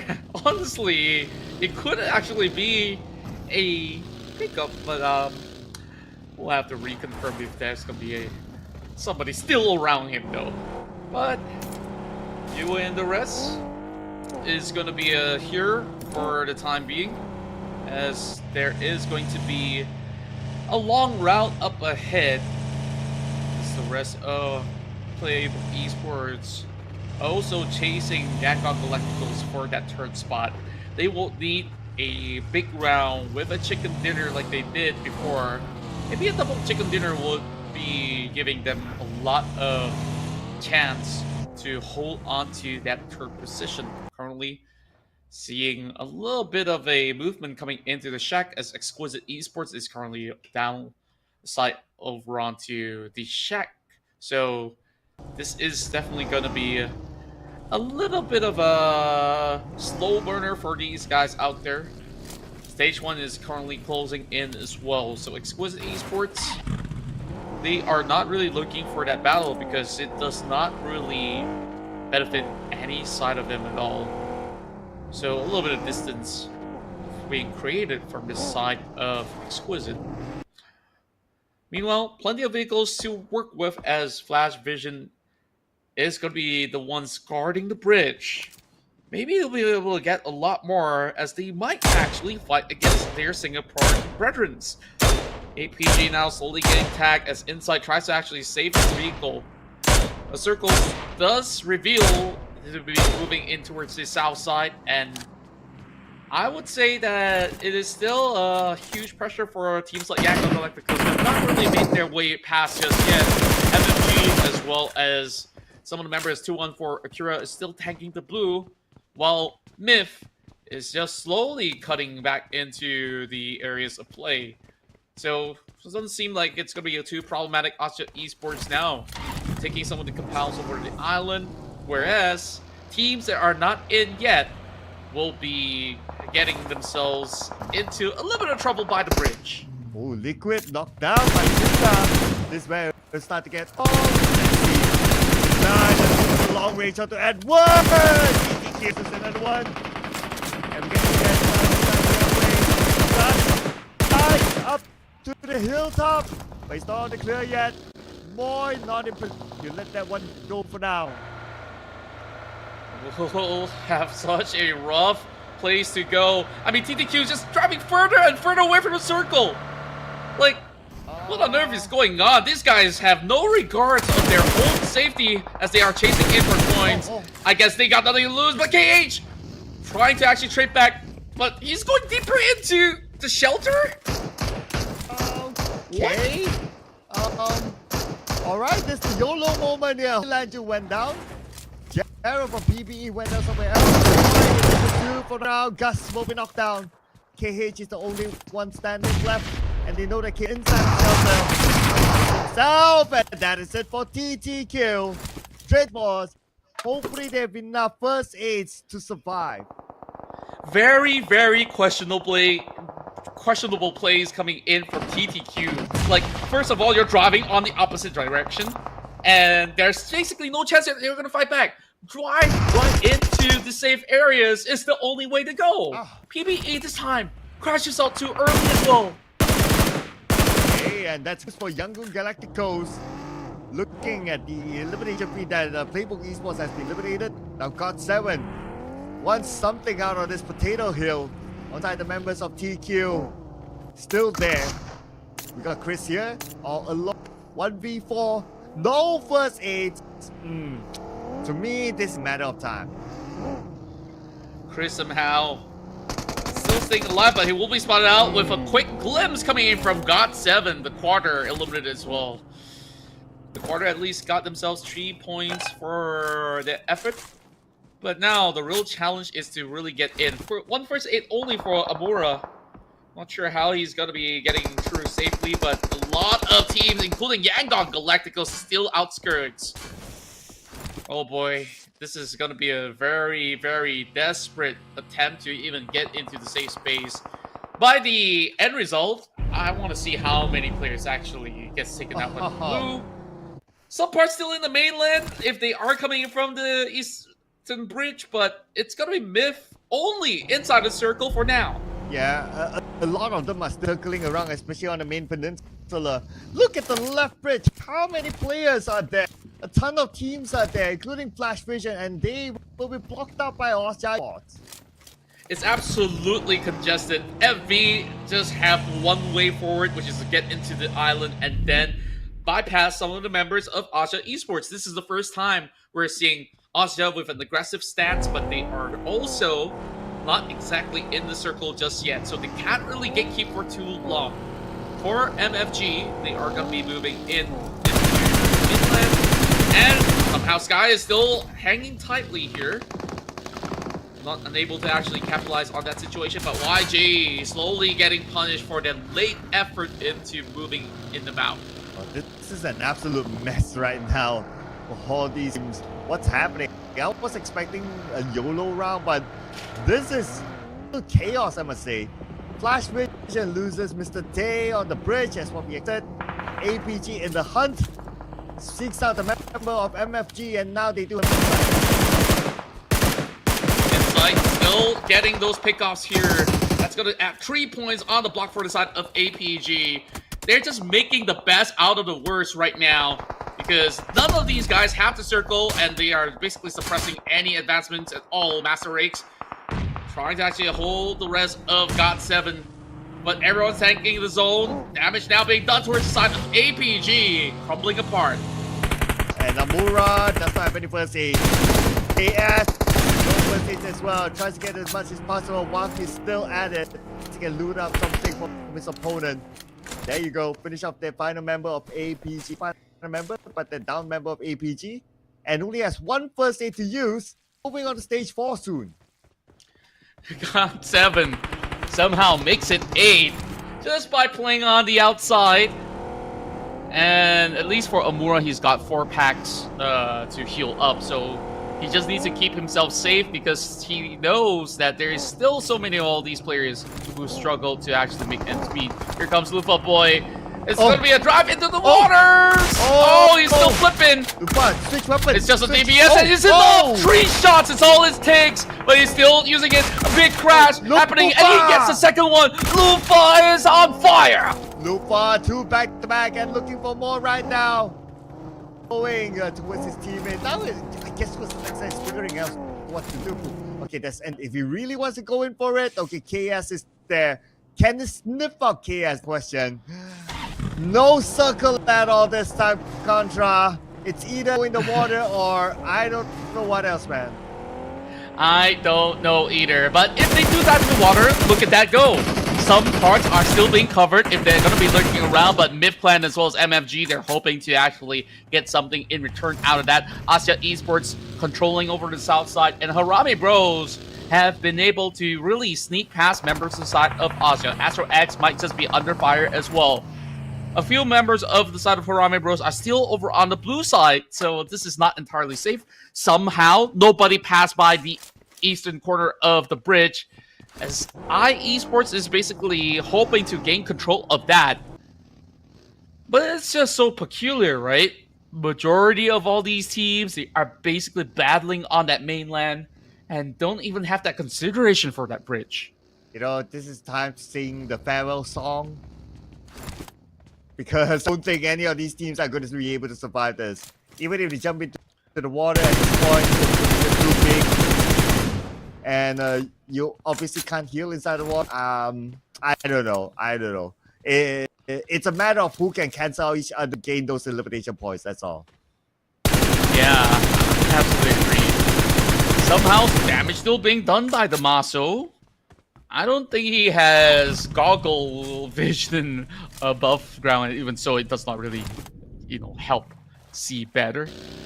But 2-on-4 Akira, they will journey through the waters, as some parts are still going to be relatively safe. One more being claimed by the play zone, as Gymna will fall apart. Same goes to Master Vape. Stage for Unrelenting. And I think this is some of the best ways that we actually close off the final match in Erangel. Oh, give me your circling around, trying to bait out the next target. Ramen Bros managed to the circle area, but they're still on the outside. Some of them, at least, trying to find the members of Dread. Veteran sees one. Kayla will take the shot. Kayla, be careful. Oh no, vehicle stuck. Vehicle punctured. Not unusable. Oh boy. I'm not even sure what to make out of this right now, as the teams are just holding on for dear life. Dread Esports, they did manage to secure those 5 points earlier, but it's just looking to be very, very bleak at the moment. And speaking of which, Dread Esports is down for the count. Quickly punished by the ones that have been inside of the shack for most part. Harami Bros, they have managed to survive against Asia Esports and now gets a little bit more ground to play off with, as the Bros are looking for a middle sector to control, and now it's further shifts towards the full control of Myth Clan. Wow, Myth been getting the circle for the longest time. And the fact that they did not originally drop into mid base, they are so lucky to get it. Oh, but the 2-2 split right now. Oh, this will be a good time for them to get together though. Because right now we can see a lot of them sitting onto the left two players on Rift Clan. 2 players just holding down the line, while the rest of Harami Bros claims this territory of their own. Yango Galacticos unfortunately walks away with only 2 points. To me, like, this is the biggest of oddball challenges for the teams, right? When we look into how the circle plays out, how the teams are playing out, most importantly, it is really, really hard to read on the way that they decide to do stuff. Asha, they're going to be able to hunt out some fishes by the water, and they will slowly approach this with them driving further into the north sector of the map. Okay, look at this. 2 teams at the show. 2-1 for Akira and Esports. Up again, up because Chewy is there. Chewy spraying into the water. Yue taking a lot of damage. Nathan currently down. And Yue is still trying to dance around. Oh man, okay, Lufa managed to get onto shore though. Let's see what Lufa can do about it. Lufa, he's got some spacing for it himself, but that space can only hold out for a little while, if you ask me. Yeah, it's still going to be a very, very tough for them to really get out of that area, because they will have to journey on foot from here on. The rest of the squads just preparing to get their way in forward. And the rest of GOT7 managed to actually clip onto more. Asya now going for the pickup. But here comes Ranzer driving in the middle of Harami Bro as well as Myth Clan. Immediately U-turns, causing a little bit of grenade being tossed. While Shroud still holding out in the water as Myth Clan finally chiming in to play very aggressively. Look on the left side, there's still a good amount of players there, including teams players from Exquisite. 2-1 for Akira, still finding their way through, but Myth Clan obviously have the advantage of blocking them out from coming up to shore, because Myth Clan has been here for a long time. Even the next stage, I don't think this will change much, but Shroud knocked down. Okay, this is saving grace. A good spot on long range distance fight, as Myth Clan was still going for a revive. These smokes were being prepared. Ranzer now getting a perfect view through the forest. He's going to be slowly picking onto the members of 214 Akira. The other unit is still within the waters. There's no real chance of 214 Akira fighting back. Now the circle will still cover a little bit of water. 214 Akira is still needing to get to the shore. Exquisite having only Super Pickles. Asya Esports as well as Harami Bro, they are in a very safe area of play. that could also be changed by a little bit more pressure coming from FRL and MIFClan. Wow, Haram they can make this happen. It's going to put some pressure onto Gensus Esports. Now back onto MIFClan, trying to be the gatekeepers at the shoreline.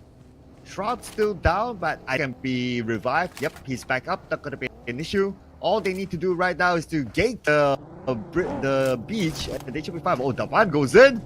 Gathers information team. He's gonna go into the car maybe just to heal up or get a little bit boosted so that he can swim a little faster.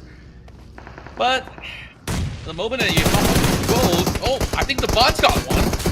Meanwhile, Ranzer dealing with a couple of shots fired his way. Easy, trying to keep a little bit of pressure for as well. MIFClan is absolutely exposed. Shroud trying to drive into a different direction, trying to shred apart one member of the side of FRL, and it will manage to take down Easy. Shroud protecting himself, but can he actually stay alive? Yes, he will. Now he's got to be worried about the back because there is a couple of players from the back end of the water. The Bond managed to make it for sure, but FRL managed to get right into the forefront, eliminating members after members of MIFClan. Oh, that MIFClan, they had the circle advantage slowly falling apart. Now, look at one member of Dyax still in the water with 40% of health. Looking to fish out more from the shot. Bozo will take out the last member of 214 Akira.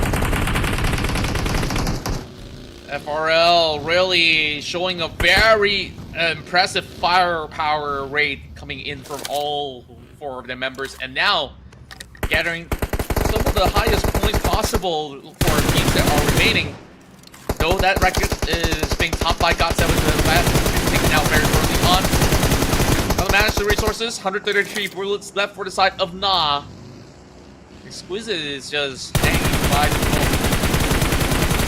Not sure if there's going to be much that UJ could do about this, because so long as FRL is here, there's nowhere that is safe for them to get in. Okay, now still trying to fish out more. They do have that little bit of elevation. The members are in the water right now. There's really nothing much they can do except to pray that not the next target. Joseph, looking at to the high ground. Does not have a good clear shot. The smoke really isn't helping his view. But if he pulls the trigger, he'll only give away his location. So I guess he'll stay put for now. It's just Joseph lurking around. I mean, if he gets that golden opportunity, he could basically punish members of the side of FRL to be playing out in the open. I'm just really surprised that Asha has been playing a little bit more slowly. But then again, they only have two members playing from the west side of the map. Now closes in further as MIFClan will have their player sent out. So only one more surviving, and that's gonna be Joseph. He does nade one down. So that will basically give the swimmers a little bit more room to play for now. Can he actually get more though? Another one, like what you said. Two. He answered your question. That's a down there by Joseph. Can he actually take down the other two members of FRL? He tries from the lower ground. Tosses a molly, tries to flush them out their current position. The molly doesn't affect them that much. Looks like it will not. But Joseph's position, I think, is compromised now. Yeah, and that is a force movement coming in from the side of FRL to get further away. That really puts them in danger. And now he's being exposed. Joseph, he needs to heal up. I don't think he can tank stage 7 though. Oh, only one first aid kit. It's gonna be the last stand. Maybe Joseph could still find more. Yes, he does. Nah. He gets one knock. He needs to run in, but he could not hold on. Good top 5 finish for MIFClan. Oh, that was a good fight. That was a good fight there. But now we're down to the top 4 teams. And look who has the most players. It's Haramibus. They will not want to let go of the chance to get that number 1 spot. They want to go for it. Harame Bros have been playing a lot more tactical than to really go in for some risky plays. They heard a lot of gunshots being fired from all across the corner, and now with that numbers advantage, they can easily close this one out. Red Bull still hunting out the fish. Exquisite will have one drowning out. Not sure if Super Pickles can do much. Super Pickles sometimes get out of water just to survive, but he will be slowly drowning. And there it goes. Fearless Esports goes down at 4th spot, but they've gotten 9 elimination points for themselves. No man's land game. We're trying to pick up the point out of Yue. Yue is still A-OK. Harami Bros, we can't deny the fact that they do have a 4-man squad, such a big advantage that they have, but they just need to find a way into the circle, which should still be alright for the Bros. But if they can clear off Austria Esports, they'll be perfect for them. Yeah, and Harami Bros now pushing towards the side of Austria. The moment that you speak of it, pressure onto the side of Astral X. Nowhere for him to run directly towards the crosshairs of Harami Bros on the out for Red Bull. And that will secure them the chicken dinner to chase against Genesis Esports. Winner chicken dinner for the Philippines yet again. Oh, the race will be hot now between Harami Bros and Genesis Esports, because we still have the last 2 rounds. And the last 2 rounds will be played on Miramar. Based on the track record, Genesis Esports, not their favorite map. But Harami Bros, they have scored chicken dinners inside it before. So they are the ones that are looking good now. The chase is on. 2 more maps remaining, and Harami Bros, they got themselves 1 chicken dinner. All they need right now is firm finishes at the top 3, and also needing certain teams to also take out GE, which, you know, we've seen it before so many times. GE does not handle the pressure of Miramar that well as compared to Harami Bros. Yeah, Harami Bros has a better track record inside of that map. It's real sweaty towards the final 2 rounds though, man. And I believe boys are close enough now. With the 2 more rounds to go, it could still switch up. And another one is that, I'm wondering is the PBE and also Young Galacticos, like how far are they into the points? Yeah, and we'll definitely have to see on the block so far, because this final round of Erangel was so chaotic in the sense that a lot of teams were not being able to play at all. They're just basically in a swimming simulator. But this was a peculiar fight that happened early on for Dread Esports, right? Chasing all the way, managed to get impressive points, but they got themselves in trouble because the blue zone really was forcing every team to basically commit into something. Exquisite somehow, they having big plays coming from Lufa, and they managed to stay alive till the very end of it all, finishing with a top 3. Yeah, it's going to be... It was a very interesting round at the starting point. A lot of teams just really going out YOLO, like circle around, chase other, not putting a care of getting into the mid to the base island. It's like, yeah, who cares about rotations, right? We just aim for the eliminations, and to a certain extent, bring them more points than teams trying hard to get in the circle or the base island. Yeah, and with that said, like Harami Bros, they show us a very different side of offering when they move into the islands of play, where most often than not, Harami Bros will always be guns blazing, chasing after those elimination points. This time, they know how important it is to play for replacements and then only fight within that top 5 range, and that they did it perfectly well. But it's Red Bull from Austria Esports that turns out to be the MVP of the match. And I think, like, most often than not, a lot of all these knocks as well as damages comes from his effort trying to fish a lot of players out of the water. Yeah, and this is Red Bull's second MVP in this tournament. Good so far. The player from Thailand for Austria Esports with the total damage of 722, and who needs assist if we can dish out that amount of damage together with that amount of eliminations. But of course, the team that got the chicken dinner is none other than Harami Bros. And that is the one of the main contender for the #1 spot. So checking out the stats for our team, here we go, 7 eliminations for them. That's right, a very clear-cut team fight plan heading into the final bout that have given them these 7 points once they take on Austria as well as MIP clan members. And after that, it's just basically to clear off the entire of the map. So Harami Bros, big win, 17 points from this round. But there is still a gap between them as well as GE, as I do believe that they will stay put for some of the matches. But will Harame Bros be taking one map of a break? Have they done so? They will be playing both rounds because they already took a break for the first 2 games. Yeah, so they'll be playing both rounds where GE is also playing, so potentially cancelling out there. We'll need to keep an eye on that. But despite a tough circle, there's still time for 4 airdrops. Wow. I guess like these were the guys that were playing by the mainland for them to hopefully sustain. So it's definitely the most interesting stats out of all of it because 58 players eliminated with the blue zone being so difficult to play out. We can actually understand why teams are actually struggling. But all in all, very exciting conclusion to the map of Erangel as we'll be preparing ourselves for the upcoming Miramar. Now let's take a look at the standings as we have Harame Bros with that 70 points, 14 for FRL, one of the biggest so far as we hit towards the middle of the pack. It's going to be 13 points for the side of Exquisite. Ostia got 7 with 10, and Mid-Clan comes up with 6, despite them being in control of the zone for most part. And Red Esports, they had an early battle that had gotten themselves 5 eliminations. Esports with 3 will be shared with the side of APG and TQ. And look at this, right? The early battle, the early chase, 5 eliminations. They did better than a lot of these other teams. So that's a testament. That's a testament to what they did in mind, and it worked out for them. MFG and PB unfortunately not able to gain much this time.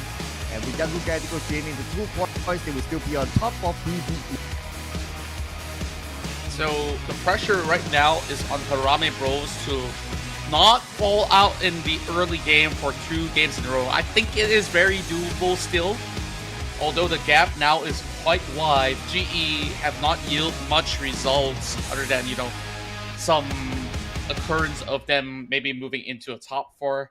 But other than that, I think like we do see ourselves a little bit challenged. YG is also having some gap against the side of PBE. So I think our focus right now is also the teams in between. Look at how many teams with 130 over points. 2-1 for Akira, Exquisite, Esports, and Enigma. Yeah, and also the ones in between on page number 2, right? Like Myth, Dread, very close, MFG, very close as well, Ostia also pretty close. Still pretty close, so a lot can still change with the final 2 rounds that we have. Indeed, and look, APG is now at 18th spot, holding in with 3 points of advantage against FRL. So I would say that this is some really strong showing today coming from the side of Anchor PUBG Esports. So Miramar is definitely going to be where it all concludes, and the heat is on, ladies and gents, as we are going to see what will be the end result for our Sunday round to conclude week 1, and then that's where we distribute our bonus points to all the teams. I kind of feel that Miramar will have some messy moments. Will have their own messy moments, just like what we saw in the Erangel matches. So it'll be exciting to see to what extent, to what level of a messy moment that this team will show us, or show themselves, or show to the other teams. So keep an eye on that, ladies and gentlemen. Until then, we'll be taking a short break before we jump on to our second match for today that will be inside of Miramar. So do not go anywhere. My name is Sergio Contra. See you guys in a bit.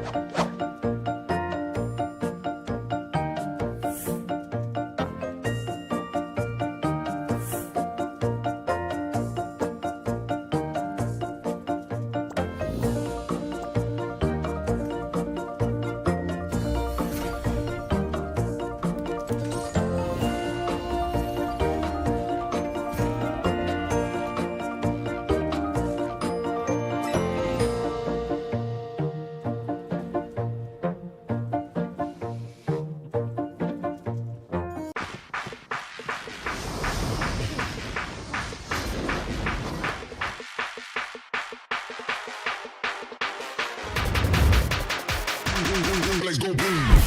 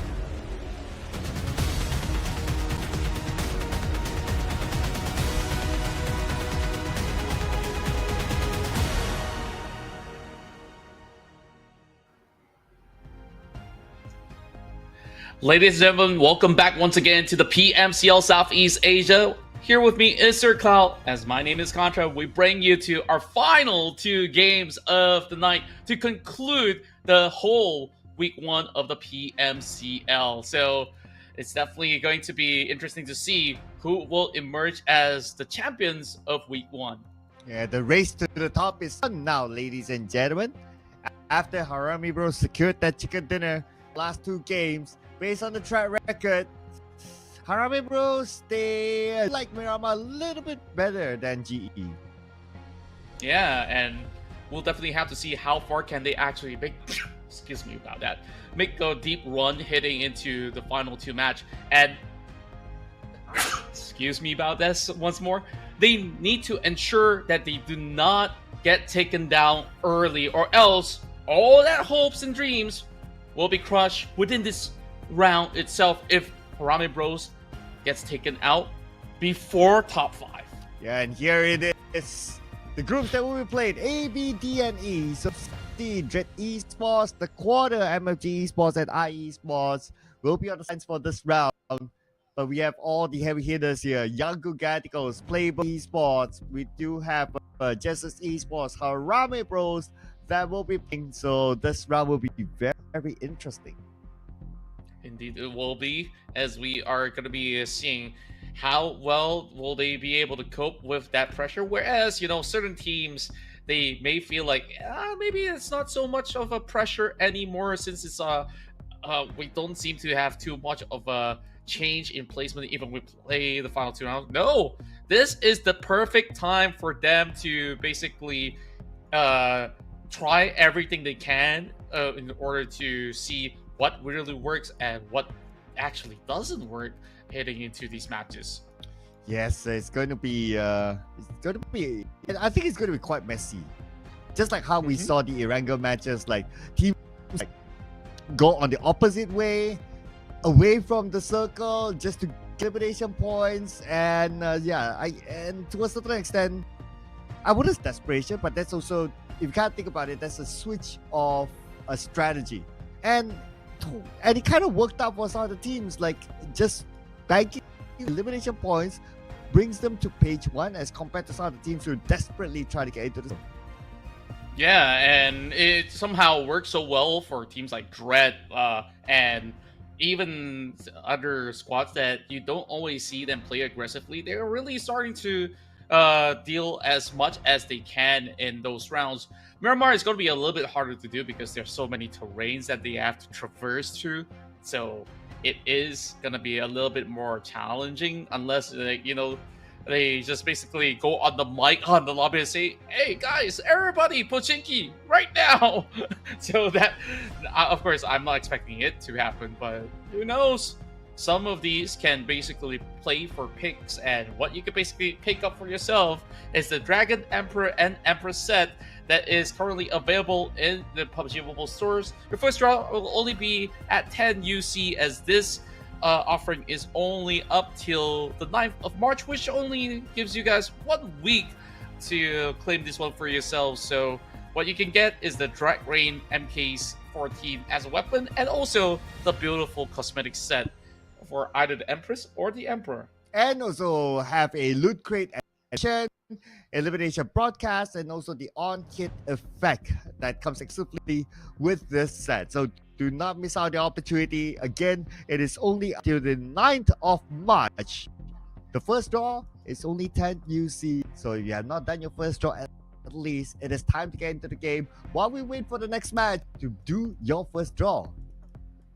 That's right, ladies and gents, and you definitely have 10 UCs to spare. I mean, else just go in and top up. Maybe you might have a very lucky draw within your first round. Who knows what will happen then? So, of course, this is a limited exclusive item that you could basically get your hands on all the way until the 9th of March. So make sure, once more, get your hands on it.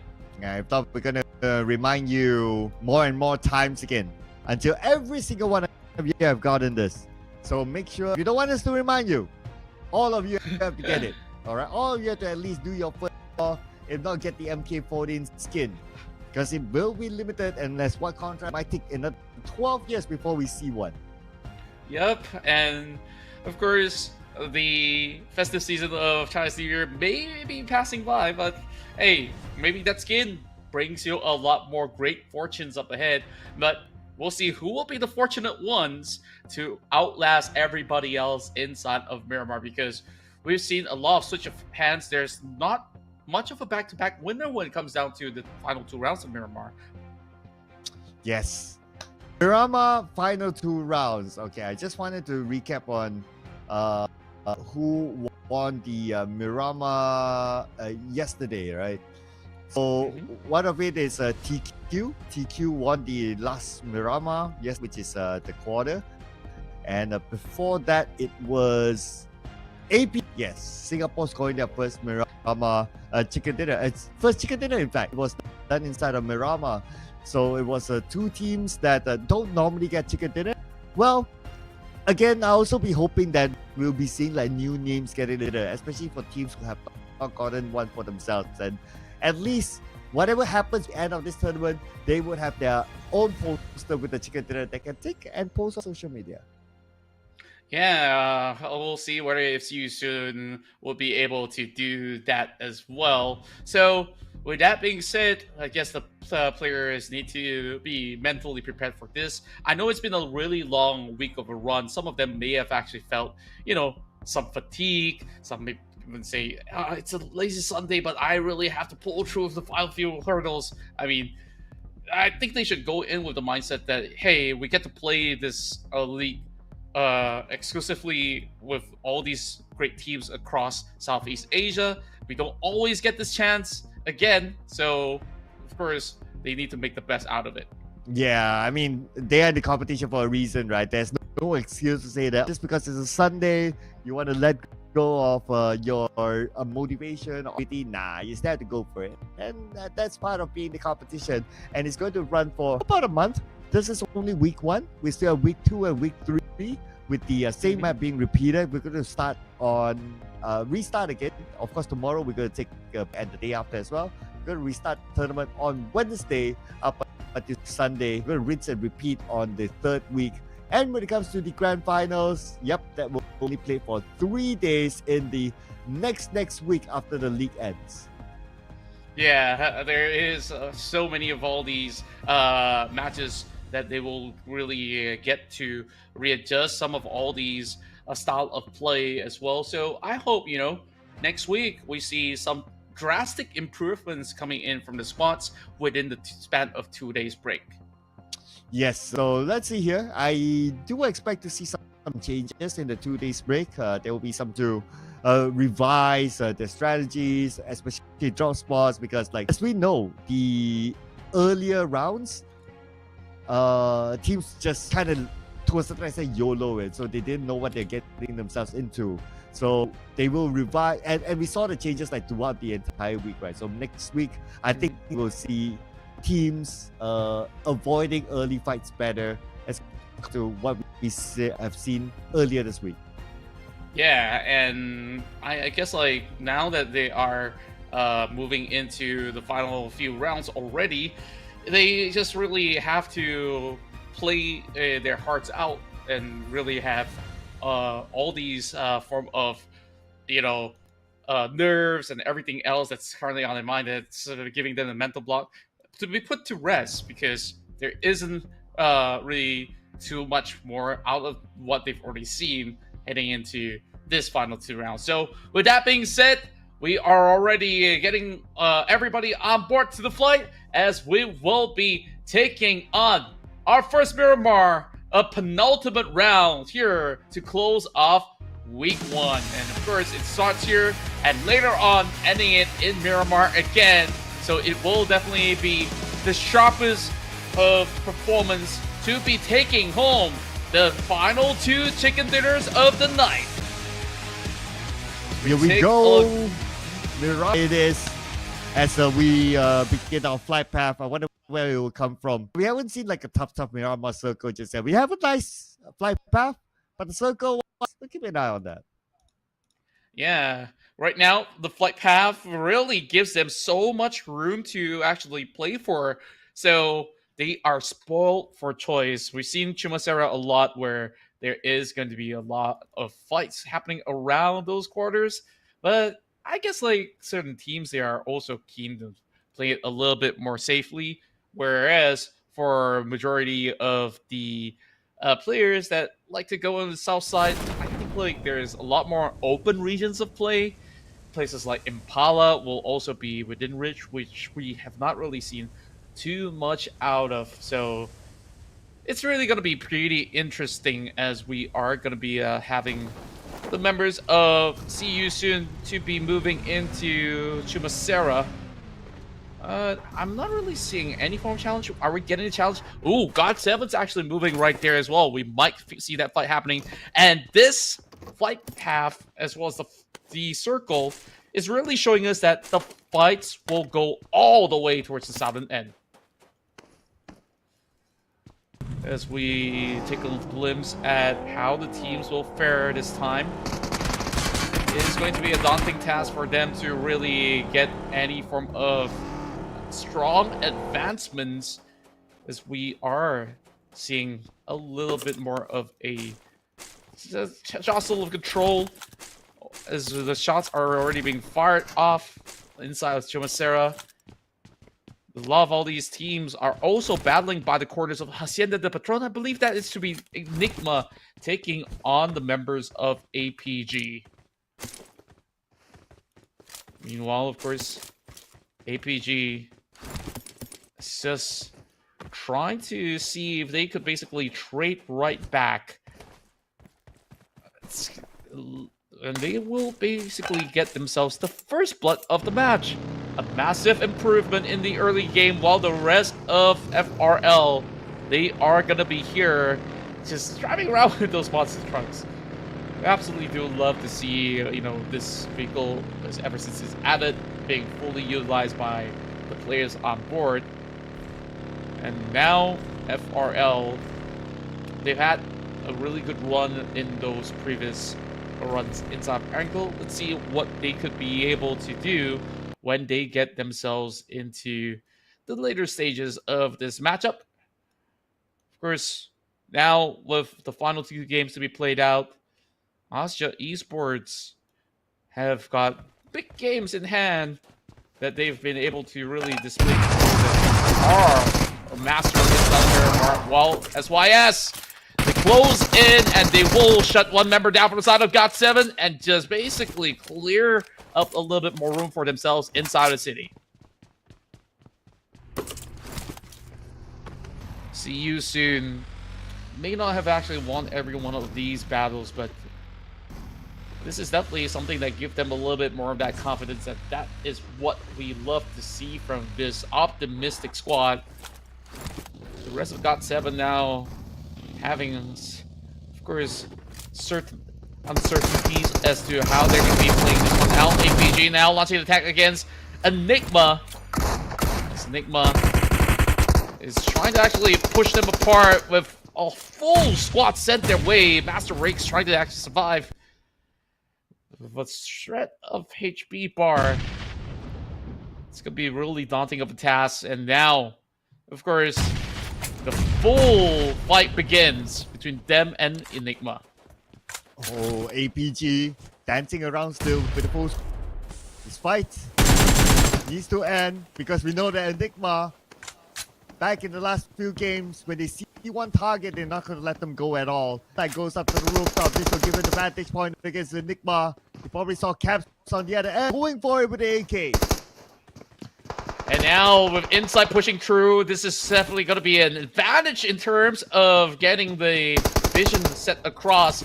Enigma, they're being pinched right into the corners of the warehouse. Caps luck holding by the open corners, but it's going to be Insight that will slowly take them one after another. There's not going to be any space at all. And PUBG winning out the trade, but there's still one more fish to fry. It's down to Coca-Cola, and he will take 2. Coca-Cola, could this be his moment? He got 2 more. He's gonna rush in. All the other teammates is down, but Master Rex from around angle will make sure that does not happen, as Enigma will bow out with the points this time. Wow. APG really showing up. Ever since they won yesterday's Miramar run, they really feel like the Kings, and they do look like the Kings right here in this matchup. Yeah, and can understand their motivation. They can potentially still catch to at least a few more spots in the overall charts. That's why they're fired up this time. Taking out one of the hard hitters, and just like that. Nice positioning, I must say, especially with the final off angle. Gave them a huge advantage to stop Coca-Cola from coming in. Yeah, I'm surprised that they win one of the biggest early game battlers in the lobby. Enigma, of all teams.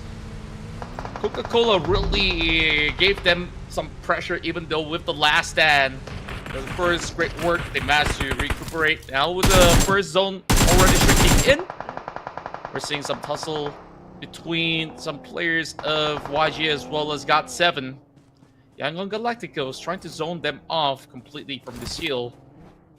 It shouldn't be all too much of a full commitment as you look at the rest of GOT7 being so spread apart, but they are driving towards this direction. So YG, they are preparing for this bout.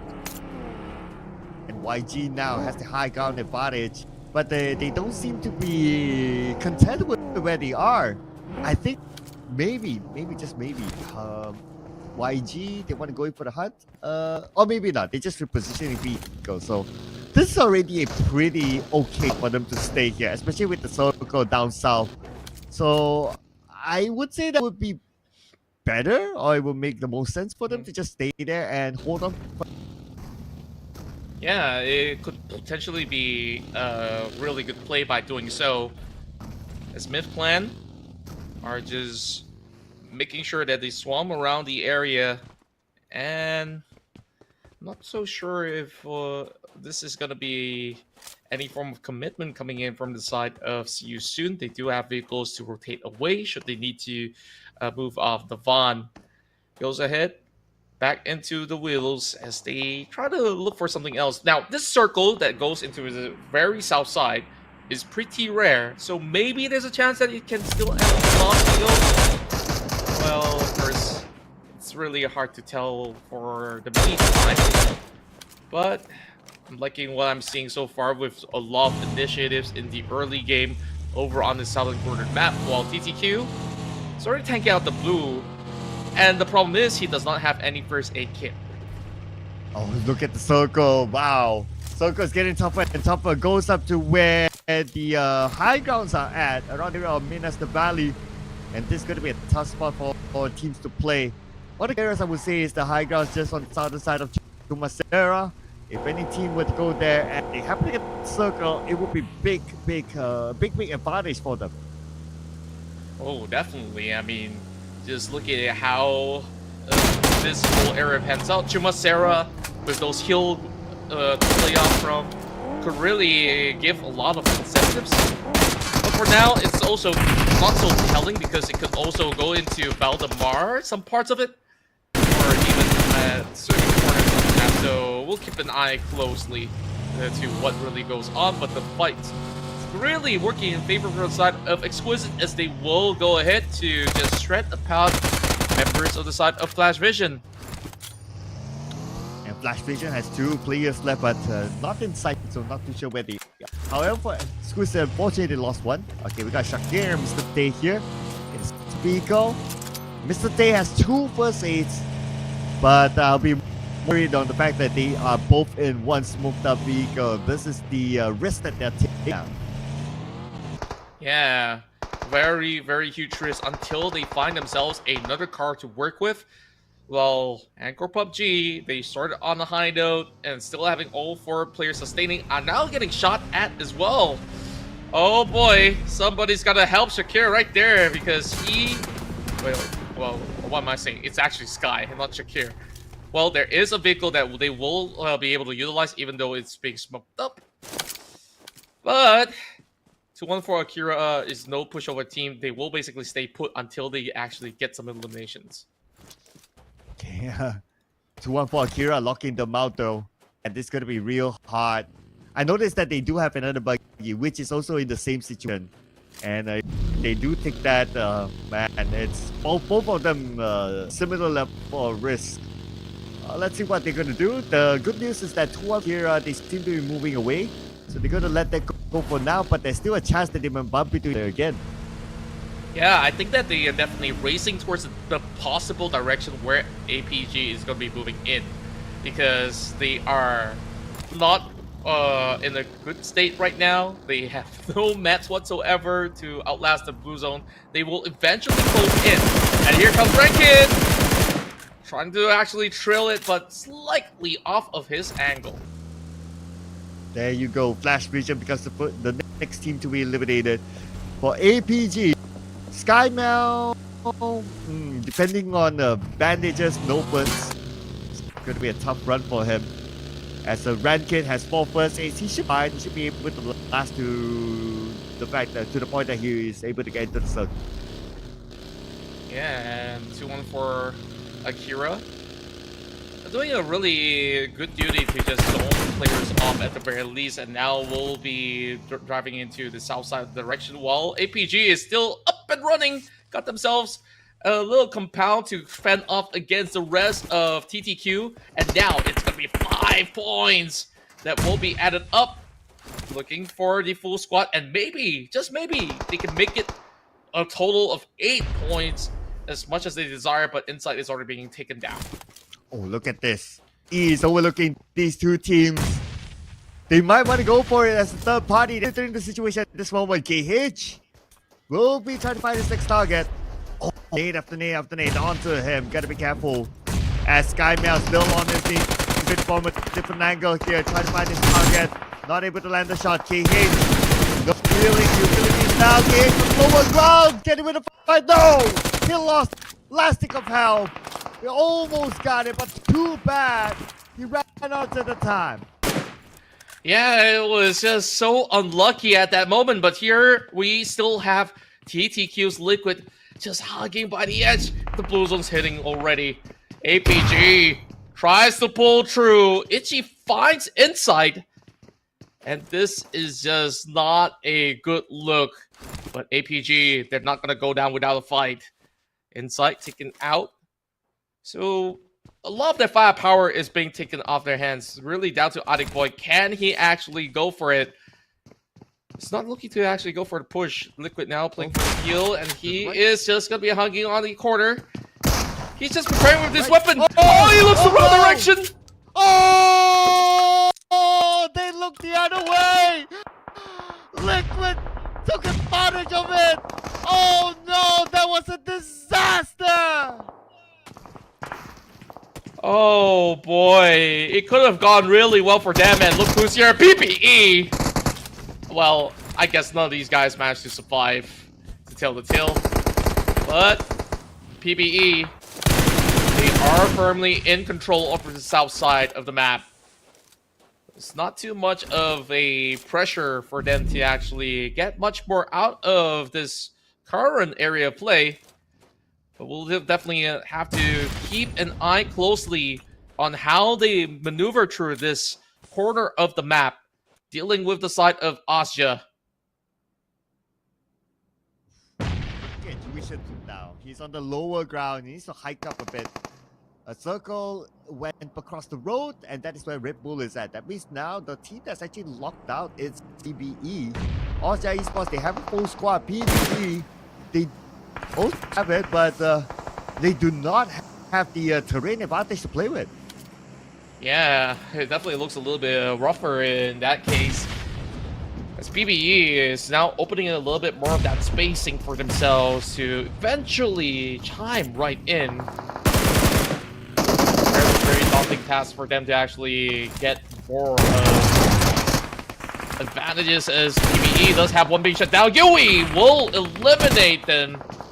Well, there is also TTQ that is eliminated, unfortunately, for the last standing member. But Asya Esports trying to pull through. Holding down the line, PBE fighting back. Astro going to be pushing for it, and Michi really had to look for a little bit of spacing. He will be holding down. So it is not going to be too much of an issue for them to just try to trade off. But Astro X is going to break through the doors, and we'll find the final member of PBE. And Asya Esports doing Young Giganticos a favor by taking out PBE. And with one more round to go, Young Giganticos could potentially hold on to the number 3 spot at least. And we're back on to GE now against 2-1 for Akira. Mernat together with West.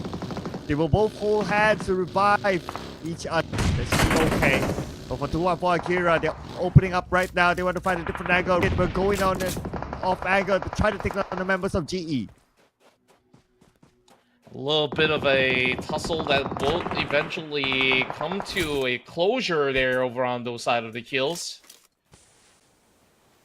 And we're just gonna see how this one's gonna go. Blanket. And the rest of 2-on-4 Akira starting to feel a little bit of that pressure. GE is the one that needs to push right in. So far, only having one elimination point. And the rest of Asia just trying to find a way to cut through. As a matter of fact, I want to bring back a point. Harame Bros taken out so early. That also means that the chance of overtaking GE is going to be so slim. You are right. Okay. So see how many points can GE get this round. If they can get like maybe 10 points, it'll be good enough. The gap will be too far for Harame Bros to catch. Yeah, and I think like it is very possible that GE would basically close off the round here and to confirm it that they will be that #1 team if they make it into a top 4 finish. Yeah, let's see what they will be able to do with 2-1 for Akira now. They have been at the standoff for quite a while. Understandably, because there's still the circle, but the stage 5 is approaching soon. Winner spots 1 now on the other side. Land the shots. Tries again with the neutral. And it's 2-1 for Akira. Abandoning this area. Getting closer to the inner side of the circle. So tough for these guys to really break through. There's really no opening window for them to actually get much to be done. But, of course, with the current look of how the situation is going for a majority of the teams, they're still finding a little bit of that spacing to try to actually dish out a little bit more. Now, YG, just by the hillside, spotted out by the side of Myth. So challenging as all the teams are being pushed into the hillside yet again. GE, if they manage to win the battle against 2-1 for Akira, they can actually be very safe to hit into the late game. So cool, look at this, right? GE, I wouldn't say they're too far away from it. They're not too far away from it, so it's okay. I think the more interesting part will be on the south side.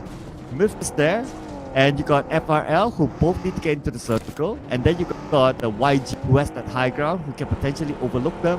So the next clash will be in this area where we can see YG is at now. Absolutely, and that southern battle will happen really soon. Stage 5 now coming into a close. And we're looking at FRL driving towards this direction. Myth Clan, I think they really have to be ready for this fight, or else they just get overwhelmed. Meanwhile, Mernat Boy as well as Master Ichi working together, and there's a little bit of glimpse coming from Damaso. He's going to prime a couple of smokes. Just trying to create a little bit of a vision control at the meantime. Now, Ichi repositions the nuclear engine and now spots one out. A lot of distraction being caused coming from GE, so tricky to play against, while Westy working from the back. Master Ichi does get the nade across, taking down one member of the side of 2-1 for Akira. Damaso's down. Same goes to Opti, only down to Rankit and Wako. Rankit, how much more damage can he do? Westy finds Damaso. And Rankit still brings one down. Trying to secure the point, but there is going to be for that point. Coverage from the other angle. 2 down. So it's going to be a 2 versus 2 trade-off right now. 2-1 for Akira holds them off completely. Rankit now on fire. Moving to his final opponent, which is Ichi, and he gets it! Rankit! The slayer of Genesis Esports!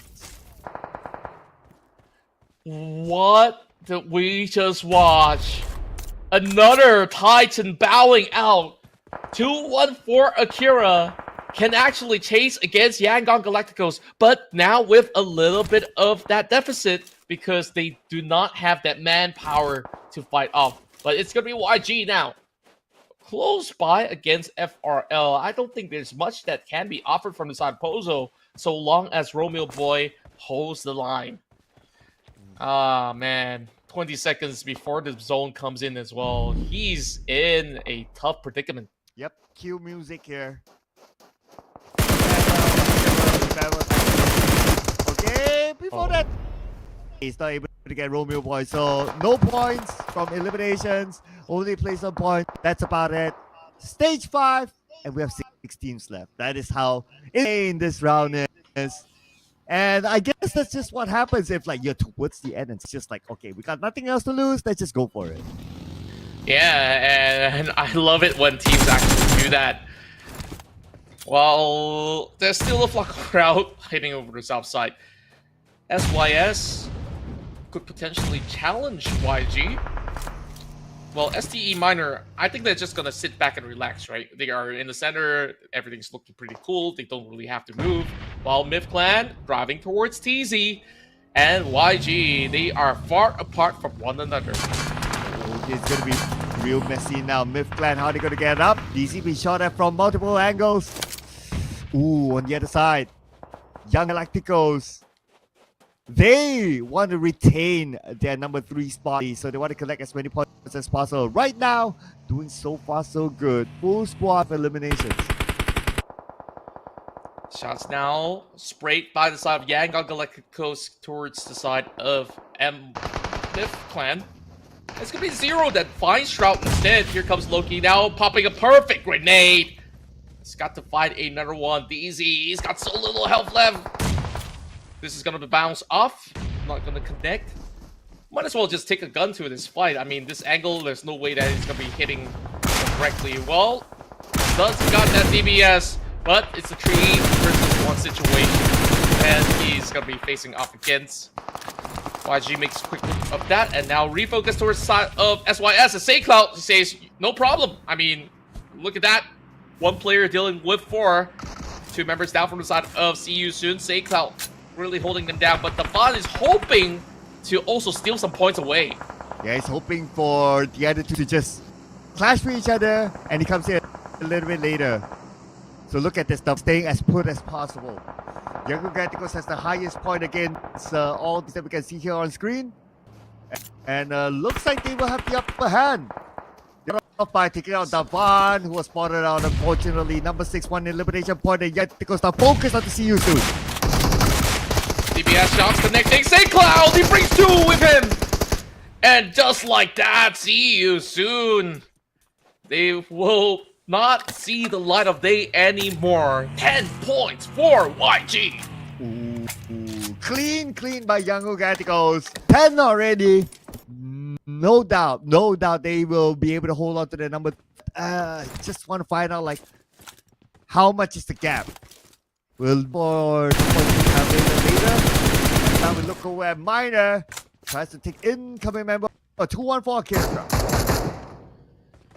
A little bit of widespread setup coming in from 2-1-4 Akira. One very far on the edge of the hill though. Not really fancying their chances as Wako has already been taken out. SCE, I mean, they could chill for now until YG pays them a visit. Only 1 player left for the side of 2-1-4 SDE. They will basically play for position as well. They don't really have to force anything major, unless if Minor wants to. Okay. You get it. Yeah. I got the I don't know what you want to call that. Was it a pun or a or joke? Either one of that. Just wordplay. Okay, wordplay is okay. That's the way to describe it. But good one. I get it. If you get it, you get it, ladies and gentlemen. But say it's this. A shot from God7 from below. And dude, gotta start to move, man. Try to start to plan it out. But he does have a teammate, so can be used. I'll be a little bit more worried for God7 now. Yeah, I mean, they really don't have room to play, especially with TZ now pushing forward. This is going to be a 1-versus-1 battle. Smoke's not enough to actually cover ground with a little bit of trading being done. KS coming in from the back now is being left off alone. YG in total domination. I mean, it's about time that Stranger Esports really try to look for something of their own. Or else, like, this is just YG getting full intel around the areas of play. Yeah, YG now absolute control. But let's not forget about SDE though. Nicely targeted on circle. We still have stage 8, so very likely for them to get it. But YG's not interested in the circle now. Interested in getting elimination point. And to try to close down. God7 gets one, gets just 2 shots. Enough for SayCloud to eliminate God7. A total of 12 points. A very huge run for the side of Yangon Galacticos. And they look to be in their prime state heading into this penultimate round. 2-1 for Akira, slowly moving outskirts. And I think it's supposed to be easy picking, but Loki might have actually blinked in that moment. Going back to the vehicle, and yep, just about time. He still managed to get a little bit of cover. There you go. Stuck below Loki. Almost no. And very likely without a circle. Yes, no circle. The only one no circle now is going to be SEA. That's probably going to be the side focus now for Galacticos. Or maybe it's going to be the main focus. STE just basically hanging pretty tightly on the car wash, some people may call it. It's just some dilapidated garage that they're holding on to. I mean, you can play defensive however you want. YG's gonna come looking, because that's one place they haven't checked. They know that there's a teammate in there. But YG, they will be spreading their wings across the field. They are covering majority of the area of play, and they've already spotted out 2-1 for Akira. I guess that they're waiting for YG to take out the final guy until they play for second place. Okay, circle is close now. Rankid is the one that is in the most difficult position, I say. I wonder if we'll make the decision to deny the point away from either of these teams. Frankly speaking, 2-1 for Akira against STE and Jungle Galacticos, he too much to lose. Yeah, and it's also very important for 2-1 for Akira to finish off at second, because they want that gap to be close to YG. Although there was one game away, Jungle Galacticos will not have to pressure him, because 2-1 for Akira will be shredded from multiple angles. That's the final member down for 2-1 for. And now the rest of YG will storm in the gates if they do have one, as they will try to slowly tear them all apart. Yangon Galacticos will close off this Miramar run with a winner chicken dinner. News that Playbook Esports wants, but they have to accept it. The fact that Galacticos got this chicken dinner, this should be potentially a good enough gap that it will not change anything in the round, but we'll need to wait for the scores to come up later on. Nevertheless, Yangon Galacticos, this round is a all-out elimination round for them. Yeah, it was beautifully done by all these players of Yangon Galacticos, and they just basically was not challenged by any of these teams. That was, to my surprise, the only challenge that we saw was coming in from the side of See You Soon, but they were on that lower ground, so it was a major advantage that the rest of YG has gotten for themselves. And then we saw another surprising fight happening over on top end of the hill, where we saw GE getting taken down in that scuffle, which I thought they would be able to overwhelm, but they were the ones being overwhelmed. Yeah, I know, right? I know, right? A lot of I would say at first you thought is this, and it come out something else in this sort of game. But the trend is there. One thing is that the teams just still go all out fighting at each other from the start, if possible. And even some of them in the blue, outside the goal, it's still pretty much, it feels the same like the previous Erangel. Yeah, absolutely. And when we take a look at this close battle, Coca-Cola was going down to a 1-versus-1 after a very lengthy battle between them as well as APG, but APG emerged as the grand victors against the early game kings. Now, I guess like the only unfortunate moment is when APG moved into this shack, because they got their backs turned against the DQ. That was honestly, that was one of the best moments, I would say, in the round, because of how tactically APG was playing, like how they open up the stand, how they make sure anyone else coming in do not have that room to be that third party to finish off whoever who's left in the warehouse. So that was a great move for them. Towards this stage, I would say stage 6, this was very chaotic as well. 3 teams in the same area in such a rough position. Look at the levels of terrain that is at that area. It's just so hard to play.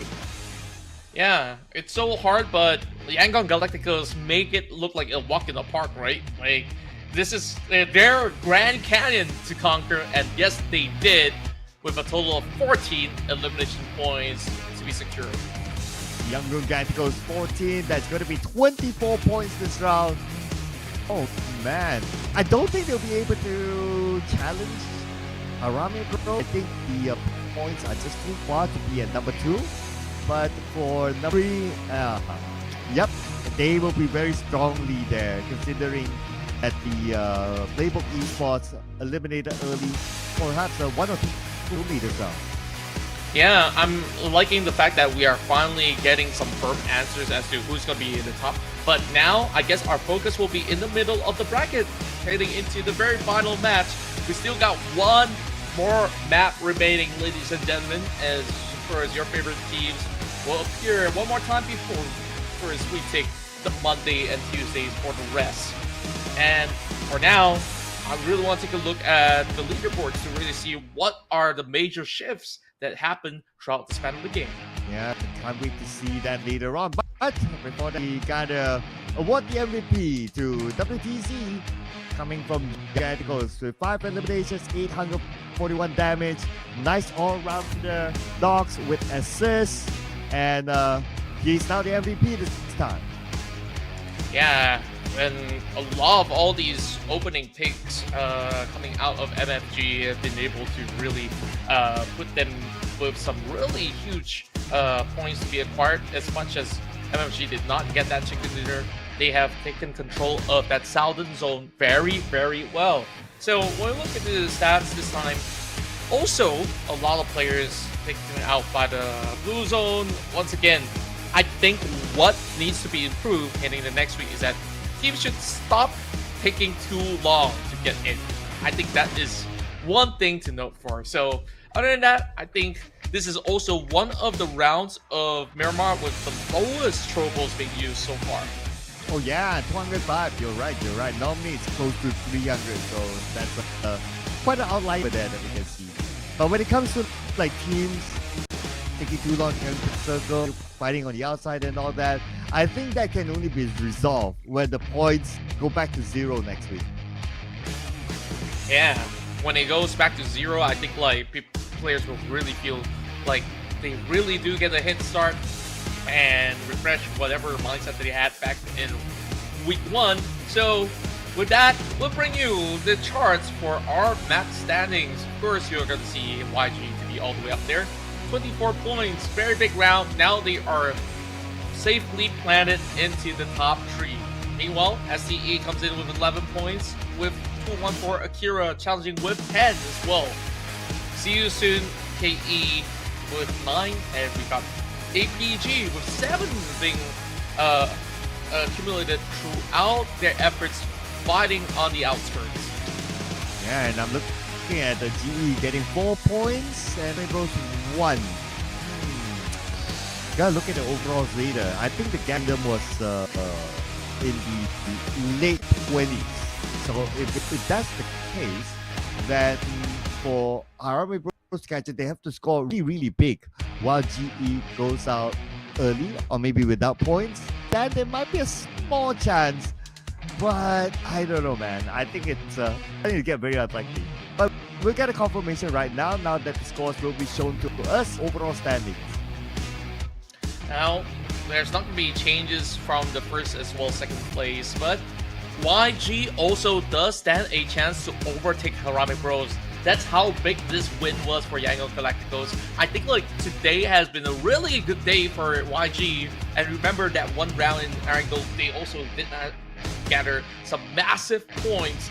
Now, down to the final fight, there might just be a chance that YG claims number 2 and make it a Burmese domination. But first, we still see so many of all these interchanges. STE now into the top 5 with 10-point advantage against the quarter. And also we have a tie between TQ as well as 214 Akira. You're right. I think the more interesting swap is actually now between Harame Bros and Yangon Galacticos. 9 points between them. That's probably the most interesting one. Yangon Galacticos managed to do it, it's almost like a major comeback. The fact that Harame Bros and PB, they have been up there for so long. It's for young Radicals to catch them on the last game. Yeah, this might just be the biggest overtake that we have on the block because GE now, safe to say, untouchable, will be your kings of the league for week 1. But I guess like in the middle of the pack, everybody's really just crawling and fighting for a bit more of that survival time hitting into these upcoming matches. And yet again, they also still have to play a little bit more aggressively because STE, they are also still trying to hang on to that number 5 spot. Yeah, I know, right? STE have been trying to play, but they've been playing rather safely, right? But I can totally understand because if else cancels out each other and they play safe, then yeah, they can probably want to be in the top 5. So it's more of other team doing the boo-boo rather than them doing something amazing. But we have one more game to go. So much for us to talk about. Before we do that, we'll be heading on to a break, ladies and gentlemen. Do not go anywhere. See you guys after this break.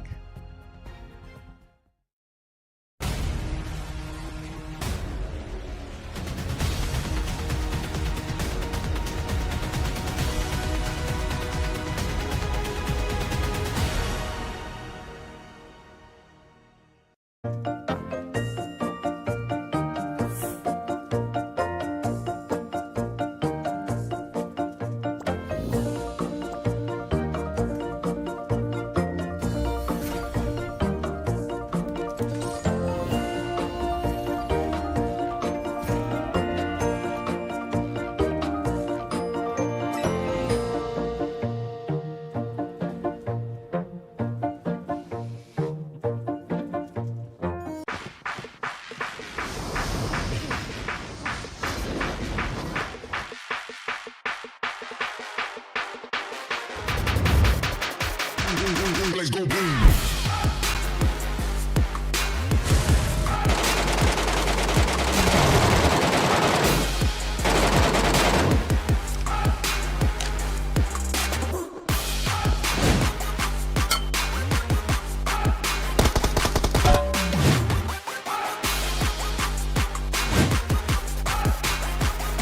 Let's go boom.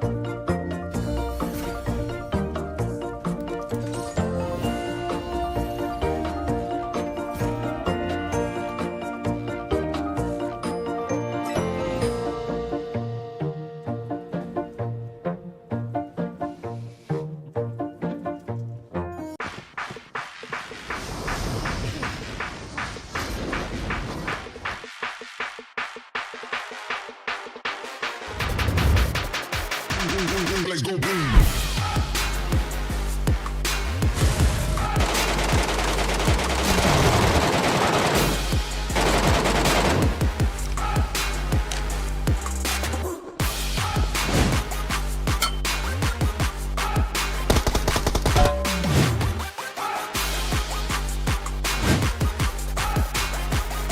Legs go boom.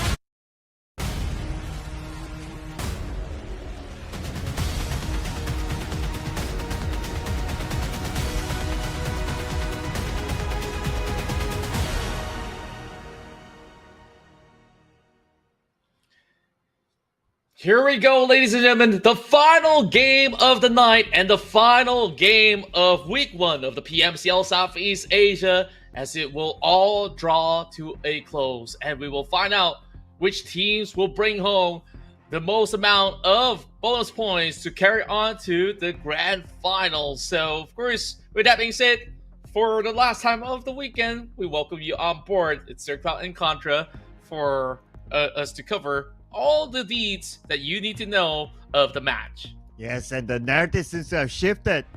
Yangon Galacticos and Harame Bros. Wow, who would have thought, right? If like during the mid stages of this week, you probably would have thought that, okay, Yangon Galacticos challenging for number 2. Okay, but now they are, and they're only 9 points away. Yeah, and it's really a great build-up that they've been able to acquire. And they didn't really start off that strong back in day 1 as well as day 2. And then suddenly over on to the weekend or from Friday onwards, they really put up the performance to be able to climb all the way up. So, with that being said, our final group of the night will include Group A, C, D, as well as E. So, this will still be a very star-studded roster of teams that will be playing on board. Oh, okay. I almost forgot to mention. Unfortunately, Group B isn't playing this last round. Okay, Oh got too no! excited. I got too excited. So, Younger Criticals, well, not playing means that the second place Harame Bros will not be challenged. Same goes for Playbook Esports. So, yeah, they will not be able to challenge Younger Criticals as well for the third spot. So, yeah, no more points will be able to be collected by those two. The only biggest upset that could possibly happen here is if Harame Bros gains a chicken dinner with 19 eliminations and Genesis Esports gets nothing, then the number one will be Harame Bros. Wow. It really requires a lot, right? Like GE to not get anything at all, and Harame Bros just basically leapfrogs their way to get a chicken dinner. That's the only chance, right? Yes, that is the only way. Yeah. So, but if we look at GE, right, it feels unlikely they will go out with a 0-pointer round. And so far throughout the entire week, they probably only had that like maybe once, and that's twice at most, right? And based on that record, I don't know. I think that it's quite locked in for the number one spot and number two. Yeah, it looks to be quite difficult to challenge, but you know what?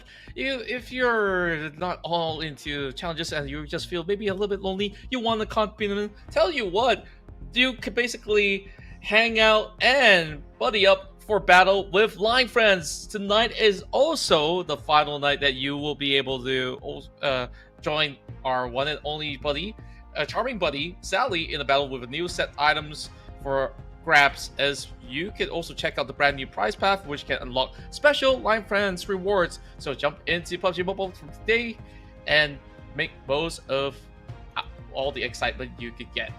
Yeah, it could probably go away in a couple of hours time. So while we wait for the next match to come in, this is your time to log into the game, check out the prize path, and make sure you do as much as you can with the limited amount of time that you have. We've been reminding you this for the past week. So if you did this, like log in and checked it out like the last minute, then, well, it's on you guys. It's on you. We've been reminding you for the longest time. So in hopes that you will not make the same mistake, we'll remind you again for the Serpentine set that will be available inside the game until the 21st of March. That's right. This will be for a little bit longer, where you could basically get your hands on the beautiful AWM that is offered throughout the course of this new guild set. So make sure you guys fancy your chance on it, because there is going to be loot crate effects alongside with elimination broadcast and on-hit effects when you do land your hands on this exclusive AWM. So with all the promos aside, I guess we're gonna be focusing on our games. I guess like you and I feel a little bit grateful that we got that out of the way. Anyways, yeah, for now, as we are having, some high pressure moments for Harame Bros to prepare for this upcoming match, what would be your expectation of the outcome, if I may ask? Well, we still have Enigma in the game, so I will expect that Enigma will still do Enigma things, going around hunting people early on. So whoever that they meet, that's the team that they need to be prepared to fight against Enigma. Inside of Miramar, APG, okay, we saw APG with Enigma earlier on, but actually APG and Enigma, they have clashed in Miramar a couple of times before, so that could be happening again after this. That's something to point out as well. So we'll see if they really want to take that fight, but I think that, there's basically no harm trying, if ever the case. So we'll definitely have to keep our eyes onto some of these things that could potentially happen inside of the match. Now it's time for us to move into Miramar for a final flight of week 1 here in the PMCL Southeast Asia. Oh man, the last game of week number 1 and everything else will be locked in. Who will get this final chicken dinner for week number 1? I do hope that we see a new name up there. So will be kind of nice to see a new poster as well. Let's see. Flight path-wise from the Oasis area all the way down to Los Eagles. So it's a kind of like a left-sided sort of flight path. So teams who like to drop all the way to the right, Impala and that area might take a bit. But normally Impala, it's PvE and they're not playing this round. So I guess they'll be kind of glad that they don't need to travel that far. Yeah, it's gonna be a pretty smooth sailing for themselves. Esports is gonna be the team furthest away from anybody at the moment. I guess they're looking towards Torre Ahumada. If they want to extend it to Crucival, it's entirely possible. So even heading into this very final game, teams are going on the very standard play. We're looking at FV moving into creative fields, which will see them in between the quarter as well as exquisite. While Austria Esports will always take control of Montenevo, now we might actually get ourselves an urban ending inside of Los Leones. Well, I hope not. Not really a fan of urban finales. Hopefully it goes out. Yeah. Okay, that's it. I'm calling it first. But looking at the potential fights. Okay, Chumacera, no potential fights. I guess the closest one might be around the area of Hacienda. We've got 2 teams there. I want to see where Enigma is. Okay, Enigma is at one treatment. And speaking about Enigma, I believe that's them on screen. Yep, there you go. Coca-Cola, high ground against Moy. Dread Esports having Moy here, cooking up a grenade, and Coca-Cola is just gonna dash out of it. That's a very smart decision because I believe he doesn't really have weapons to trade. If he did, then he would have fought back. But for now, he finds himself a little bit of a shelter. I'm not even sure to call it a shelter or what, but it's just a little bit of a wiggle room. He's still running for his life, and try as he may, this buggy is just gonna catch him off anyways. Oh, there you go. The first blood. Again, it involves Enigma. This time, it's not like they aggressively hunted down Dread Esports. It's just so happened that Coca-Cola was caught off guard. Yeah, and it's just rough in the early games. Sometimes trying to scout out a hit or even take vehicles, you still really have to be very aware of your surroundings. It seems like this itself is going to hinder the side of Dread Esports as they lost the top fragger of the team. Yeah, Mr. Coca-Cola, who has given us a lot of great moments throughout the week, and not the player that they would want to lose. But anyway, for Enigma, would it be much of a big impact? Actually, maybe though, because they're in the middle pack, and the last we saw, like the middle pack points, they're kind of close. So for Enigma to lose Coca-Cola, might affect a little bit. Yeah, just a little tad bit at the very least. But of course, no time to cry over spoiled milk. You still have to really fight for the final game, even with one member down. And I don't think that's going to be stopping them from going in for all these early game pursuits that they've always gone for.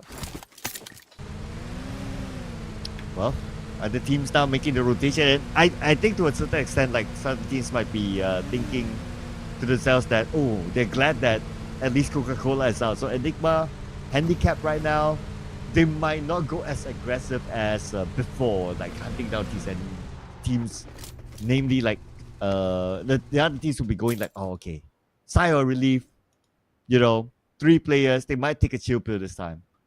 Yeah. So I guess like that is the only thing the other teams can look forward to. Meanwhile, they're just slowly looting up over onto each respective part of the city. Pachinki is going to be pretty much uncontested as well. Now, over on the side of Exquisite, they always start off in this long journey by the corner of Trailer Park. Sure, you start off very safe, but a little too safe, you ask me. Yeah, I know, right? I was expecting like, oh, okay, teams going on the hunting spree and all that because it's the last game of the week, and looks like no, not really. And I guess one of the factors is that Enigma is handicapped right now. But let's give them some time. Maybe it's still at the looting phase. I mean, it's a big map, so it's not as hard and fast as the smallest map, which is Sanhok. So let's see. If stage 2 we don't see as much, then well, something has changed with all these teams. Like they got some light shine upon them to tell them like, guys, calm down. You know, it's a survival game. Yeah, I mean, that is a sensible way to put it on how it has also been a very long-standing league that teams need time to adjust to as well. So I guess that affects a few things, right? Like how these teams have been playing, and for now, I guess like they're definitely feeling a little bit of that mental exhaustion as well. Especially now it's a little bit late hitting into the night. I'm probably thinking about supper right now, just like what I'm thinking. Oh yeah, I'm Yeah. thinking about that too. Yeah. Whoa, so anything on your mind right now in terms of food? Well, during the break, I was shown burgers for some reason. Burgers. Burgers, yeah. Oh boy. And speaking of which, you know, like I'm craving for Jollibee because one of the producers were kind of talking about it too. But I think like it's closed at Malaysian time. Yes, we do have Jollibee here. Yeah, guess I'm wondering. they don't sponsor us, by the way. But anyway, Yeah. yep. Coming back to the game, looks like all chill rotations. Again, I'm going to give them to stage 2 though. Stage 2, I would expect like things to come back to how we would expect it to be. An expectation of a final round that both teams will just go all out at each other because it's stage 2. And one more thing to consider is that because the circle is kind of nice, right? You gotta think about it. Yeah. Yeah, it's Pretty nice. unless you get like a side corner circle either way, like whether it's on the right side of the map or at the south side, like what we saw earlier, then yeah, it might roll a little bit faster. But if it's a kind circle, then to a certain extent this happens. Yeah, we're very stable start for everybody, but talk about stability, the almost topple his vehicle. You don't want to have those kind of problems so early on, but you know, sometimes accidents do happen. Well, for the meantime, inside of the city of Los Leones, we already see 3 teams on board. And I do get why you are not the biggest of fan of a Los Leones endings. Therefore, the PUBG Mobile Lords have decided, you know, let's take it slightly away from Los Leones. It's a very simple explanation, right? Stage 9, and then you still see 10 teams, everyone hiding at their own corner in the building, and it will take forever for things to happen.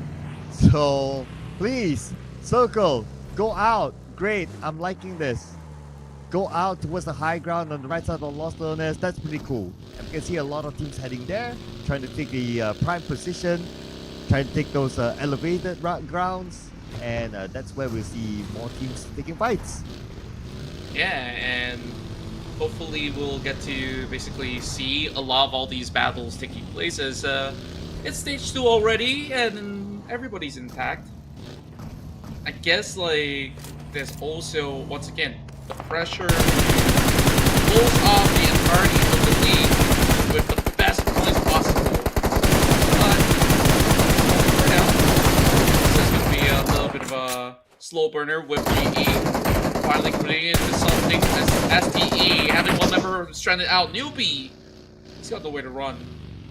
Newbie caught out in the open, nowhere to go. Vehicle stuck and also blown up. teammates have to let him go. Newbie, sorry man, you're on your own. Oh boy. It's just getting pretty difficult for the members of STE. They are also hoping to get points. Honestly, GE, they don't need as much, but they're just hoping that, they survive the run against the rest. Still stocking on to STE. These guys take no prisoners. And for that boy, closing in as got caught. Look at this, dancing away from Yaka shots. So far so good though, but probably his vehicle tanked up a lot of damage.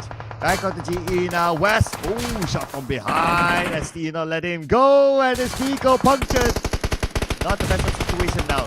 Smile scoping up. Trying to find the members of STE. He knows that Skadi is on his left side. But he also needs to take care of the two members of STE on the right. They follow far. Almost get a knock, and yes! Smile, the top G, the man to get the knock from that distance.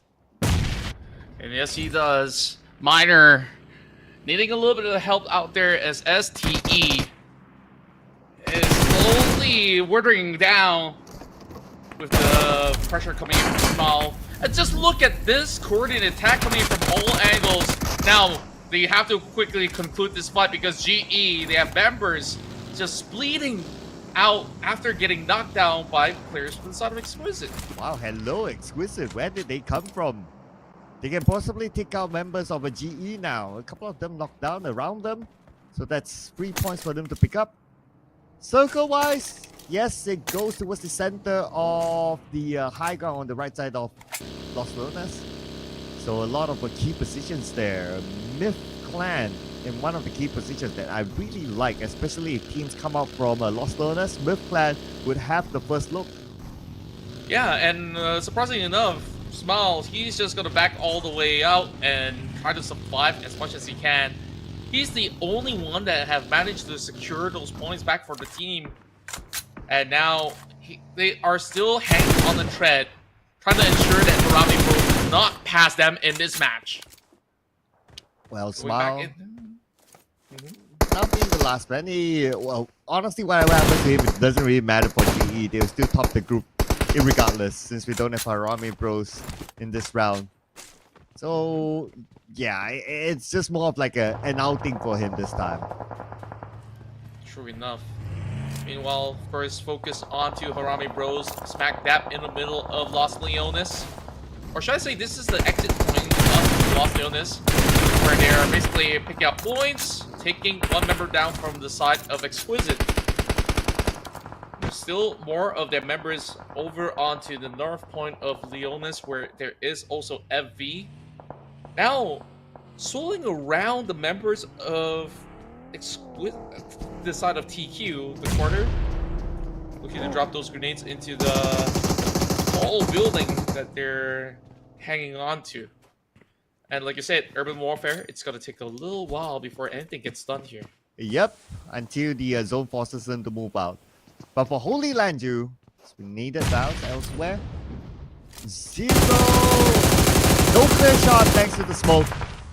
Fires with the AUG, but yep, his opponent managed to evade it. But for Moy, managed to explode the vehicle in front of him, but his position compromised now. Esports will focus on the Moy, and he's the only one in this little shack. Esports spread quite far apart though. I don't think that they're going to be on the outing to go for a direct challenge against Dread, as Dread is the one on foot. But they do have members by the outskirts of the zone. They eventually have to make a move. Shakir does find one. But can they actually conclude this fight? The quarter now closes in over the side of Flash Vision Esports. Taking one down. 2 more to go, as one is currently limping away on the other side of the city. It's a very tough coordination coming in from the side of Flash Vision. I mean, if you really want to clear out some of all these estate, you really have to send the full team then to send one by one. I also want to point out that this stage 4 circle, it went out of the city, So at this moment, my favorite spots is where Myth Clan is at. Nice spread by them, able to block out teams coming out from the city, and able to fish by the time happens. So far, my favorite position is theirs. Let's see what's gonna Yeah. happen inside the city. We still have like what 3 teams stuck inside of there. Yep, and this is definitely a position to take good control. But once one guy gets knocked off, especially Joseph, they will lose that middle ground control overall. So it's not really all too easy for them to hold onto, especially with a couple of crowd coming over on their side. Not my favorite position, but I'm not going to talk about what my favorite position is. I get it, but I'll just put it aside for now. But now we have a Kuma here. Yep, that's going to be the point inside the city though. So we have Federalis here. Let's not forget as well. So it's also for the chase for the top eliminator for the week. Federalis could still be in it, and he has 3 eliminations for himself this time. Yeah, solid work for Federalis, really matching up to the scores of what Master Smile has been offering. Smile top G, still playing within the game. So long as he's alive, he's the one denying all the points from reaching out to these players of Harame Bro. But Esports now having Syzak being burned up as we finally get a glimpse of Enigma again. Wait. Oh, big blowout and Okay. Okay, it's not by himself. It's not by himself, alright? They probably toss a nade inside and that's it. Yeah, I saw the elimination feed. It's not by Zyzak nading out Zyzak, so that's okay. Okay. I was concerned for a little bit. I was looking at their health bars just go boom. Anyways, back towards the side of Flash Vision, gatekeeping, any movements, and Harame Bro is in danger. Oh, are they going to make it out alive? Is going to be the question here. We'll definitely have to check this one out as we have seen Flash Vision Esports putting up some really good fights, but this is Harame Bros needing to survive to tell the tale to get that chicken dinner, and the chances hitting into this lane feel a little bit slim, to be honest. Oh, nice long range here by Unknown. Picking out 1 for himself, the 0 from Flash Vision eliminated, so Flash Vision only has 1 active player left. MFG coming from the southern side will be unchallenged instead. Using one of other teams, including Exclusive. MFG really taking some pot shots out there. Exquisite will be the one to be off of the map. Meanwhile, as we see a little bit of an update of the circle, let's see where it exactly does it take us. So it will definitely be somewhere in the middle of the range. GE will still have Small being in within the area. Circle-wise, Myth Clan still has it. Nice spread still. They can still hold on to that position. On the outside of a Lost Learners, Federalis taken out. So Harame goes on 3 left. That's going to be Rage. He's going to be hunted down. He goes up to the second floor. Yes, will be the one to try to save him. Gets 1, gets 2 back to back. Nicely down by Range. He has 1 more opponent, but the opponent's on the other building, so he has time to reset. But with so much pressure coming in from the blue zone, FV really has got to make a move as well. Range, 1 member left, and they're going to be able to pick up 7 points. Chicken dinner, nowhere to be seen as there's still 11 teams on board. How are they supposed to set off on foot when there's so many teams overlooking the hill? Yeah, that's going to be the tricky part, right? Okay, just look at this. Keep an eye on Arif now. He goes out, and Davan is on top. It's almost a matter of time. Or maybe Davan sees the range now. It's a good example. He's in trouble, and he got shot actually by Arif from the side, not from someone from the top. Wow. Interesting move by Arif. And with that, that confirms that GE will be at the top of the table even before this match concludes. But that was solid 7-pointer score by the rest of Harame Bros. So they will be able to maintain that number 2 spot. But remember this, Yangon Galacticos is already not playing in this match. Is 7 points enough for them to just retain that number 2 spot. Yes, for sure. The gap was big enough, so not to worry. It was 9 before, 9 or 8 before this, so yeah, definitely for sure they'll be at number 2. But for Enigma now, the troublemakers from the previous round, now we see them in action against 214 Akira, and it's a fight they cannot avoid. Yeah, they really have to take this one head on, but Enigma, you know, say, bring it on, guys! 214 Akira. Line it off with all these smokes being thrown right in, but he will be able to push through. Koopa! Ready with a DBS, something to be expected. And one after another, they will fall to the hands of Enigma, being in a fury form. It doesn't seem like the teams actually stand a chance against this feisty side of Enigma. Yeah, when they really start up, they go all the way, even without Coca-Cola.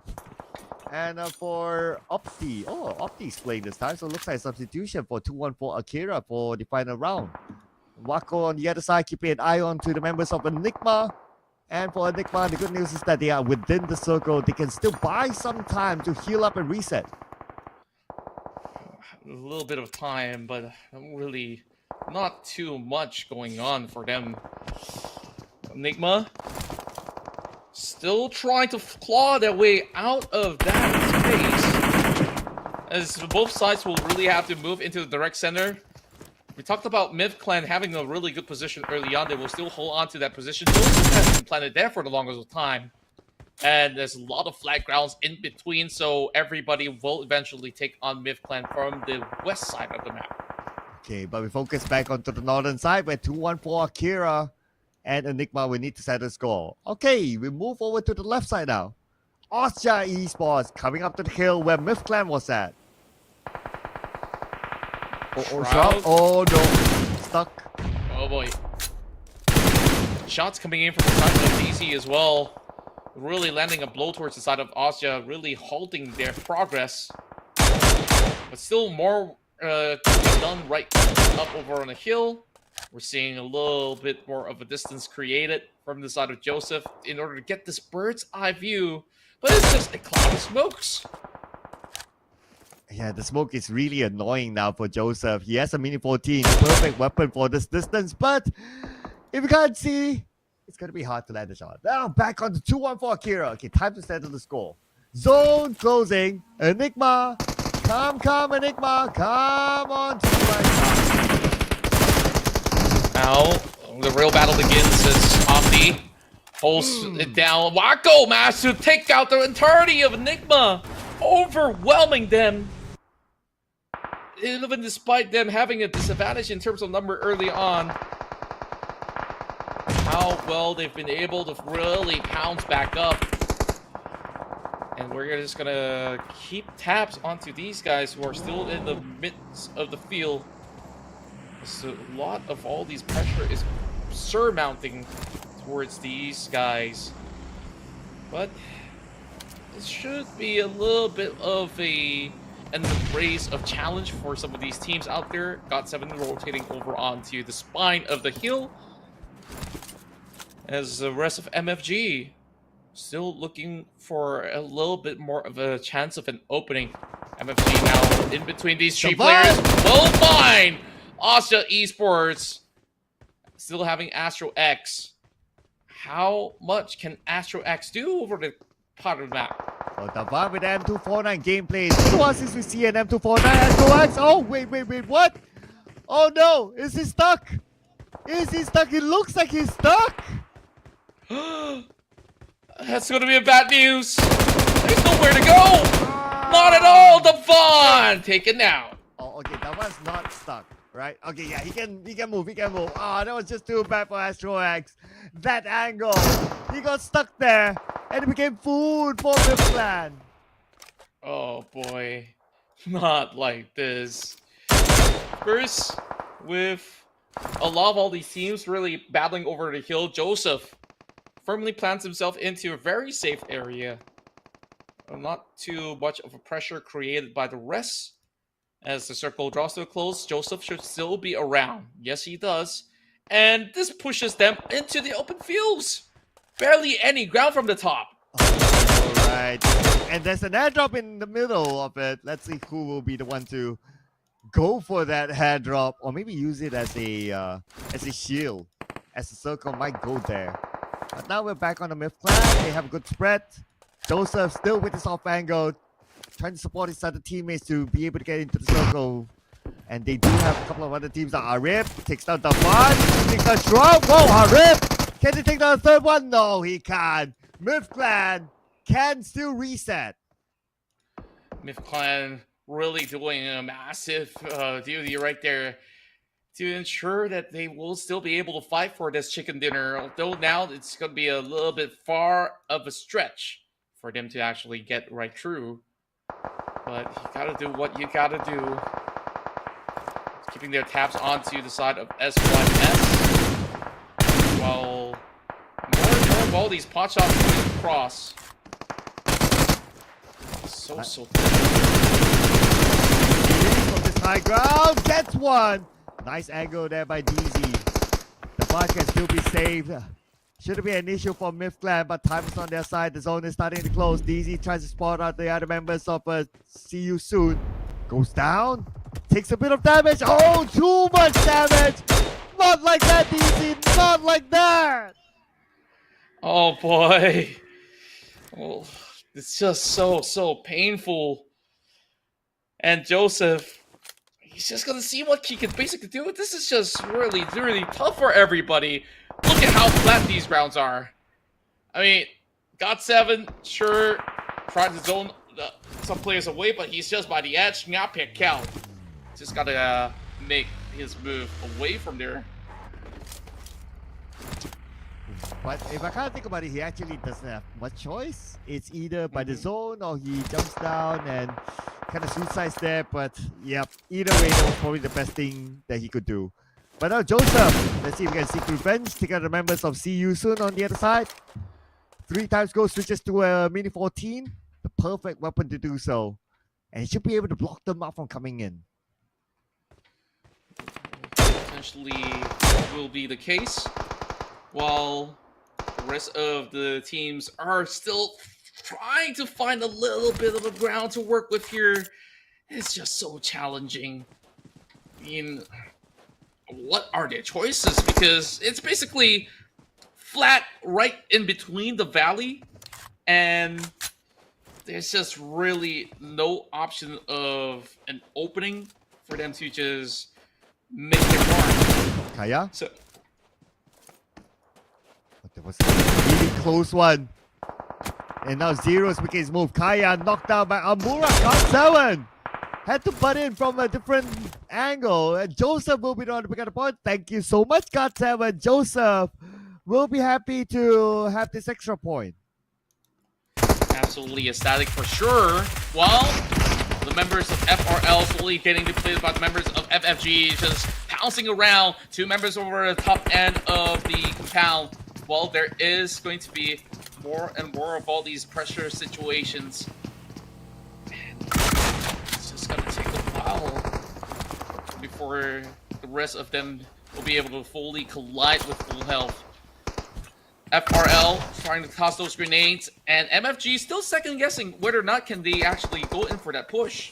Yeah, because it's on the second blood. Nothing hurt the DPS. Okay, single, Bozo. Headshot, it does hit. Almost getting a knock. Eliminated. And now Bozo switches his attention to GOT7 with a full squad, but they do not have much cover. Close but no cigar for some of these teams out there, but cover really is going to be a problem for everybody. Stage 9, and we are seeing these 4 teams. MYPH, or should I just say mid-clan, we'll have that perfect view until it all closes out, and here it goes. FRL almost getting it, but it's going to be FFG that will shut them off completely. Oh man, it looked like he hesitated a shot for some reason, and he got taken out. MFG won that fight. Now we have our top 3 teams with a full squad of this. Joseph! Nice tap there with a minute 14, but a long range coming from the other side, and Joseph will be taken out now. We're down to the top 2 teams. GOT7 hunting them out One player left for the side of MFG. Who's going to be able to take the kick away? Revives might actually go through. I'm not even sure if there's going to be any time to do so. But GOT7 fancies their chances here with the Molotov being thrown towards the side of Mewtwo. Most powerful Pokemon in the universe. Some may actually challenge that because there's so many generations that have been updated. But anyways, this is about the final fight. GOT7 advancing forward. 2 versus 1. No revives to be made. And here comes Yapekal on the engine. It's smoking up though. He might be able to shoot it out. And yes, he will bring his health low. Mewtwo still holding on. Right behind the crate, takes one down. The health bars are being low. And it's gonna be him. Mewtwo wins the trade. MFG Esports wins the final chicken dinner. Wow, okay. I thought when they opened up left and right, he didn't stand a chance. But he did. He managed to right first. And with that last 10% of health, he managed to left.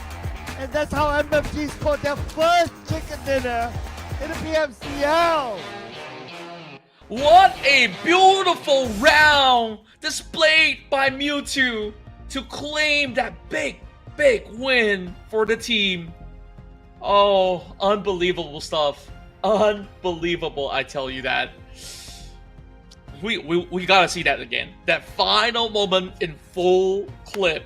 And also take note that there was also pressure coming in from the side of Myth Clan, and they were the ones basically being pressured by a team in order to get into the final zone. But once he did get that space, look at how well he does. Man, that was just crazy, right?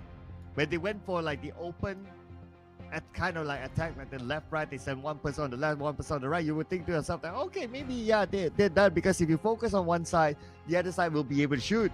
But for some reason, one side, yes, became the bait, but the left side probably couldn't get a good angle, and that's how he managed to still reload and reset himself, reset his mind, and figure out how to deal with the left side guy, and that's how he wrapped up the game. It's just baffling on how well he managed that 1 versus 3 trade overall. And we had so many of all these compound fights all across the map where we saw majority of all these teams struggling to figure out a way to even move into Lost Illness, and once they did, they also got taken out. And FB managed to take out Harame Bros, denying that opportunity to secure the chicken dinner to chase up against GE. Man, what a interesting ending this was in this round. And for Enigma, the team that was going around bullying other teams, this time around they got caught out. But speaking of getting caught, this was the very interesting moment that Talvan had to jump down just to finish up that final opponent there. And also, I wanted to point out that FB almost got 3 players out of this flag. He got 2, but the third one, yeah, just by a little. It was so close for Fearless Esports as well. If maybe Harry's taken him down, we might not even see one of the biggest clutch of the week for the chicken dinner. And here we have it. Let's just let it play out, right? Okay, let's look at this, right? Yep. That is exactly how it was. Like on managed the right and then managed the left, and he had that airdrop to help him out. But we gotta give it to Joseph, right? The MVP for this round. How his contribution to help his under 3 teammates survive was crucial with his mini 14 from that distance. Absolutely, and when we see how mid-plan played out, they took that kill, and like you said, you really liked the position of his whole squad, and Joseph really stood out to be able to annihilate a lot of all these players moving up the hill. So great work for him, and he was not being picked off until much later on in the game. So we definitely want to see them moving into next week with more incredible performance, but MFG took the spotlight. Yes, first chicken dinner for MFG. So at least something that we hope for happen, which is a team that gets their first chicken dinner, and it happened to be MFG. It could have been MFG, it could have been the other team. Both of them would have scored their first chicken dinner, but of course it's MFG that is. So with 6 eliminations, there's going to be 16 points in this round. for them. 1,255 total damage, which is decent for 6 total eliminations, so that's fine. But it's still the poster up here. That's the bragging rights. That's right. And with that being said, of course, this was our final round already concluded as we bring you the overall stats of the matchup. And you know what I really did like about this match is majority, except for one guy who got taken out by the play zone, everybody was in for the fight. With a little bit more of that stable start, this is what can happen. Yeah, you pointed out that right. Only one player got eliminated by the zone somehow. And everyone else was just like, okay, let's just take fights. Even though Moses is not up to 300, so that tells a little bit of story here. Airdrops looted, well, I can tell that one of them was from the very, very end, and another one, well, we don't really know, but that also shows that ain't nobody got time for airdrops. And of course, there is a lot of all these changes that will be brought upon the final standings, but we first, of course, unveil to you the match or standings before we head into our total score lines. So we got the Myth Clan 18. Despite not getting the chicken dinner, but they were in a position that allowed them to farm eliminations. So with that kind of circle, that's where I like the position that they were at. They were at the high ground, just on the outside of the Lost Learners. So they happily took a lot from there just by being in the position. And of course, they had backup from Joseph, so it was all perfectly executed by Mr. Yep, and with that being said, lo and behold, your champions of Week 1, Genesis Esports at the top with 249 points, and followed by that, the second place will be for Harame Bros with 225, Yangon Galacticos with 209. Playbook Esports will make it into the top 4, overtaking Strangers Esports, as Strangers Esports will secure the top 5 to close it off. And for 214 Akira, they will still hold on to the number 6 spot alongside with TQ at 7. Exquisite now will be concluded with a top 8 finish with 141 points. And we see how close it is. Enigma is at number 9, being pushed on the final few rounds. And now, Esports make it into that 10th spot. Ooh, I was going to point out that APG, just look at that. Them and Fearless, both 80 points. The difference is just the tiebreaker. So because of that, APG pushed down to number 19 again. So it's an unfortunate situation for them. They could have at least got that extra one step and got a little bit more points out of this league. Yeah, and also interesting to note that Dread Esports and STKE is also tied with 106, but it's only the difference of one elimination point that puts them in a higher place. So this is it, ladies and gentlemen. This placement is locked in for this week. We will be tapping the scores, but honestly, because it's the first week still, right? So it's pretty straightforward.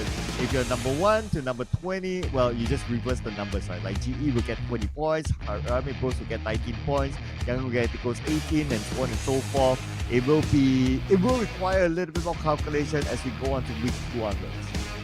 That's right, ladies and gentlemen. This is the overall standings, but of course, we'll unveil to you the amount of points they require in terms of bonus points that will be carried forward to the grand final. So, from what I do remember, number 1 spot takes away 20 points, and of course, the rest will have to see how it really pans out. I believe it's a -1 from all positions. Is that right? Yeah, I just mentioned that. Oh yeah, my bad. So we gotta keep my focus. I mean, it's been a really long week, and I'm glad that I get to do it with you, Cloud. Yeah, so week 1 again is going to be pretty straightforward. When it comes to week 2, that's where the whole tabulation really comes in. Of course, when it comes to week 3, then you need to tabulate everything all together. But for week 1, whatever that you see here is whatever that you expect. But in case you need clarification, we're still going to show it to you, ladies and gentlemen. And here you go. It is starting with 20 points, goes down to 1 point. Yep, and of course, GE having a firm head start, but, you know, Harame Bros, they're not too worried about their current position because they're just 1 point shy. So I guess it's more about them needing to do slightly better compared to GE heading into the upcoming week. So we'll expect that next week we'll see a big shift heading into who will get more of all these bonus points heading into the finals. So with that said, you guys can basically snapshot this or so to keep track of the record. But what we can always do is to also see you guys once again on Wednesday, same time as we always start over on the evening to kick off our run. And of course, we'll end around 10:30 GMT of the whereabouts, of course. So with that being said, I have definitely enjoyed all the matches that have been played out by all the 20 teams as the story has slowly unfolded itself. GE, they are the current kings of week 1. Week 2, who will be the next one? You guys tell us in the comments down below. Yes, put it in the comment section because we'd like to know what you think about this week as well and who you think will do well in the following week.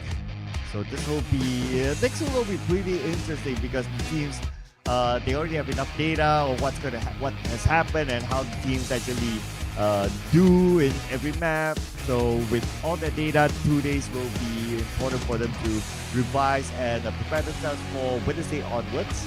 And for you guys to keep track, since again we are still on week 1, so it's pretty straightforward. But once you go into week 2, week 3, these points will need a little bit more tabulation. Yeah, overall, we are seeing a really incredible performance coming from the Burmese side as well as the Philippines. So my expectation moving into week 2 overall, I'm really hoping to see more out of Cambodia. They were a little bit of slow starters, right? And then heading into later stages of the week, they did really prove that they have some really good results, into offer to the matches. But of course, Singapore did manage to get one chicken dinner for today, but they definitely need to work a lot harder in order to climb the ranks against some of the very best of week 1.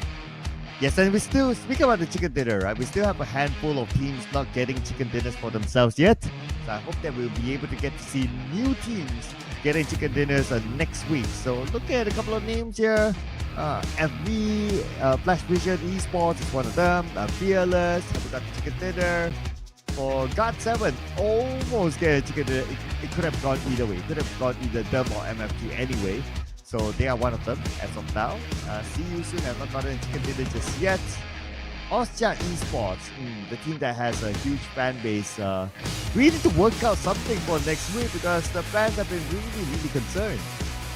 Yeah, I mean, this is the bigger upset heading into week 1 because this is unlike their usual playstyle that we have seen for so many of all these seasons. And we've seen the boys playing in an offline event back in Malaysia. That they've been able to really show us some really huge performance, but here it really feels like they have been overwhelmed in the very first week. And once again, this will be the standings for week 1 once more as we basically just add those 2 slides together. As you can see, these are the total points that they have landed in order to get their league points. GE will be the leader of the pack. Yes, ladies and gentlemen, here it is. Lock this in, screenshot this, show it to your friends, post it on your social media. Don't forget to tag PUBG Mobile as well, so that we share love together. And perhaps in week 2, we will see more action and a lot more drama when it comes to these numbers. And again, we are looking for the top 60. So the league points here, collected over 3 weeks, will determine who's the top 16 that goes on to the grand final. That's right, ladies and gentlemen. And for Austria Esports, they're currently the gatekeepers of whoever proceeds into the second week. So GOT7, FRL, APG, as well as FVE, they are definitely in the red, in the danger zone.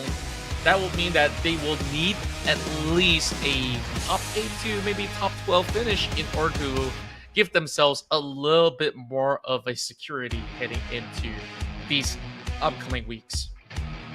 Yes, 2 more weeks to go for this, and we're going to reset the points again later. next week, that is, on Wednesday. So by what we mean resetting the points is that we're going to reset the total points. So the 249 collected by GE will be back 0. So they need to refarm their points again. And same goes, we're going to repeat the process by the end of the week. Sunday, after the final game, we'll determine who gets the 20 points down to the 1 point. We'll put it up all together. And we will see again who is in danger and who is pretty okay. That's right. And with that said, we've already concluded this weekend's run for the PMCL. So, of course, there is so much more to offer as we prepare ourselves with another brand new week. Once again, we will be back on the evenings. For some of you guys, maybe afternoon, 8 GMT, about 4 p.m. onwards. So make sure you guys stay tuned for that, as we will be giving you some of the best that Southeast Asia has to offer. Yes, same time, same channel, wherever you're watching this. In case you forget, all you need to do is to follow or subscribe whichever social media that you're watching this right now, so that you won't miss out on the notifications when it comes up. But we're not changing the time, ladies and gentlemen. We're not changing the time. Still going to be the same time. Still going to be on live on the same social medias that you're at. And in case you create any content out of this, you create any clips, highlights of your favorite teams, favorite moments, don't forget to tag up PUBG Mobile as well. Share out the love, share out the exciting moments, and who knows, by next week, your friends who missed out on week 1 could join you and watch together.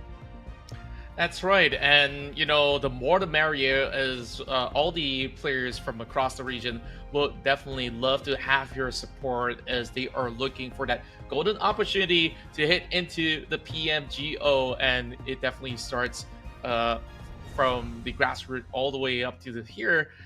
And we're also hoping that for those of you guys who are aspiring pro players, you will be able to join us for the upcoming events. You could basically check out the latest news by following PUBG Mobile Esports, so that you know when exactly to sign up with your friends. Well, just to clarify, ladies and gentlemen, there's no advancement. So the teams will be playing for the prizes and also the glory at this stage of this tournament, including the grand finals as well. So, yeah, I mean, it is all about getting the trophies on the board. Why not, right?